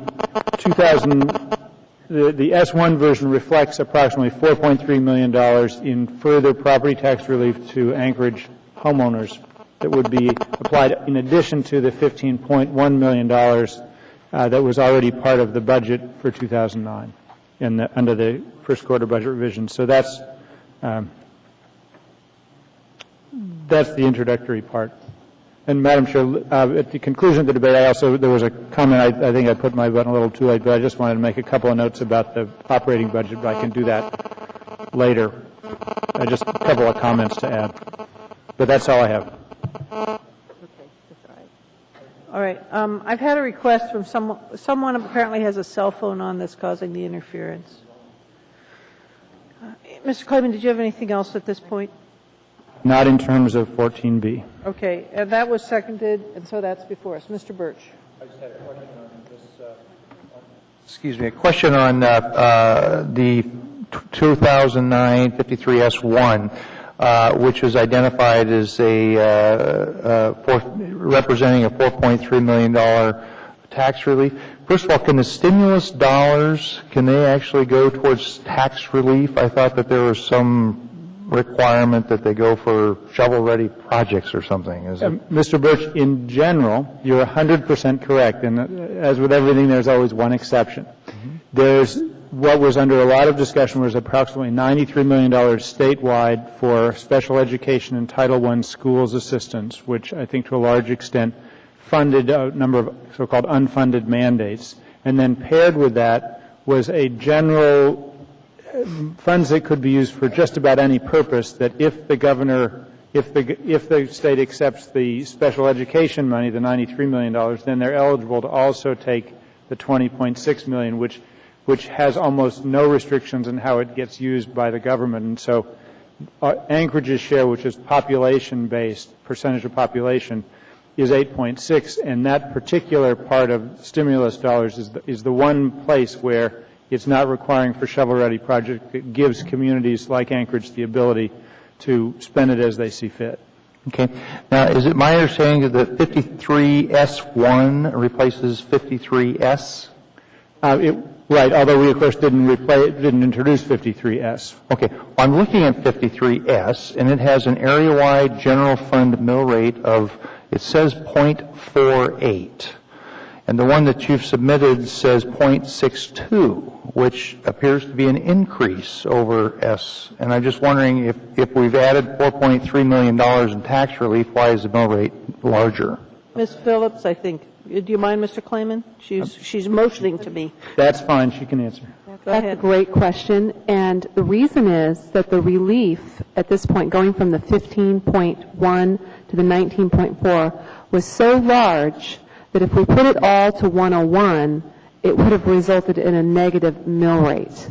So if you turn further in, So we would have actually been giving money back to our property taxpayers? potentially, if you happen to be in a jurisdiction that didn't have any other service areas or things of that nature, but you still have it. But if you turn further into it, you would notice that service area 151, which is larger, does have the reduction. So we simply had to put that to another area that was large enough to absorb that credit. And 151 is the police service that is area? correct. So the police service area comes down from 2.6, let's see, no, what was it before? It was 2.62 down to 2.48. That is correct. Okay. I got it. Thank you. Thank you. Mr. Coffey, you're next. Thank you. All right. Now, what I want to make sure is clear and on the record for my edification, because nobody has anywhere in here either 15.1 or $4.3 million, either one of them. So I just want to be sure, and I want the record clear, that if we approve 53S1, there will be additional property tax relief rounded of 4.3 more than the 15.1 now. So for total relief of $19.4 million in tax relief. Yeah. You are correct, Mr. Coffey, and that's a really good point. And the reason is, if you notice in the paragraph on the last page, Section 37, we have to reflect the levy, right, which sets that legal limit. If we referenced the credit there, you'd be resulting in a lower level. Although, I will point out that in Section 36, that does reflect that you are levying less, but that's showing all the reductions that you already made, the cuts you made. Right. Yeah, section, as I understand, Section 36 reflects the fact that Prop 9's 5-year rolling average was used for the calculation. In other words, we agreed to implement it a year earlier than the 2010. That is correct. And that you lowered from 4.6 to 3.1. That's right. The cost of living increase. So that's 1.5% reduction in that, which meant the cap calculation was lower by 3.394, right? I believe that is correct. Yeah. So we lowered the cap by 3.4 million roughly. That's correct. And that, again, I'm trying to do this so I make sure I understand. That carries through. Next year the cap will be 3.4 lower as a starting point than it would otherwise. That is correct. Okay. So where do I see the 19.4? What piece of paper? Or is there any piece of paper? I know I'll see it when I pay my taxes, but how do I tell the folks in the audience that, yeah, really, it's there, you just can't see it? You know, that's really a great question, and it's not clear in this document. It is in the mill rates because it's part of the calculation. Well, why wouldn't you put it at the end? This mill rate calculation reflects a credit. That's a very good idea. Would it make it deficient in any manner by having that amendment? I think that'd be a great idea. Would it? And it's necessary, however, to have a 19.4329.27 cents, right, with the exact number? Yes. And do you have that exact number? Yes, we do. Could you give it to me? Give me a second. Thank you. Mr. Flynn. And while she's getting that, I'm sorry, can I have one more moment, ma'am? All right, go ahead. I'm presuming this would be a new Section 39 to the S1. Yeah, at the end of it. And I just note the administration has no objection to adding that. Here's what I wanted to say at the end. When I was talking with the mayor and his staff about this issue, which just came up very late in the game, folks, he asked me, how can we, what should we do? We talked about how we could assure getting the money. And one of the ideas that the administration came up with was, let's tell the governor that we're going to put half of this money to property tax relief because she may like that and she may give us an answer by tonight. And he said, what do you think? And I said, I agree. Put it in your letter. And he did, and that's the reason I'm supporting it, because we told this governor that we were going to try to do that. And since I was in that decision-making process, I want to honor the commitment I made to her, so I'm going to support this reduction this tax relief, just as we said to the governor we would try to do. Thank you. All right, Mr. Flynn? Thank you, Madam Chair. And just to clarify, the motion before us is to accept the S1 version, correct? Yes, sir. And if we correct... Approve, Mr. Flynn. No, because if we decide we don't want to do this, we're not turning down 14B. We're not approving the S1 version as the acting version, and then we go back to the original version. Wait a minute. Do I have that correct? Mr. Flynn, I think the thing I moved was the S1 version, so that's what's before you. And then if this doesn't pass, then you start over. Right. I would agree with that. Okay. Madam Chair, I appreciate the commitment that Mr. Klayman and Mr. Coffey, and I forget who else signed the letter, made to the governor. And if I were... Mr. Flynn, I was the only one that signed the letter. Okay. Whoever's in the discussion. I wasn't in that discussion, and I don't have enough confidence sitting here tonight that we're going to have those dollars to commit them to our mill levies. I'm reading the governor's press release here, and she's quoted as saying, "As I am required to certify that stimulus dollars will create new jobs and stimulate the economy, I acknowledge the legislature's action. And now I must make sure that by applying the four funds that they've resolved to accept, we do not grow government, but instead put people to work and grow Alaska's private sector economy." Folks, that's not good enough for me. I think the better course of action is to put these dollars in the fund balance, and if they in fact come through, then when we get to work on the 2010 budget, we can apply some additional property tax relief. Thank you. Thank you.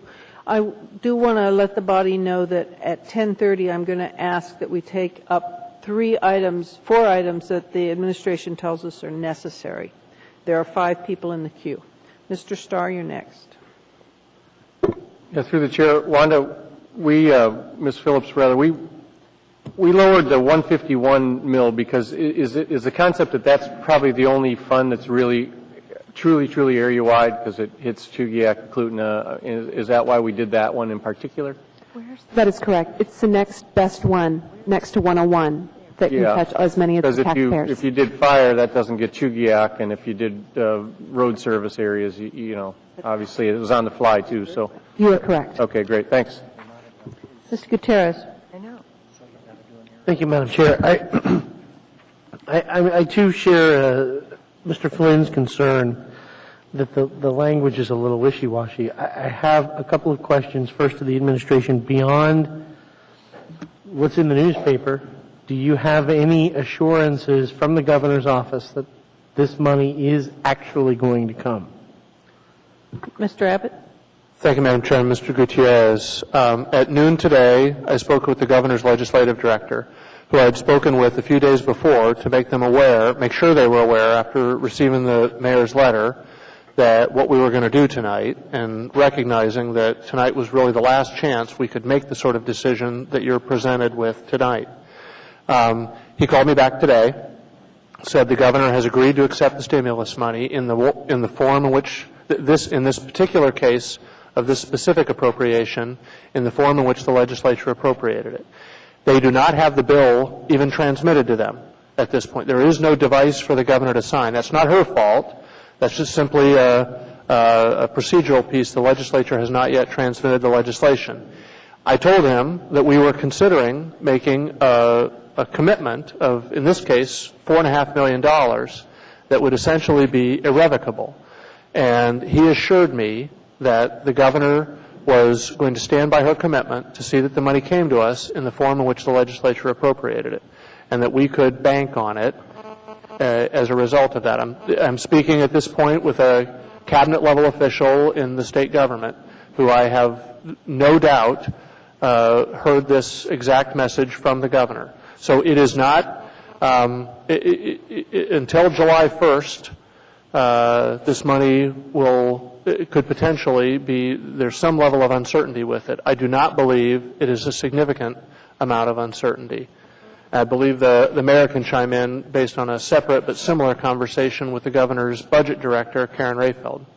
And Yes, Madam Chair, I'll echo. I spoke with Ms. Rayfeld last week to lobby on behalf of these funds, and then she called today, and I spoke with her, and she also confirmed that the government would be taking all necessary steps to get these funds. And there's a portion of the press release that Mr. Flynn referred to, which is the introductory portion, but in the governor's press release, there's additional language when she talks about community revenue sharing, and it notes the legislature also approved $20.7 million in community revenue sharing, and then the press release uses these words: these dollars will be added to the $60 million included in the governor's budget.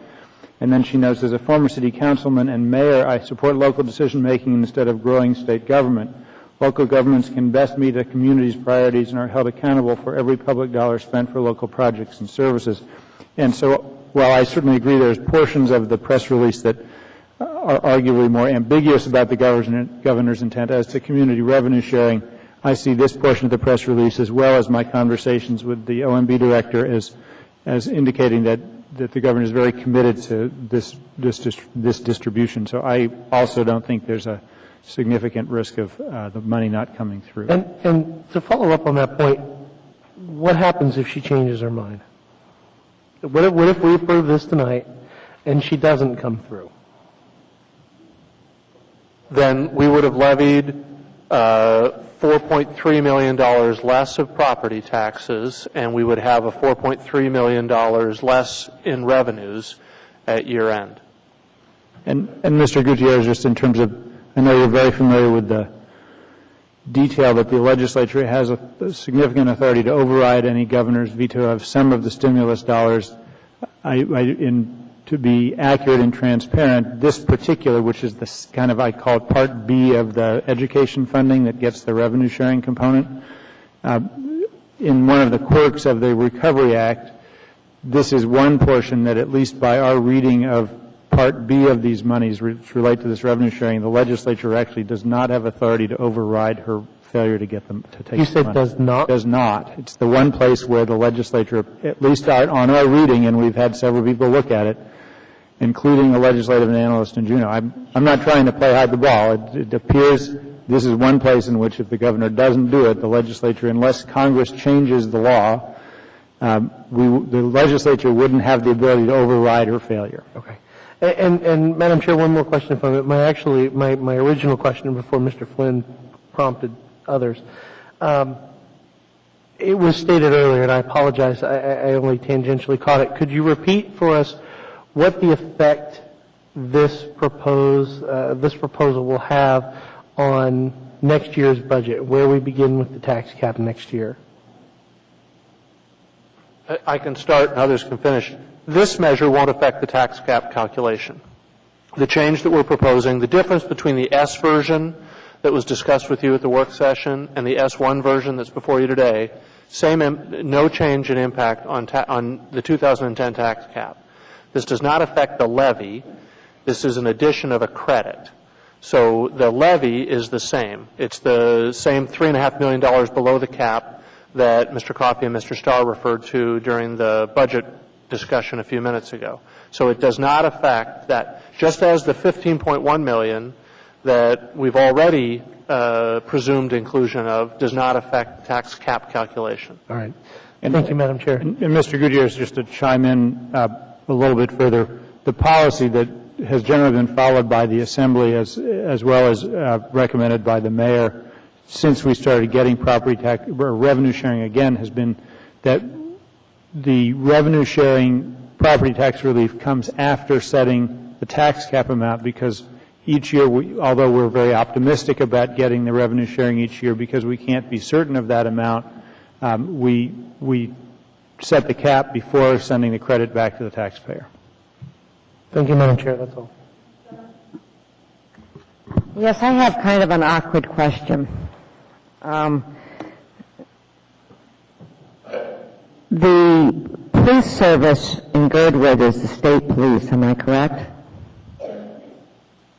They've reduced it. Girdwood is not in the Anchorage Police Service area.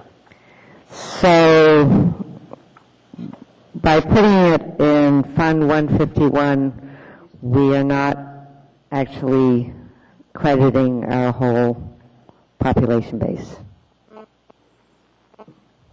That's correct. We found the largest fund that could absorb the largest in terms of service area that could absorb the revenue sharing.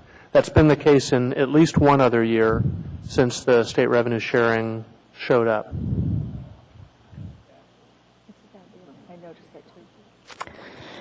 I might have a problem.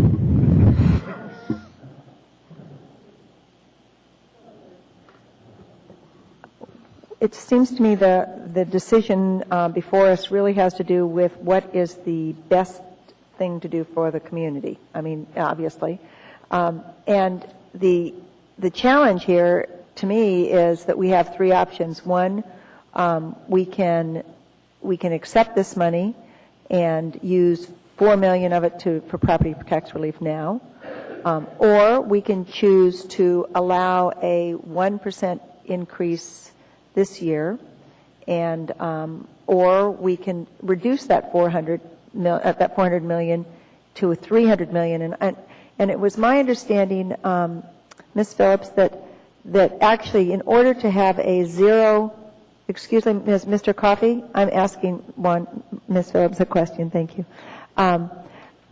It's my understanding that in order to have a zero increase over last year, we really just need $3 million. We don't need $4 million. Is that correct? Can you clarify what you're comparing? What I'm trying to do is assuming that our goal is not to have a property tax increase, not to increase property taxes over last year. Over what was levied in 2008? Yes.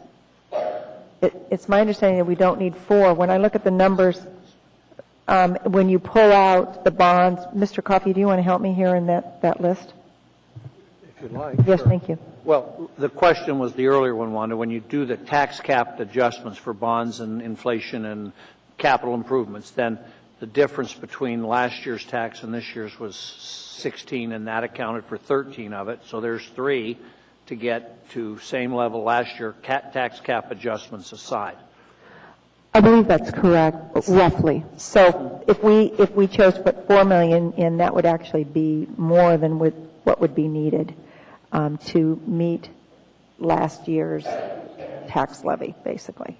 All other components that have changed that Mr. Coffey cited. So, I mean, I just think the reason I'm raising this is that it seems like there's some choices here. And what concerns me is that there's kind of a desire to please the room tonight by having a zero tax increase. But what worries me is in pleasing the room tonight, we may be positioning this community for a much more significant tax increase next year. Because what we've done is we've spent quite a bit of our reserves. We don't have a lot of money to fall back on. We know we've got a deficit. We're coming into a deficit budget again next year. And the chances of getting the level, we have $19 million in terms of revenue sharing out of the state next year is probably not as high as it was this year. I mean, it's going to be, money is tighter everywhere. So as we deliberate this, I think we need to be really thoughtful, not only that the money may not arrive, but even if it does arrive, what's in the best interest of this community, and actually what's the best interest of in the long term bringing down those taxes. So, Ms. Phillips, would it be possible for you to draft an amendment that would reflect the $3 million rather than the $4 million to this budget? I apologize, Ms. Selcraig. Could you repeat the question? Would it be possible for you to draft an amendment that reflected the $3 million rather than the $4 million? Yes. Thank you. Yes, absolutely. Okay. I'm asking that simply because I think it's one option. I think the other option is not doing anything, and the third option is the fourth one. I just want to put those 3 options on the table, and I think they have different implications in terms of the long-term financial stability of the community. Mr. Abbott, you're next in line. Do you want to speak now? I already spoke. In response to a question, I was able to make my point. Okay. Mr. Starr, you're next. Through the chair, Ms. Phillips, again, you're on the, well, let me ask the administration, Mayor Klayman, you've got a little bit of unappropriated money then. You're talking about taking the 4.6 and what are we going to do with the rest of it? Are we just going to leave it unappropriated, or where are you headed with it?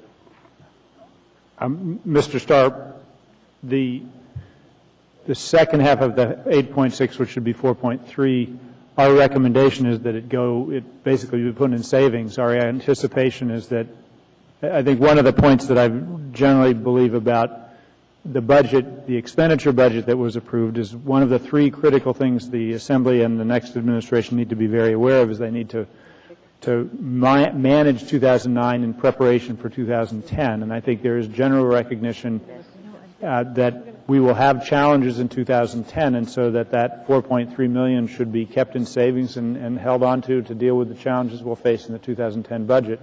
And I'm somebody that believes we've worked very hard to craft a compromise for the budget that was approved for appropriations, and that to then kind of say, oh, well, now we've got another 4.3 million, let's just use it to... No, I wasn't sending it down there. I just wanted to know, I guess through the chair, Ms. Weddleton, is that then applying it to fund balance in your opinion? Through the chair, Mr. Starr, that would be the result of the proposal as it currently stands. What would happen is at the end of the year, fund balance would be higher than it otherwise would be. But I'd also remind this group of two things. Number one, the RCA rejected the AWW dividend last week, which was a revenue item budgeted for 2009.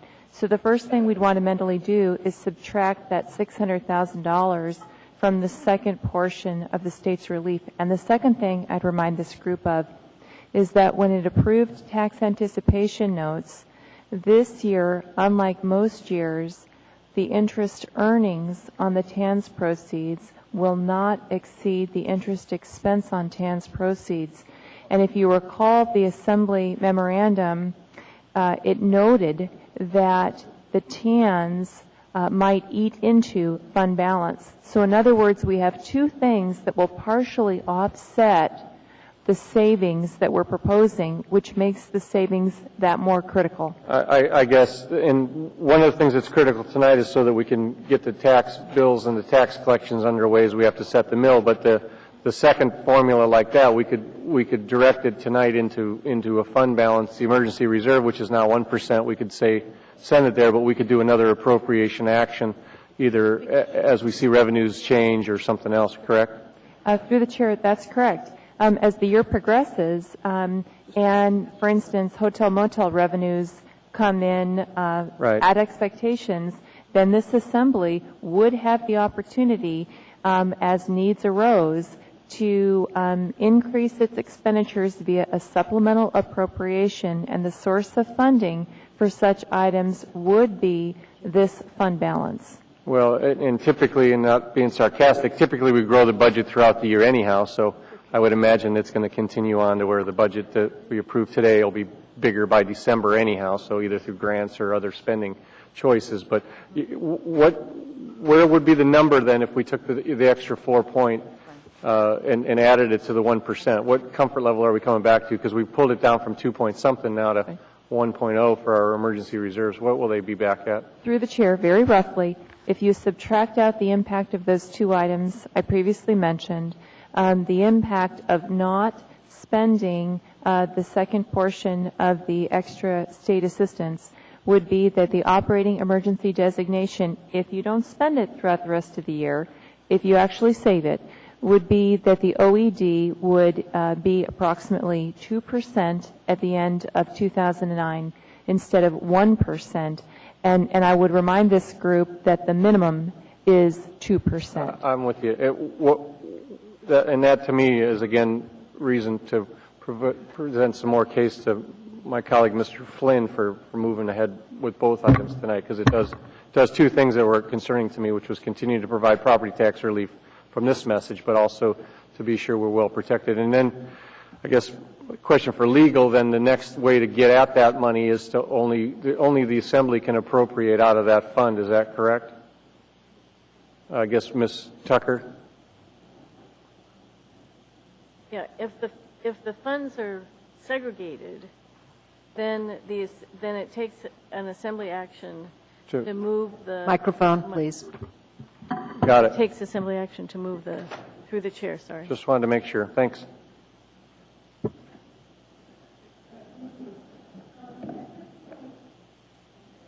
At this point, we've got a little bit of a problem. We're running out of time. We have an item that is under a deadline, item 14G for the ABC board, and I wondered if the Assembly would mind if we dealt with 14G and 14N, and then the next tier is the Girdwood one, which is 14H. Would there be objection to that? Madam Chair, just a quick question. Yes, sir. Aren't we also under a time crunch with the mill levy? I mean, do we need to complete that by 11 o'clock? My understanding is we do need to complete the mill levy tonight. Yes. We can potentially extend to midnight if needed. I'm just telling you what they told me is necessary, Okay. and I'm trying to figure out how best to do it. If you think that's the best way, I have no objection.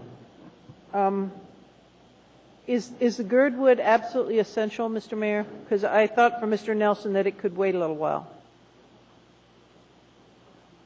Ms. Handyside will respond. Okay.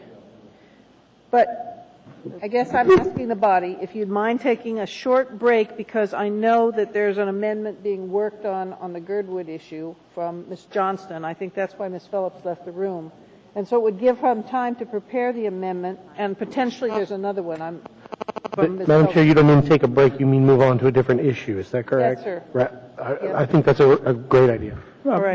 Madam Chair, you also might inquire, although it's early, at the body whether there are votes to extend past 11. Well, I'm going to hold that for just about 15 minutes in hopes we can just zip right through. I'm optimistic.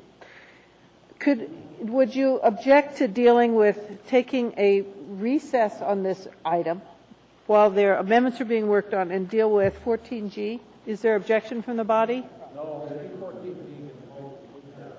Okay. Well, at this point, the body seems to be agreeable to dealing with 14G, and then D3 is taken, 93 is partnered with it.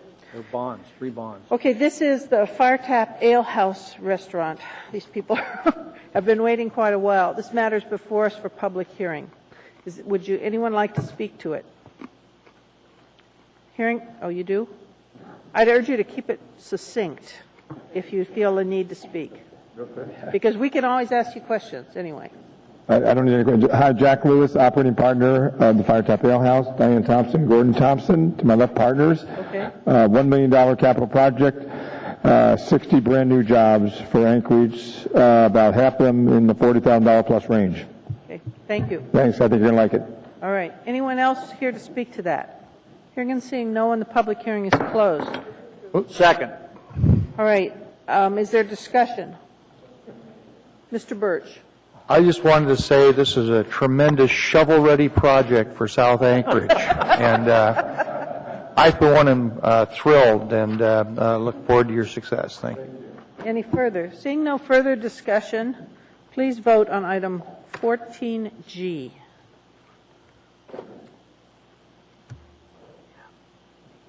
Yeah, that's next. That passes unanimously. Its partner item was item 9D3, also on the Firetap Ale House. This one does not need a public hearing, so a motion would be in order. Move to approve. Point of order, Madam Chair. State your Does point. it protest conditioned on conditional use, and if so, should we amend? Ms. Duke? There were 2 conditions. They also need to pass their fire inspection. The building's not ready, so it was conditional use and fire inspection. All right. So no amendment tonight. All right. Seeing no discussion and no amendments, please vote on item 9 Delta 3. There was a motion. Wasn't there? Yes. I thought so. Yeah. All right. And we voted? Did it show? You want to revote? No, we're done. We're done. Okay. We're good. There we go. And that passes unanimously. All right. Thank you. Let's see. What's the next one? Here it is. 14N. Is that acceptable to deal with that one? That's a resolution about the Alaska Safe Routes to School projects. Is there anyone here who'd like to speak to that item? Hearing and seeing no one, the public hearing is closed. Move to approve. Is there discussion? Is there opposition? Uh, I'm sorry, who spoke? I did. Mr. Starr. Right. Do you want to vote or do you want to speak? Well, just to put some caution to the discussion as we start to allocate these funds, because there's a need for maintenance of school zones as well that doesn't really appear in the allocation. So I'm going to support it, and I think that's appropriate. But service areas now are being asked to maintain high-risk travel areas for schools, and there's not always a reimbursement that's coming with that. And so as ASD looks to the other, and it's a good solution, it provides that, but for example, in our area, we do a lot of snow plowing and a lot of service for that comes out of Parks and Rec money. And so as we start to look at allocation opportunities, it's usually through a conversation with Mr. Lamson, and that's how you get the money and a few other things. But I just want to note that when those applications come in for maintenance dollars, I think it's applicable to the Safe Streets because it's that. So I urge support, but I'd like to see the debate when we appropriate it by job site that we do it right. Okay. Any further discussion? Seeing none, please vote.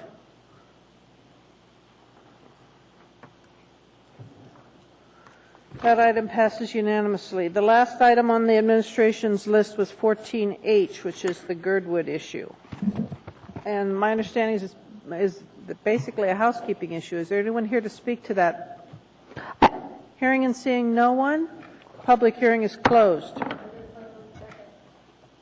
Any discussion?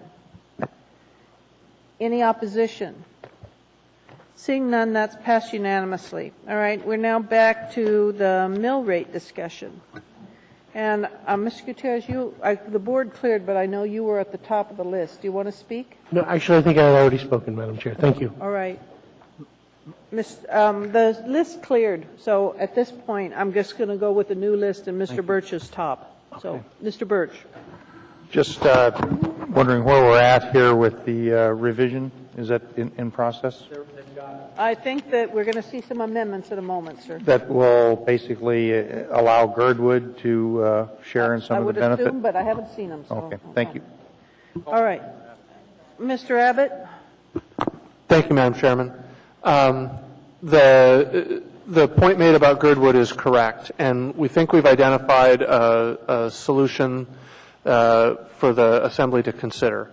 The total amount levied, if you look at the S1 version of the document before you, the proposed mill rate for the area-wide General Fund 1, line 18, page 1, is 0.62 mils.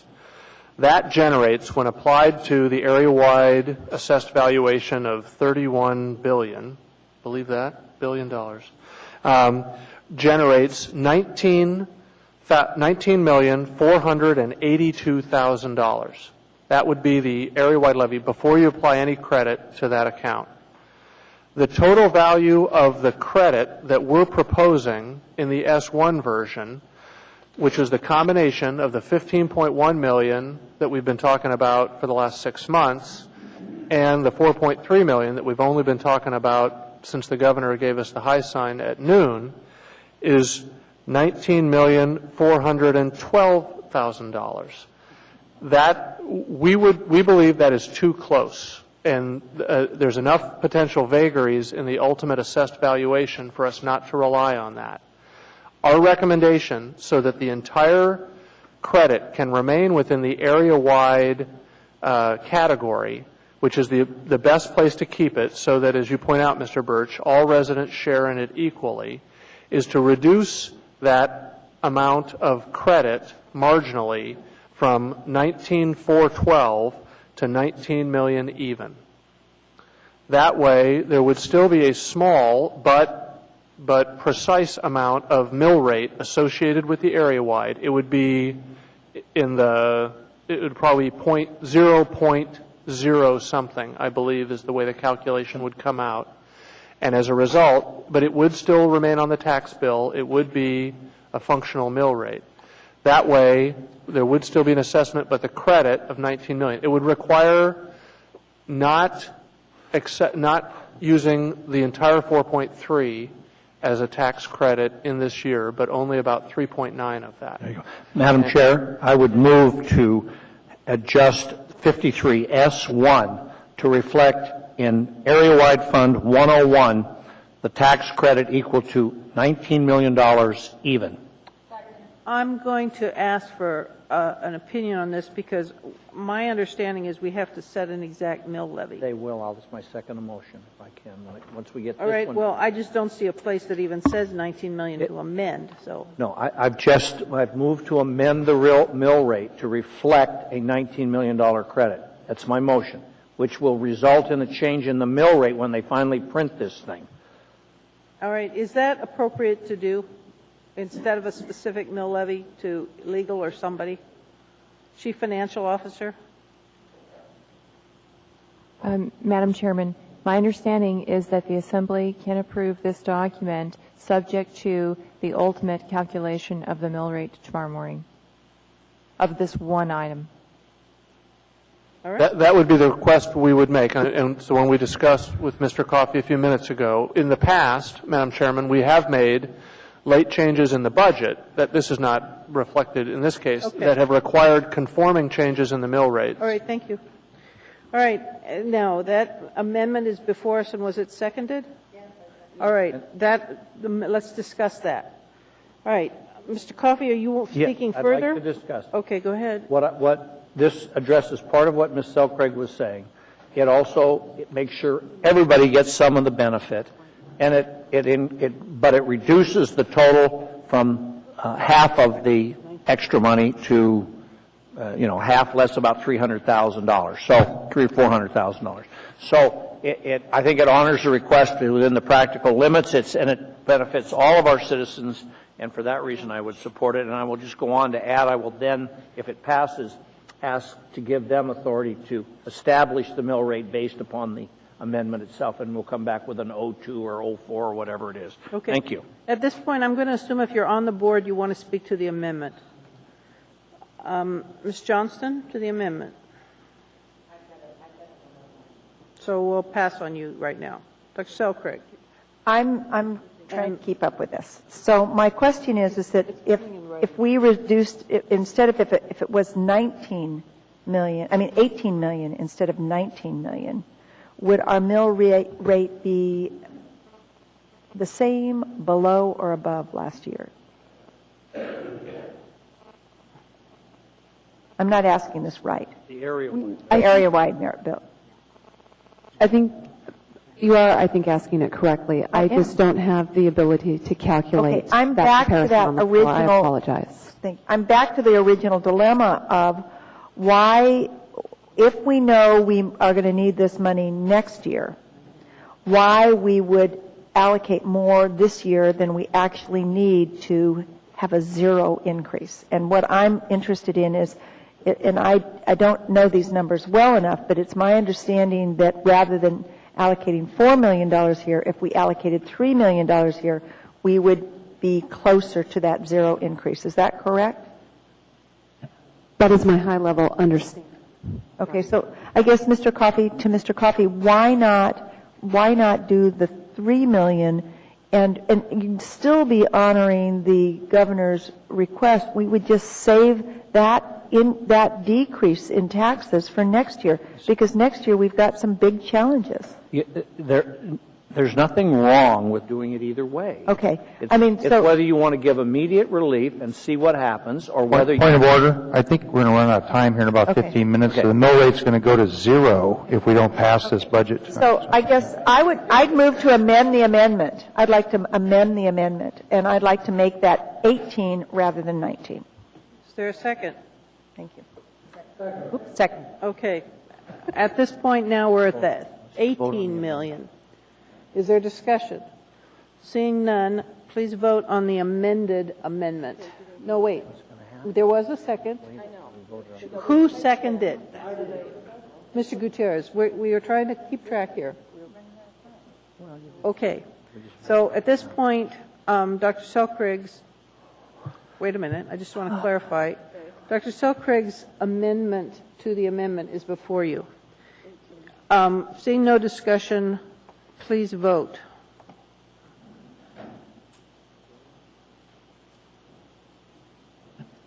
Okay, Dr. Selcraig's passed. And at this point, then, we have an amended amendment before us. Is there any further discussion? Well, let's pass this one first, or deal with this one, because in its final form. She wants to further amend the S1 version. We've got one amendment passed. Why can't she make another? We've got an amendment to your amendment. Well, actually, I think Mr. Coffey's right, because in effect, your amendment was a substitution of the amount. And to all practical impact, we've basically dealt with that one. Didn't I? Unless there's an objection to that ruling. I amended his amendment, so do we have to? No, because basically your amendment was a substitution. You substituted 18 for 19. Right. Okay. With that, go ahead, Ms. Johnston. I would like to amend this section 33. It currently is listed tax of 2.48 mils. I would like to increase that tax rate to 2.61 mils, since we made the adjustment in the other part. Second. 2.64. Where are you? Page All right. line I'm going to 10. restate what I heard. I heard on section 33, you want to change the 2.48 in the S1 version to 2.61. Is that correct? That's correct. All right. Would you like to speak to that?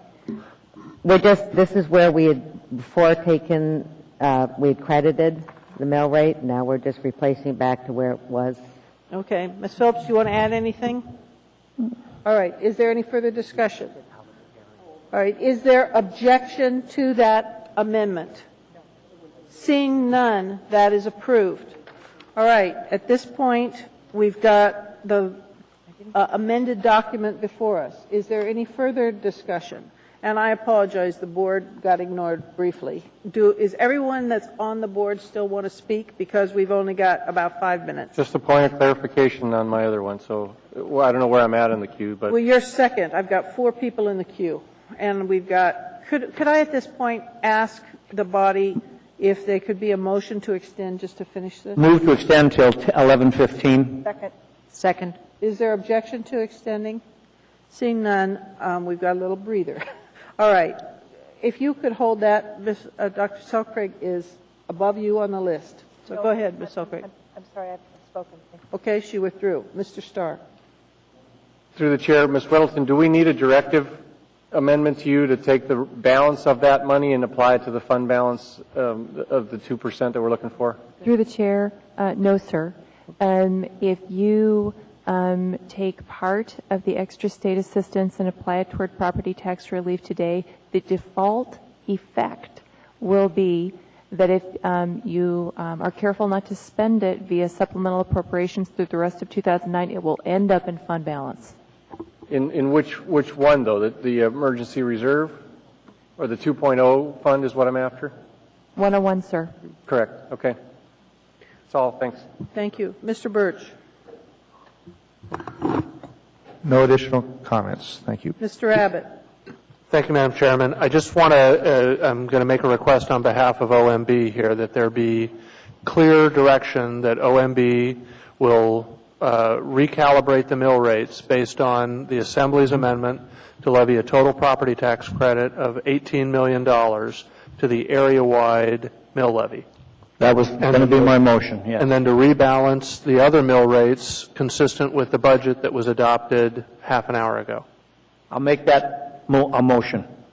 All right. Wait a minute.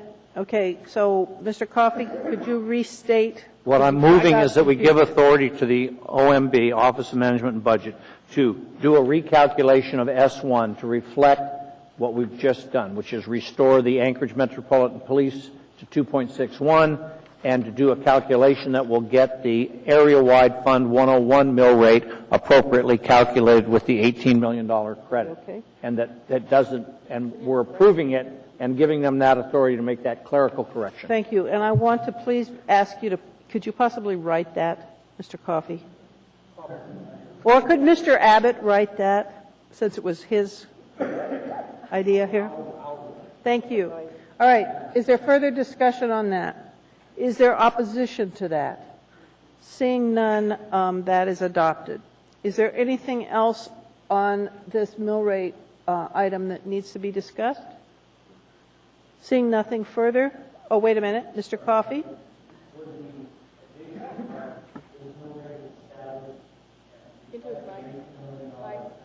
Microphone.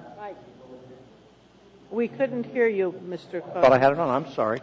Mike, so I'm getting a nod of the head, so I am going to move at the bottom of section 30, at the beginning of section 38, that this mill rate, the mill rate established by this ordinance reflects $18 million in state municipal assistance as a credit against real property taxes. And Is that okay? I'm seeing nods from OMB. Is That's that fine. Okay. And was there a second to that? All right. Is there discussion on that? Is there opposition to that? I just want to put on record that what we're doing here is it's the Assembly's intention that the mill rate not go up which mill rate am I talking about? How do we do this? But I think in terms of the testimony that was here tonight, that the public understand that it is our intention. Ms. Phillips, can you give me the exact words? What? I believe, Ms. Selcraig, what you're trying to say is that your intention is to apply the tax credit in such a manner that setting aside bond changes, new construction changes, and those normal changes, you're resulting in a tax mill reflective of 08. Is that correct? Thank you very much. All right. We have a clerk in distress trying to keep up with the amendments. So we're going to need about a 30-second at ease while Mr. Coffey writes. And I need clarification on that last Amendment 2 that you just made, Mr. Coffey. Yeah, well. I'm sorry. No, I don't have any problem. It's on the record. Well, it's on the tape record, but the clerk would like it in writing. I understand, but I can't restate it with word for word from the Do your tape best, record tonight. sir. Do your best. We've got a quick at ease while you do it. Okay. Who knows what we voted on now? All right, I'm going to read them to see if everybody agrees that that's what they supported. All right. First one. Okay, here's the first one, and Mr. Coffey, write the second one too, please. All right, the first one is, and because somebody from the administration could listen and confirm that this is accurate, please. Authorize OMB to make the appropriate adjustment to the area-wide mill rate calculation to reflect an $18 million credit to real property taxes. Is that fine?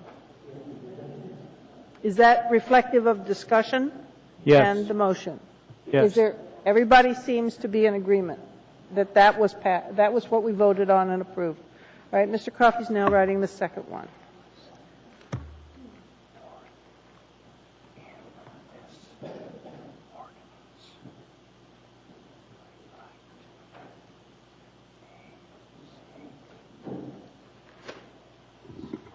Madam Chair, while you're contemplating, don't we have to set 14C tonight as well? Yes, we do. We do. Thank you.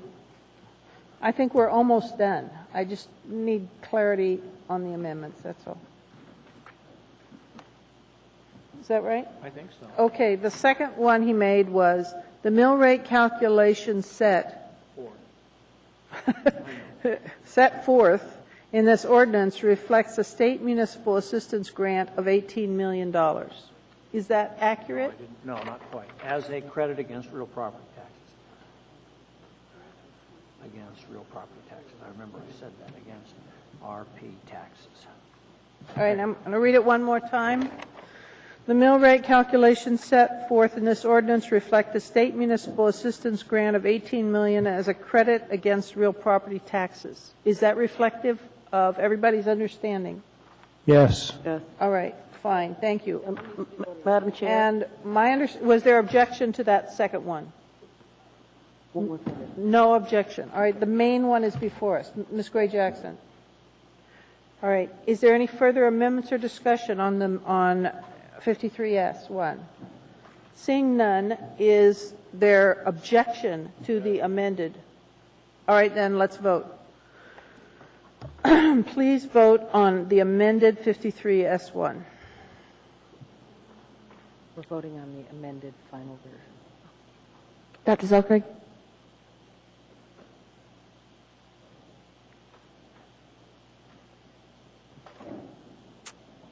Dr. Selkirk, you need to vote.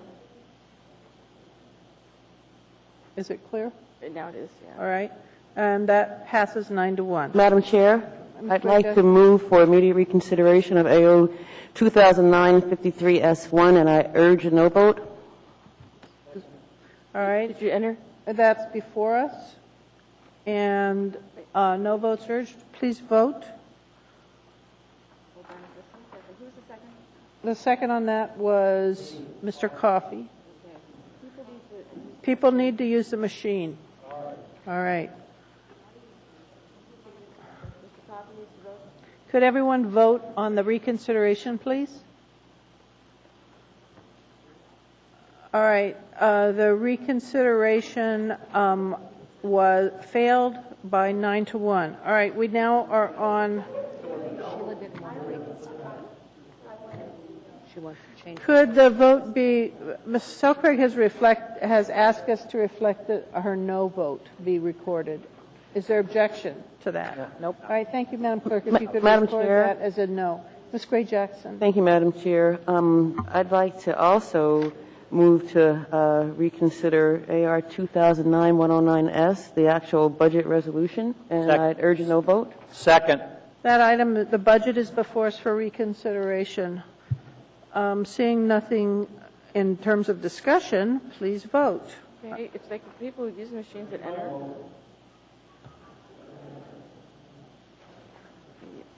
Okay.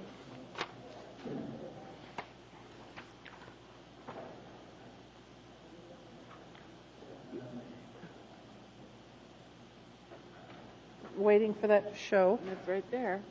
There it is. Okay, that the reconsideration failed. The last item that we absolutely have to deal with today is 14C, the school district's mill levy. No, you need a public hearing. Well, my understanding is that was in the combined. You're right, absolutely right. Okay, and the motion has been made, and Ms. Gray Jackson seconded. Is there discussion on the school district mill levy? Mr. Starr. It's my intention to vote no, so. All right. Madam Chair. Go ahead, Mr. Coffey. It's up 3% from last year. It was 694. Okay. Anything further to discuss? I would just, nothing to Mr. discuss, Bird? but it's my intent to vote no on this as well, to reflect my disappointment in the inability of our body to affect a 0.5% reduction during the budget process. Thank you. Okay. Madam Seeing Chair. no one further in the queue. Madam Chair, I'm sorry. Go ahead. I just Mr. wanted Coffey. everyone to understand that there's a statutory priority that the school district gets over us once their budget's approved. They get it, and if we cut their mill rate, this mill rate, or don't approve it, I'm not sure it has any consequence at all. I think that they would just take it out of our hide. So. Seeing no further discussion, please vote on the school district mill levy.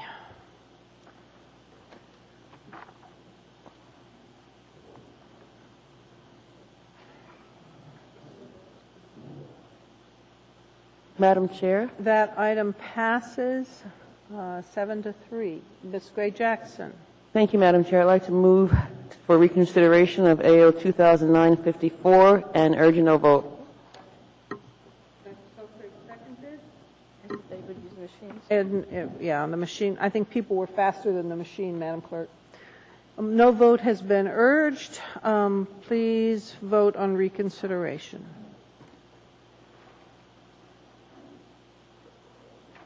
And that fails unanimously. At this point, we finished all of our required business. A motion?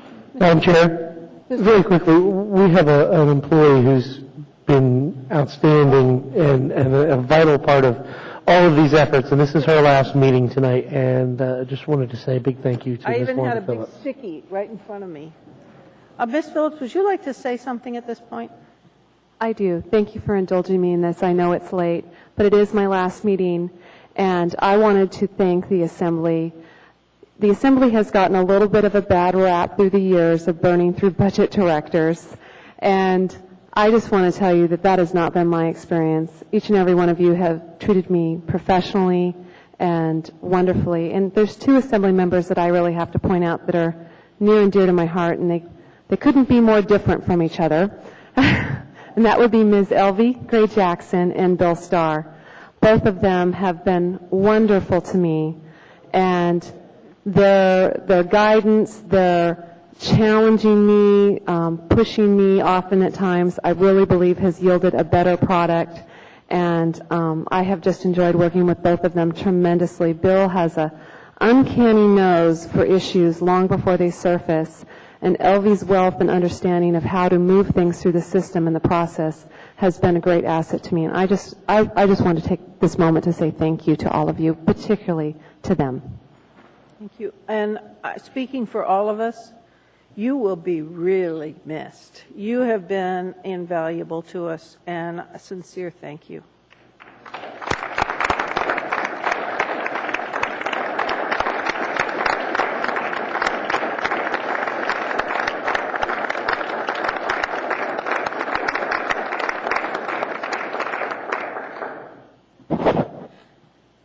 Is there anything further that needs to be done at this point? Move to adjourn. Thank you.